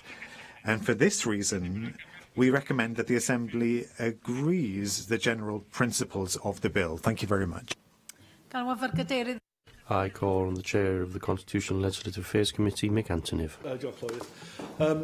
Can I just first of all just remind members, of course, that the purpose of the Constitutional and Legislative Affairs Committee report is not to deal with the specific policy and the related evidential issues around policy, but rather to look at the technical and the legislative cogency related to the bill and the balance of powers and the way those powers are exercised within the bill. So we reported on this bill on the 5th of March and made 6 recommendations to the Cabinet Secretary for Health and Social Services, and I hope our report proves helpful to Assembly members in taking decisions on this bill. The consideration of human rights is an important requirement when assessing matters of legislative competence. In light of this consideration, our first recommendation relates to the human rights issues in the context of Section 16 of the bill, and this section enables authorised officers entering premises under Sections 13, 14 and 15 of the bill to take such other persons as the officer considers appropriate. During our scrutiny, we considered the breadth of this phrase, and in particular to ensure that the power in Section 16 is not misused. We noted that the Police and Criminal Evidence Act 1984, PACE, Code B requires an offer entering premises to introduce themselves and anyone they have with them. Conversely, under Section 16(2) of this bill, the officer must only inform the occupier of the officer's name. We see no reason why such a requirement should not apply to such other persons as the officer takes into the premises. For that reason, we have recommended that the Cabinet Secretary tables an amendment to Section 16 of the bill to require the occupier to be informed of the name of the persons accompanying an officer when entering premises. We believe there should be a duty on the officer to have regard to Welsh Government guidance. Our second recommendation, therefore, suggests that the Cabinet Secretary tables amendments to place a duty on the Welsh Ministers to issue guidance about the exercise of all powers and duties under the bill and to ensure that the bill includes appropriate duties to have regard to that guidance. As with our scrutiny of all bills, we consider the balance between what is on the face of this bill and what is left to subordinate legislation. Members will be aware, as the Cabinet Secretary and the Chair of the Health and Social Care and Sport Committee have already said, that the minimum unit price for alcohol is to be set using a regulation-making power that is subject to the affirmative procedure. By putting the minimum unit price in regulations, it would mean that Assembly members could not table amendments to the bill to set a higher or a lower price than suggested. The only option available to Assembly members would be to accept or reject the minimum unit price as set out in the regulations, because they cannot be amended. And as such, we believe that this approach actually restricts the power of the legislature. We therefore believe it would be better to place a minimum unit price on the face of the bill and to provide Welsh Ministers with the power to amend that figure using regulations subject to a super-affirmative procedure. In our view, this would lead to a much more thorough debate on the central principle of the bill, which is what the minimum unit price for alcohol should be. Recommendations 3 and 4 of our report reflect our position on these points. In making recommendation 3, we noted the comments of the Cabinet Secretary regarding the amendments of primary legislation by secondary legislation, the so-called Henry VIII powers.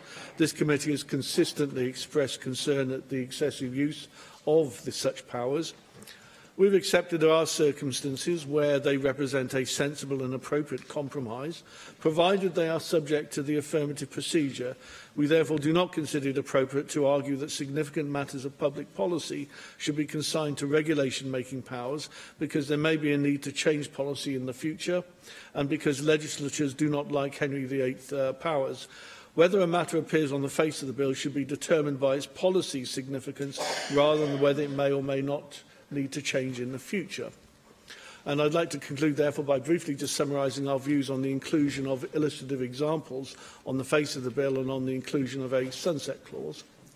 We can see merit in including illustrative examples of calculations of the applicable minimum price of alcohol on the face of the bill.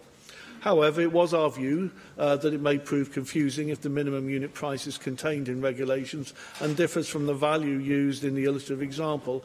It is also unclear why no illustrative example is actually included in respect of Section 7. I know that the Cabinet Secretary, of course, raised and dealt with this issue in respect of his references to accessibility, and, of course, the balance between the interpretation of accessibility as opposed to the concerns that arose with the CLAC considerations with regard to potential confusion.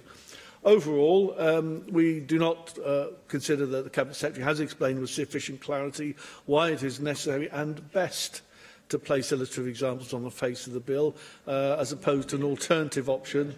Sorry, yes. I agree what you say about the importance of having figures on the face of the bill in the first instance. Would you say that there is a wider issue with the Welsh Government, certainly a development of the recent taxes, LTT and land disposal tax? There was an unwillingness there of the Government to put the figures on the face of the bill as well. For the aid of transparency, wouldn't that be beneficial in the future in all these matters? Well, I think there are differentiations between that. I think there was a very specific circumstance here, because the actual minimum price being on the face of the bill, which I think is the issue that you're raising, goes to the actual root of how effective the legislation actually is in itself, and that in the absence of that, that will determine how this Assembly might wish to consider what that level is and what the impact would be on the actual consumption of alcohol and all the things that the legislation wishes to actually deal with. We think an alternative with regard to The illustrative examples, though, would be to use the guidance and update it as required. This would ensure a consistent approach between actual minimum unit price and the figure used in illustrative examples. So our recommendation 5 asks the Cabinet Secretary to address our concerns in this debate. I understand the points the Cabinet Secretary has made, so I'm really outlining the concerns as they were expressed in the committee, and we look forward to consideration of your written responses. Finally, we've recorded our agreement with the use of a sunset clause as set out in section 22. We've noted the regulations under section 22(3) may make provision as may be necessary or expedient, and the Cabinet Secretary will be familiar with these issues and being raised consistently by this committee. If the bill was to be repealed, in our view, the power to make necessary changes would be sufficient. Consequently, our recommendation 6 requests the Cabinet Secretary to table an amendment to the bill to delete the words "or expedient" from section 22(3). Thank you, Clwydd.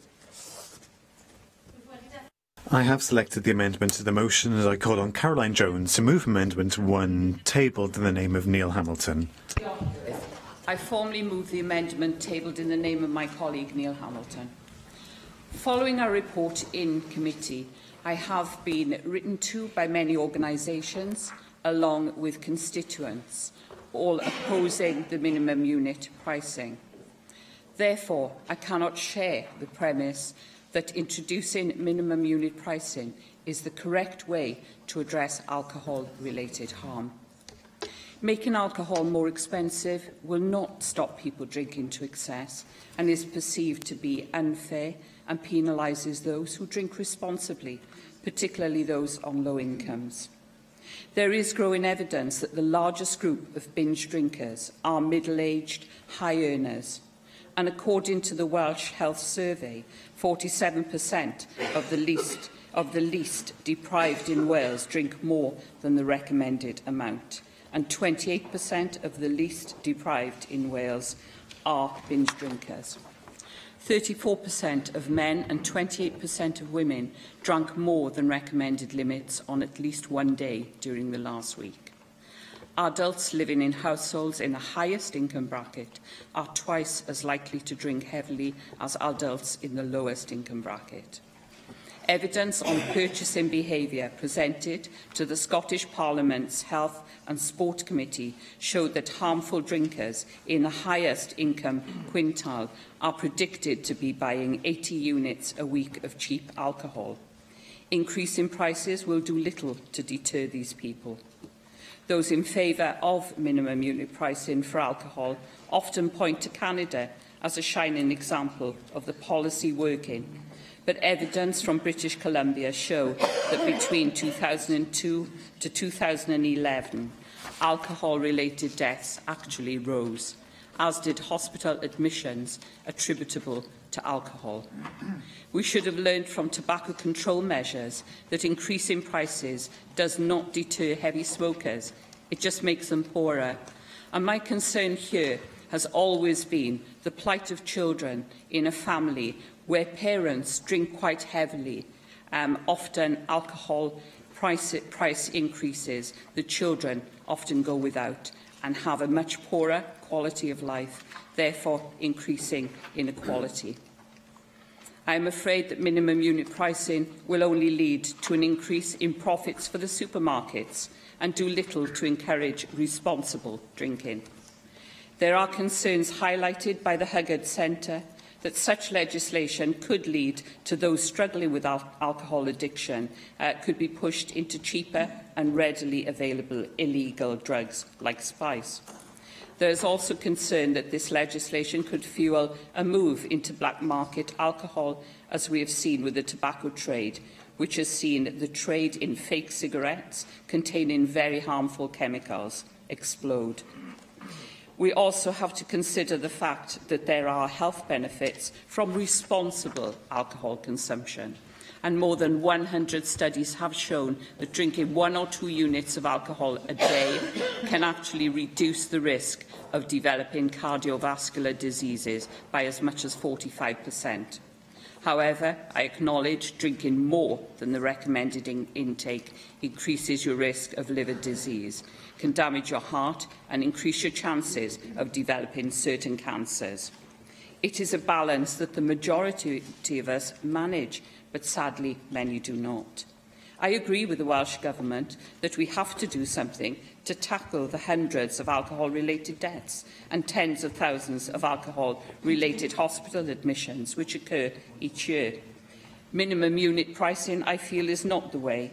We have to better educate the public about the harms of alcohol and better help those addicted to alcohol, but not penalise those who drink responsibly. Thank you. Angela Burns. Thank you, Presiding Officer. I'd like to begin my contribution by indicating that the Welsh Conservatives will be supporting this bill at stage 1. However, we do so with a very long list of caveats and concerns that we would like to see addressed over the coming stages and in the amendments that we would be intending to put forward. We believe that government should be wise in legislating. You don't just legislate for legislation's sake. We have to be crystal clear as to what the gains will be of passing legislation that is targeted at a very, very small number of people. And we should remember in all of our conversations that alcohol in itself is not a problem. It is perfectly legitimate and it is perfectly well used by a great many people throughout the world. The issue is that some people have a problem with how they deal with alcohol, and we need to be laser-like in our focus as to how we can support those people and put them back into a way where they can have a much better outcome for their health in the long term. Whilst reviewing this during the stage 1 debate, one of the concerns that came to me, and I was very pleased to note that the Finance Committee also reiterated that, is actually there is a lack of statistical evidence as to what the benefits will be of a minimum unit alcohol price. When I listened to the evidence before us, Cabinet Secretary, I had two thoughts. There was one group who have based a very large and very opinionated set of parameters, if you like, totally on modelling. And there was the opposite group who were actually putting forward why we shouldn't do it, why we shouldn't go ahead.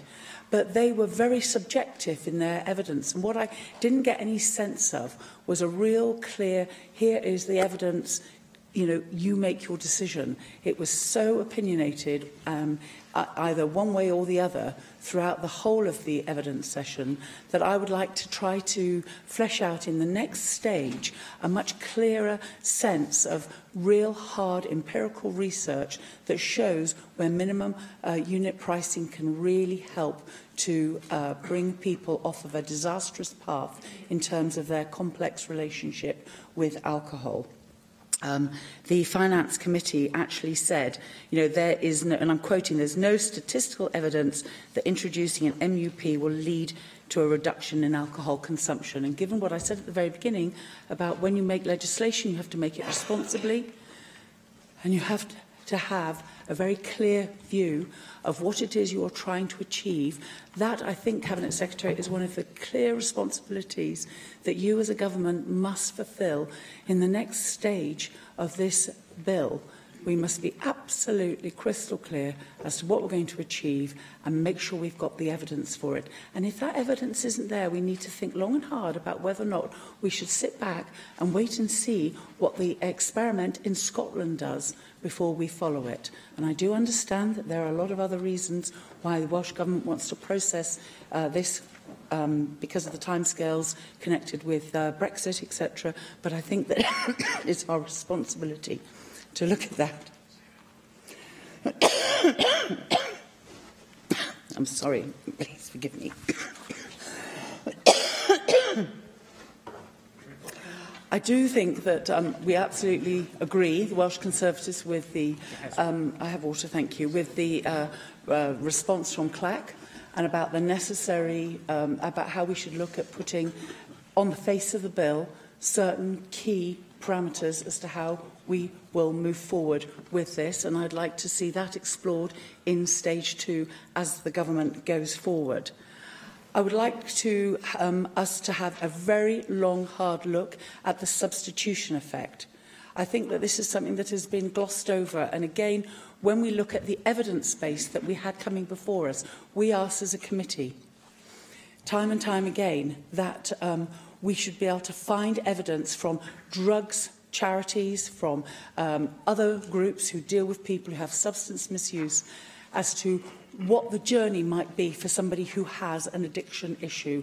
And there wasn't that evidence out there. It's something that people haven't done research on, which I did find quite extraordinary. There just wasn't enough hard-hitting stuff that could say that if somebody is addicted to alcohol or has a complex relation with alcohol that enables them to go out and do binge drinking or any other harmful exercise with it, that they won't necessarily go on a journey that might bring them to another substance.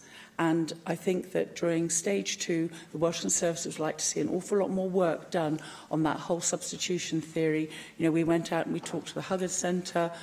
We have talked to some of the other charities. The evidence must be there. Welsh Government, it is incumbent on you to go out and dig out that evidence so that here in this legislature we can make a really clear decision about whether or not this is going to actually target the people who most need it. Finally, there's lots of points I'd like to make, but I'm very aware I'm running out of time. But, Presiding Officer, I would just like to talk about the impact on family incomes for those just about managing. Because we talk about, as I've discovered, and I'll be honest with you, I didn't realise that the word cider I always thought meant it had to have an apple in it.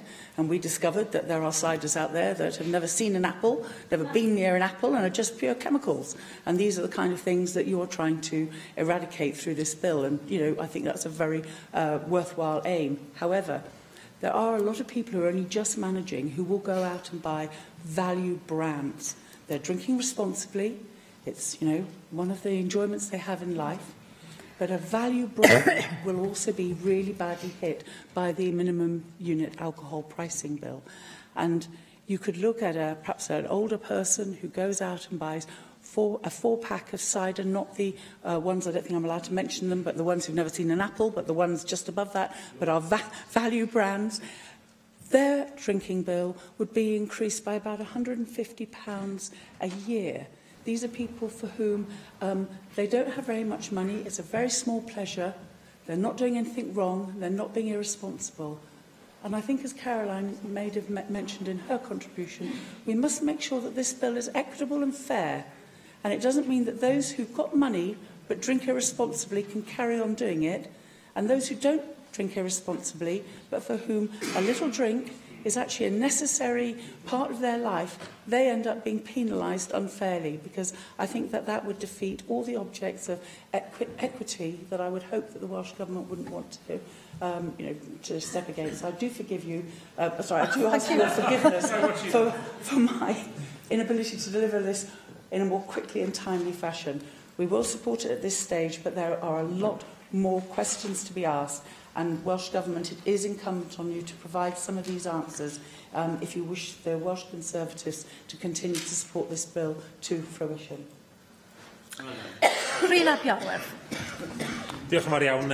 Thank you very much, Llywydd. And principle is the important word today, and I will confirm by beginning that I do agree with that fundamental principle underpinning this bill, that there is scope to look at financial incentives in order to reduce the dangerous use of alcohol. Alcohol costs us as a great deal as a society. It costs lives, and when you have evidence in front of you suggesting that this bill, if it were to become an act, could save 65 lives per annum, then you take that evidence seriously. There are positive impacts for pubs here too. Prices in pubs won't increase, and that appeals. I hope it will also encourage producers to produce drinks which have a lower level of alcohol. That's also positive. The aim is laudable, therefore, and we as Plaid Cymru will be voting in favour of the principle today. But, as we've heard from many speakers already, we do need to strengthen the bill, but we also need to strengthen the evidence base underpinning what is before us today. To a great extent, we have been reliant, almost entirely reliant, on research from the Sheffield Alcohol Research Group. Now, I have no reason to doubt the validity of that work in any way whatsoever, but our inability to study other models sufficiently and to learn from other experiences in terms of what we want to do is a disadvantage. There is no getting away from that. And it is very important that we continue to challenge that evidence during the legislative journey of this bill. We must persuade the public of the efficacy of the legislation and the fairness of the legislation too. We need to look in detail. I'm very grateful, Reen, for your taking my intervention. But I just wanted to reiterate again what you've just said. Modelling is not the same as evidence. Evidence is based on what has happened. Modelling always has assumptions in it, and assumptions can always be skewed one way or the other. And both are actually useful, and we're slightly lacking on both fronts, either theoretical modelling or evidence. Fel o'n i'n deud, mae angen... As I was saying, we need to persuade the public on the fairness and effectiveness of what we're trying to do here. We need to look in detail at this conclusion that introducing this bill would only cost £3 per annum for a moderate drinker. £3 per annum. Now, we can't ignore scenarios that this legislation could have a great deal more of an effect on moderate drinkers who have a lower income and, as a result, choose cheaper drinks, as we've heard mentioned by other members. Now, in addition to the Sheffield Centre suggesting that only 2.4 units that moderate drinker would drink in a year, then the government needs to prove that the additional cost is worthwhile in terms of their health. It's clear, however, that this legislation has been drawn up mainly to discuss those drinking at dangerous levels and more so those drinking at damaging levels, and there is very strong evidence without doubt that it could lead to a significant reduction in the use of alcohol among these groups, and that is a positive thing. I'm sure we can agree on that, but, and there is a but here again, there are fears that some of those drinkers could turn to other drugs. Again, we need clarity on the evidence. We would need assurances that further resources would be invested in helping those users, helping them to battle their alcohol misuse and the impact that has on their families, their children. We cannot look at introducing a financial incentive to encourage people to drink less without considering the whole range of support services that need to be developed and invested in, which brings us to another issue. By increasing the cost of certain drinks, then producers and retailers will be free to make greater profits. And I do think that the government must outline a route towards a situation where we could get hold of some of that money that's changing hands in order to make the necessary investments in services to tackle misuse and to help those who do misuse alcohol. The truth of the situation is that the most effective way of doing what we're trying to do here would be for us in Wales to have the power to tax alcohol. We could then totally redefine, if we chose to do that, how alcohol taxation in Wales would work. We could help pubs if we chose to do that. We could tax and target the high-volume drinks, which are high-percentage alcohols, such as the apple-free cider that we've heard mentioned, while retaining the funds in the public purse. And in terms of that debate on the need for us in Wales to have the power to take action as we truly need to do, that's where I will finish, Presiding Officer.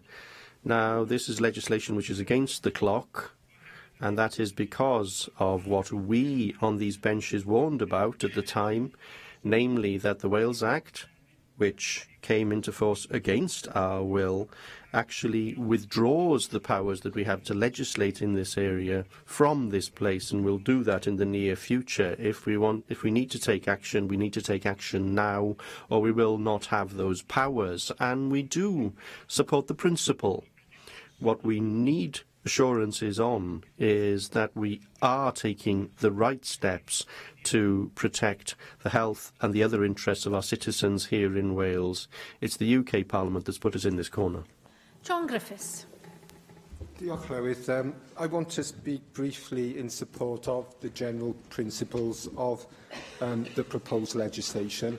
I do believe that the ill effects of excessive alcohol consumption are well documented, and their effects on people's health, the ill health that results in, again, is well established and accepted. And of course, it also impacts on the wider family as well as the individual who drinks too much. There's a relationship with damage to the economy in terms of time lost from work, and a lot of evidence that excessive alcohol results in violent crime, violence against women, and a considerable amount of other crime. So anything that reduces abuse of alcohol, I think, is very valuable indeed. And I think there is a lot of evidence that price is closely related to consumption and indeed overconsumption. So I think the rationale behind this legislation is very strong indeed, Llywydd, in recognising that there's a problem with cheap, strong alcohol, and if we increase the price of that cheap, strong alcohol, we will do something significant and important to address these problems and issues. As the Cabinet Secretary said, we are aware, all of us, I think, that this isn't the single solution to the problems of overconsumption of alcohol in Wales. There's a range of approaches that will help us achieve the necessary progress, but this is a significant and important part of that.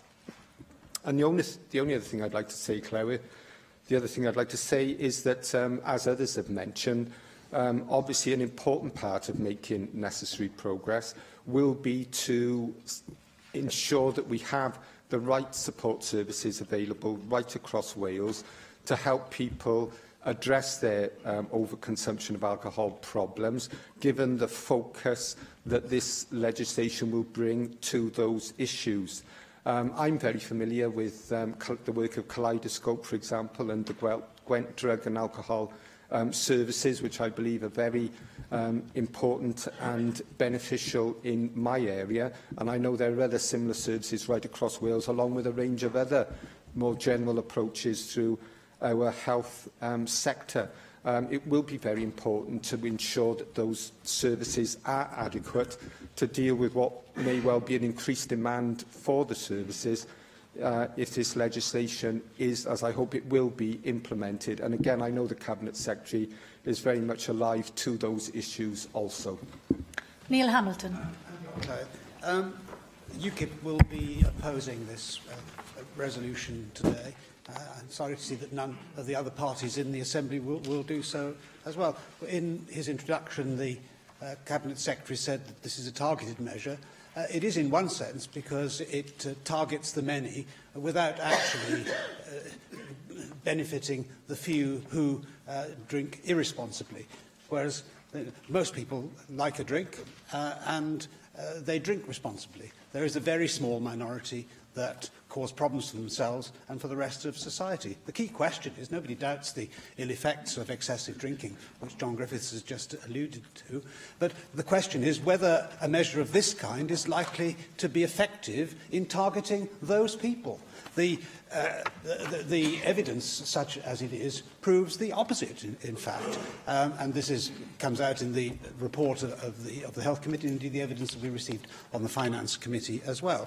I'm afraid that Angela Burns is seeking the Holy Grail if she thinks that econometric studies or any mathematical study is likely to shed a great deal of light on this issue. International comparisons are almost impossible to compare with the situation in any other country, because the cultural assumptions of different countries differ enormously, and the institutional world in which people drink is very, very different from country to country. The Sheffield study, which was referred to earlier on, actually makes the rather surprising assumption that it's the heaviest drinkers who will be most responsive to an increase in price, whereas that's really counterintuitive. The people who are least likely to be affected by an increase in price are those who are most dependent upon alcohol. So they will carry on drinking. Yeah, sure. So when the price of cigarettes was increased, did that increase or decrease the actual consumption of tobacco? Well, that's not the question. The question is amongst those who are really addicted. Addicts. Well, and we don't know, of course, what the minimum price is going to be. Of course, if you increase the minimum price of alcohol to £5, by £5 rather than 50p, it would have a dramatic effect. But until we know what the minimum unit price is going to be, we can only talk in general terms. But what we can say, I think, with reasonable confidence is that the people who are least likely to change their behaviour as a result of a moderate increase in price are those who are most dependent upon alcohol. They will actually spend less on other things in order to feed their addiction. I mean, that is the nature of addiction, I would have thought.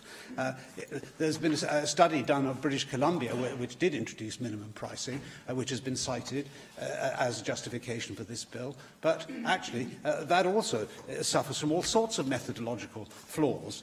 For one thing, the sale of liquor in British Columbia is entirely a state monopoly, and that's very different from the situation in this country. And a fall in crime was attributed in British Columbia to the increase, the introduction of a minimum price for alcohol, without, of course, saying that similar falls in crime were experienced everywhere else in Canada, which didn't have a minimum price for alcohol. And indeed, these are global trends as well. We've seen a dramatic reduction, actually, in levels of alcohol consumption generally in this country in recent years, a 12% fall between 2004 and 2011. So disentangling all these different effects from a single cause is almost impossible to achieve. So I think we should argue about this in general terms rather than trying to introduce some kind of bogus mathematical exactitude which is likely to shore up or undermine the prejudices with which we come to the debate. We know that in some countries there are much higher levels of alcohol consumption than in this country, and yet they have fewer problems of excessive drinking. France is one of them, which is referred to in the Health Committee's report in paragraph 73. In paragraph 75 in this report as well, it states that in the United Kingdom, alcohol consumption has gone down in recent years, but there's been no parallel decline in alcohol-related harm. So these two things are not necessarily connected. If this is going to be a targeted measure, it has to target the people who are the problem, not the overwhelming majority of people who drink alcohol, who are no problem to anybody at all, even to themselves. There will be ill effects which the introduction of a minimum price for alcohol will have upon the poor and those who are on lowest incomes, as many people have pointed out in the course of this debate. You know, the champagne drinkers are not going to be affected by this measure, but those who go and buy a few cans of lager at Aldi or Lidl or wherever will be affected, and it, I think, is an unfair measure which cannot be anything other than regressive. I'd like to draw attention also to paragraph 178 of the Health Committee's report about the likely impact upon the homeless and those who are problem drinkers who live on the streets, and what is likely to happen to those, because that shows that, in fact, their problems could actually be made worse as a result of measures of this kind. I haven't time to go into the details of it now, but we'll have plenty of time in the course of this bill's process through to explore these things in detail. And I certainly think the point which has come out of almost everybody's speech today is that we need to have an evidence base to any decision which is ultimately made. Vicky Howells. I want to speak in support of this bill. It's an important bill designed to tackle a social evil which has been with us for far too long. It's also a bill to which commitment was made in the 2016 Welsh Labour Manifesto, a manifesto which I was proud to be elected on. I want to thank the members of the Health, Finance and Constitutional Affairs Committees. I think they've done an important job in scrutinising the Welsh Government's proposals and also suggesting areas where the bill could be strengthened. The principles underpinning the case for a minimum unit price are quite clear-cut. But it is a fact that excessive alcohol consumption causes harm. It's a fact that in 2015 there were 463 alcohol-related deaths in Wales. And it is also a fact that in 2015 to 16, there are over 50,000 hospital admissions attributed to alcohol misuse. Alcohol abuse causes crime and antisocial behaviour. It damages our economy and, moreover, it is corrosive to family life. The Westminster All-Party Group on Children of Alcoholics have done some work on this, which has been really crucial in showing its impact. They suggest that around the UK, 1 in 5 children lives with a parent who drinks too much. That's over 2.5 million children. The All-Party Group notes that these children are twice as likely to experience difficulties at school as their peers, 3 times more likely to consider suicide, 5 times more likely to develop eating disorders, and 4 times more likely to become alcoholics themselves. We must take action to deal with this problem, and the Welsh Government has clearly set out why a minimum unit price is the way forward. It has also set out a few of the beneficial impacts of a 50p minimum price. Annually, this could lead to 53 fewer deaths, 1,400 fewer hospital admissions, and be worth, in effect, £882 million worth of savings to the Welsh economy. However, there are a couple of issues I want to flag up today. Firstly, while I was conducting my research for today, I came across another interesting statistic. Last year, 51 million bottles of gin were sold in the UK. That's nearly 10 million up on the previous year. Now, I don't want to get drawn into a discussion around craft gins, but by presuming that this is linked to more middle-class patterns of consumption, this helps me illustrate my first point. The bill's measures seem focused on the cheapest, strongest forms of alcohol. If people can afford to pay more, won't they just spend more money on alcohol? Will minimum unit pricing help us to tackle more affluent problem drinkers? Or will it just hit those who can afford least to pay the price hike? Secondly, I want to mention an issue that was raised during the Supporting People workshop held by the Public Accounts Committee. Concerns were raised there that minimum pricing could, as an unintended consequence, fuel antisocial behaviour, as desperate people, addicts, resort to desperate measures to fuel their addiction. I would be keen for the thoughts of the Cabinet Secretary on how we can make sure that this is not the case. Going forward, I would hope any minimum pricing is kept under annual review. I know this is something that committee scrutiny of the general principles has suggested. As you mentioned, the Public Accounts Committee, and clearly we were both involved with that evidence session on supporting people. Would you agree with me that I think everyone in this chamber is united in wanting to deal with the problems which you've identified very clearly in your speech? The question is, will this particular measure really deliver that change? Because I think at the moment the sense I'm getting is that there's not a conviction in this chamber that it does. I think that the bill has to be seen as part of a suite of measures, really, to tackle that, which we wouldn't have time to go into today. But placing this under annual review would also help to reassure those of my constituents who have contacted me about the bill. It would enable us to monitor its effect. It would also allow us to keep an eye to see if there are any problems caused by our porous border with England. And it would allow us to review if the monies raised by the minimum pricing could, in time, revert to the Welsh Government. The Health Committee has recommended the Government explore whether compulsory levy or voluntary payment scheme for retailers could be set up. The monies raised would be solely for tackling alcohol-related harm, and if this was possible, it would certainly be something that I would be very supportive of. To close, I want to again repeat my support for the bill. Arguments have been marshalled in this chamber against the bill, but I don't think that they are any more convincing than those that were used against the smoking ban, and that has succeeded in reducing the number of adults who smoke. I hope that this bill has similar success on problematic alcohol consumption. Mandy Jones. Diolch, Llywydd. I'll keep my contribution short because most points have been already made. Alcohol addiction is a serious illness that has devastating effects not just on the individual but on the wider family and friends. I welcome the fact that the Government is looking to try and address the problems in society caused by this illness, but I do find that the idea of legislation on the price of alcohol rather misguided. The Assembly's Health, Social Care and Sport Committee claims the measure is, and I quote, not a silver bullet that will address all alcohol-related harm and actually could have unintended consequences, and it is those that I wish to address now. There is a potential danger of driving heavy drinkers towards other behaviours which will negatively affect their health, including diverting money away from food, the home, in order to purchase alcohol, or substituting alcohol for unregulated illegal substances. This may also affect their children and the wider family. I would like to take this opportunity to ask the Government, as many others have previously, to look at other ways of tackling this addiction, like education and support, instead of, and certainly alongside, the minimum pricing of alcohol. I call on the Cabinet Secretary to reply to the debate.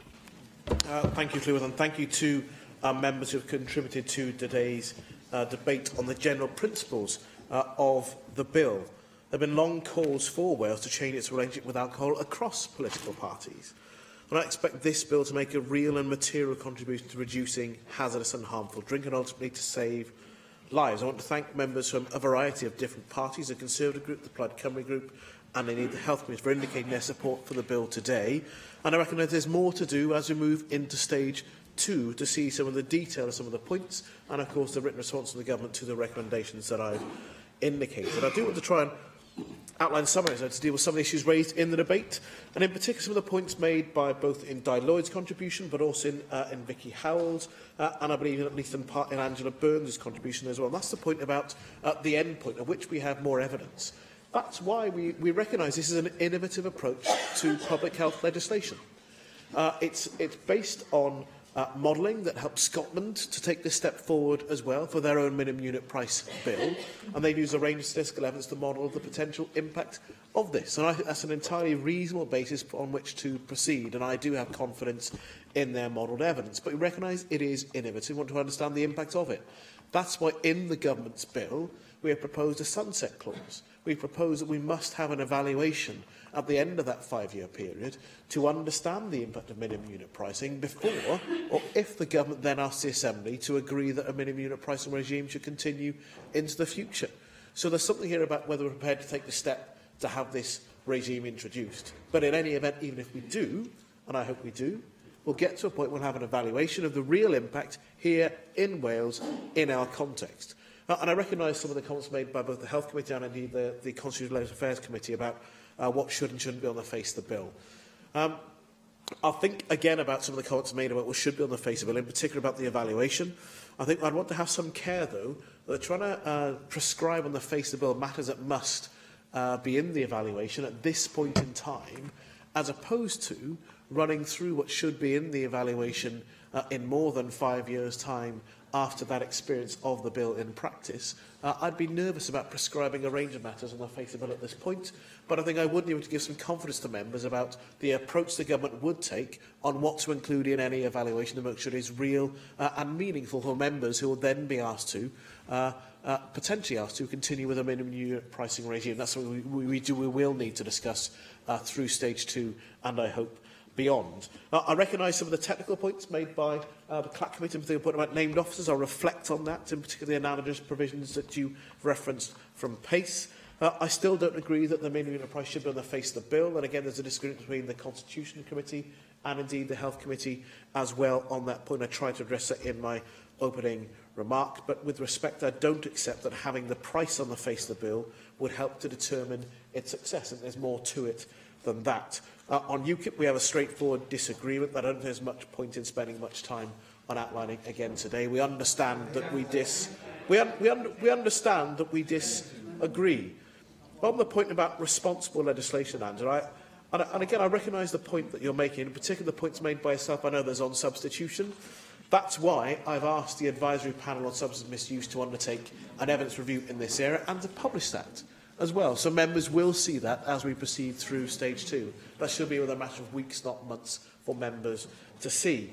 And I think there's something here about, in some of the countries, about both the principle of setting a minimum unit price, but then what the level should be, and then to understand the impact of that upon moderate drinkers as well. Right, there again is more for us to do as the bill proceeds on how that could happen, on the evidence that is available from the modelling and the store which members should set by that when being asked to actually approve this piece of legislation. I recognise the points that Reid made about the potential life-saving impact of this legislation. Again, points made both by Vicky Howes and Ron Griffiths too. I've indicated that we will look to have more money going into frontline services. We want more people to engage in frontline services to help them with alcohol and other substance misuse challenges. We'll need to always have to think about the level of need coming into those services and making sure they are well managed but also properly funded. With respect, I do disagree that taxation is the answer. This is part of what went through the court cases, where the alcohol industry said taxation should be the answer. The problem is that retailers can get around taxes, and they do at present. They avoid the impact of taxation that it should have on the price that is paid, and they run alcohol as loss leaders. A minimum unit price sets a floor below which you cannot proceed, and that is where you ensure there has to be a minimum unit price. Otherwise, we simply be left with a situation where we wouldn't have moved much beyond where we are today. But I do recognise, as Vicky Howes said, the scale of our challenge and our relationship with alcohol. This bill is supposed to be part of the answer, but not a silver bullet. It does not replace the need for further education and understanding of the choices that we make as citizens, but part of our wide range of approaches to try and have real gain for every community across Wales and a different relationship with alcohol. And I hope that members will support this bill here today. A question you. The proposal is to agree Amendment 1. Does any member object? I will defer voting under this item until voting time, and that brings us to the motion to approve the financial resolution in respect of the Public Health Minimum Price for Alcohol Wales Bill, and I call on the Cabinet Secretary to move the motion. Vaughan Gething. I call on the Chair of the Finance Committee, Simon Thomas. Thank you very much, Llywydd. Now, even though the report of the Finance Committee has been mentioned during the debate that we had on the general principles of the bill, the Finance Committee doesn't have much to say about policy here, but we have a great many things to say about the costs and the advantages of the bill, and that's why I stand to speak on the financial resolution. And we acknowledge, of course, that introducing a minimum unit price for alcohol is a novel concept, and that there are not yet any precedents elsewhere which could provide a firm indication of the costs and benefits of such a policy. And we therefore understand why the estimated costs and benefits accompanying the bill are based on modelling, but that meant that it was more difficult for us to consider the financial implications of the bill. And the modelling was only available to give us assumptions for how a minimum price would impact on consumers' behaviour. And there's no certainty that how people will act in reality, so we don't know whether the actual costs and benefits will be as estimated. And it's unfortunate that the estimates in the RIA are based on modelling published in 2014, and that the updated modelling based on more recent findings weren't available until the latter stages of our scrutiny period. And as a result, the information in the explanatory memorandum hasn't been updated to reflect the revised costs and benefits. So we would expect that the updated version to be published following stage 2 proceedings, and that they should include these changes. And we recommend, therefore, that this be done before the deadline for tabling amendments during stage 3. Now, it's asserted that the aim of this bill is to reduce the alcohol consumption among hazardous and harmful drinkers, but they're not the only groups who will be affected by increasing the cost of strong alcohol. Dependent drinkers in particular will see a hefty increase in the price they'll pay for alcohol, and these groups could prioritise spending on alcohol over food and rent, which could exacerbate social problems ultimately. And it's with regards to these social problems have their own cost implications, of course. For some, a minimum price could be an impetus to seek help for alcohol addiction. So support services should be sufficiently resourced to respond to a potential increase in demand. And there'll be additional responsibilities placed upon local authorities in enforcing the provisions of the bill. So local authority trading standards need to be able to use the funds allocated for the additional responsibilities, which is around £300,000 over 3 years, in the most effective way.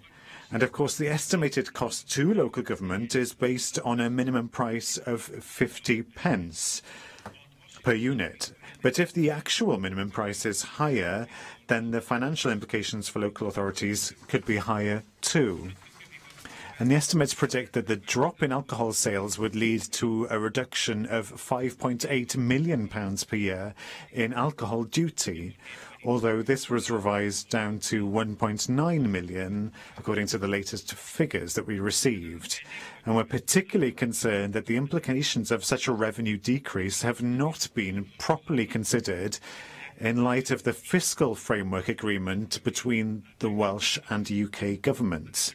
And we would have expected that the Welsh Government officials would have discussed the impact of a potential reduction in alcohol duty with Her Majesty's Treasury.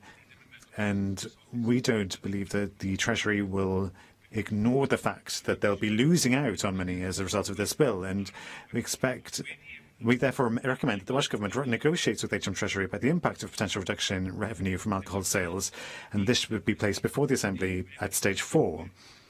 And we realise the committee was somewhat uncomfortable at the prospect of retailers, particularly those with already high profits, profiting further from the introduction of a public health measure.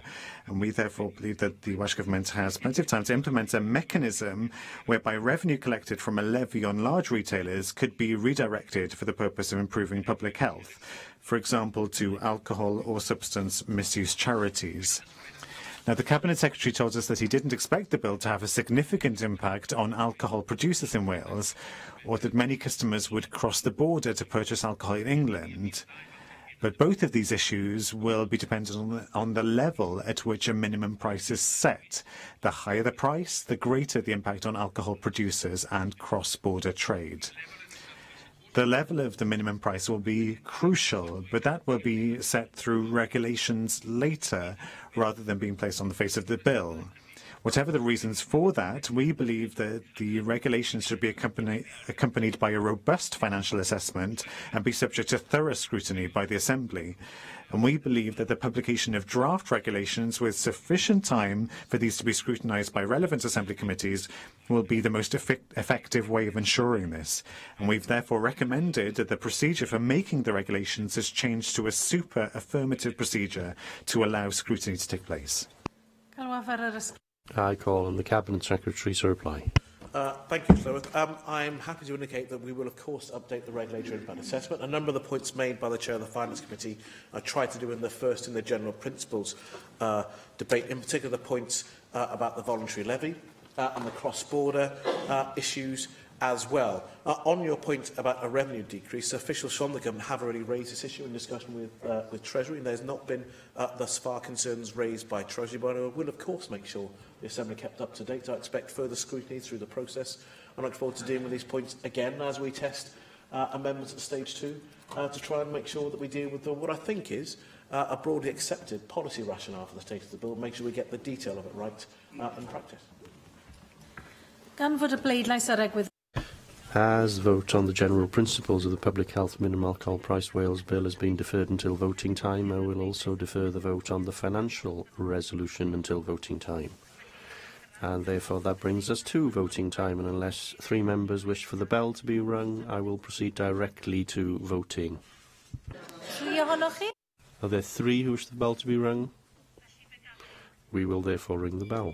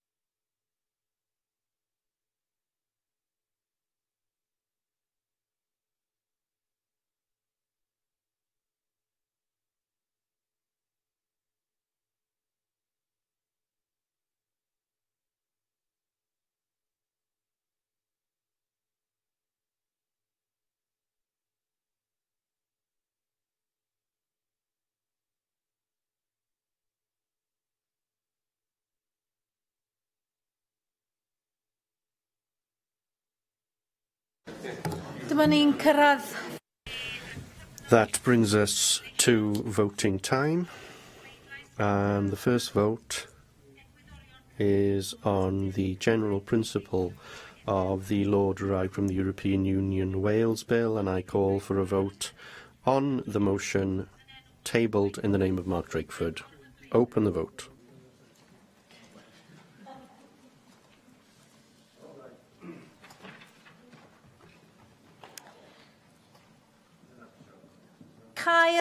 Close the vote.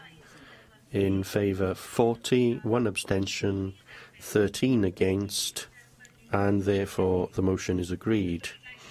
The next vote is on the motion to approve the financial resolution in respect of the law derived from the European Union Wales Bill, and I call for a vote on that motion tabled in the name of Julie James. Open the vote.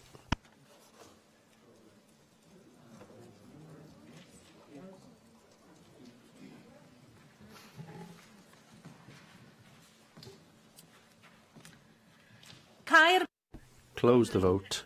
In favour 40, 1 abstention, 13 against, and therefore the motion is agreed. The next vote is on the general principles of the Public Health Minimum Price for Alcohol Wales Bill, and I call for a vote on Amendment 1, tabled in the name of Neil Hamilton. Open the vote.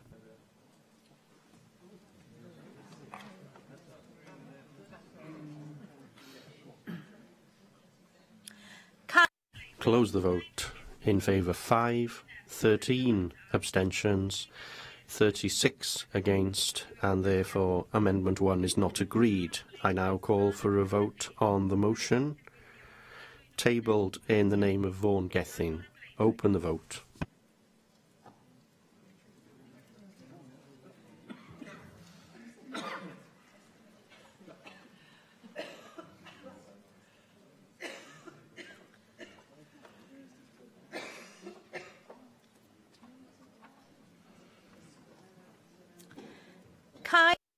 Close the vote. In favour 46, no abstentions, 7 against, and therefore the motion is agreed. The final vote is on the motion to approve the financial resolution in respect of the Public Health Minimum Price for Alcohol Wales Bill, and I call for a vote on the motion tabled in the name of Julie James. Open the vote.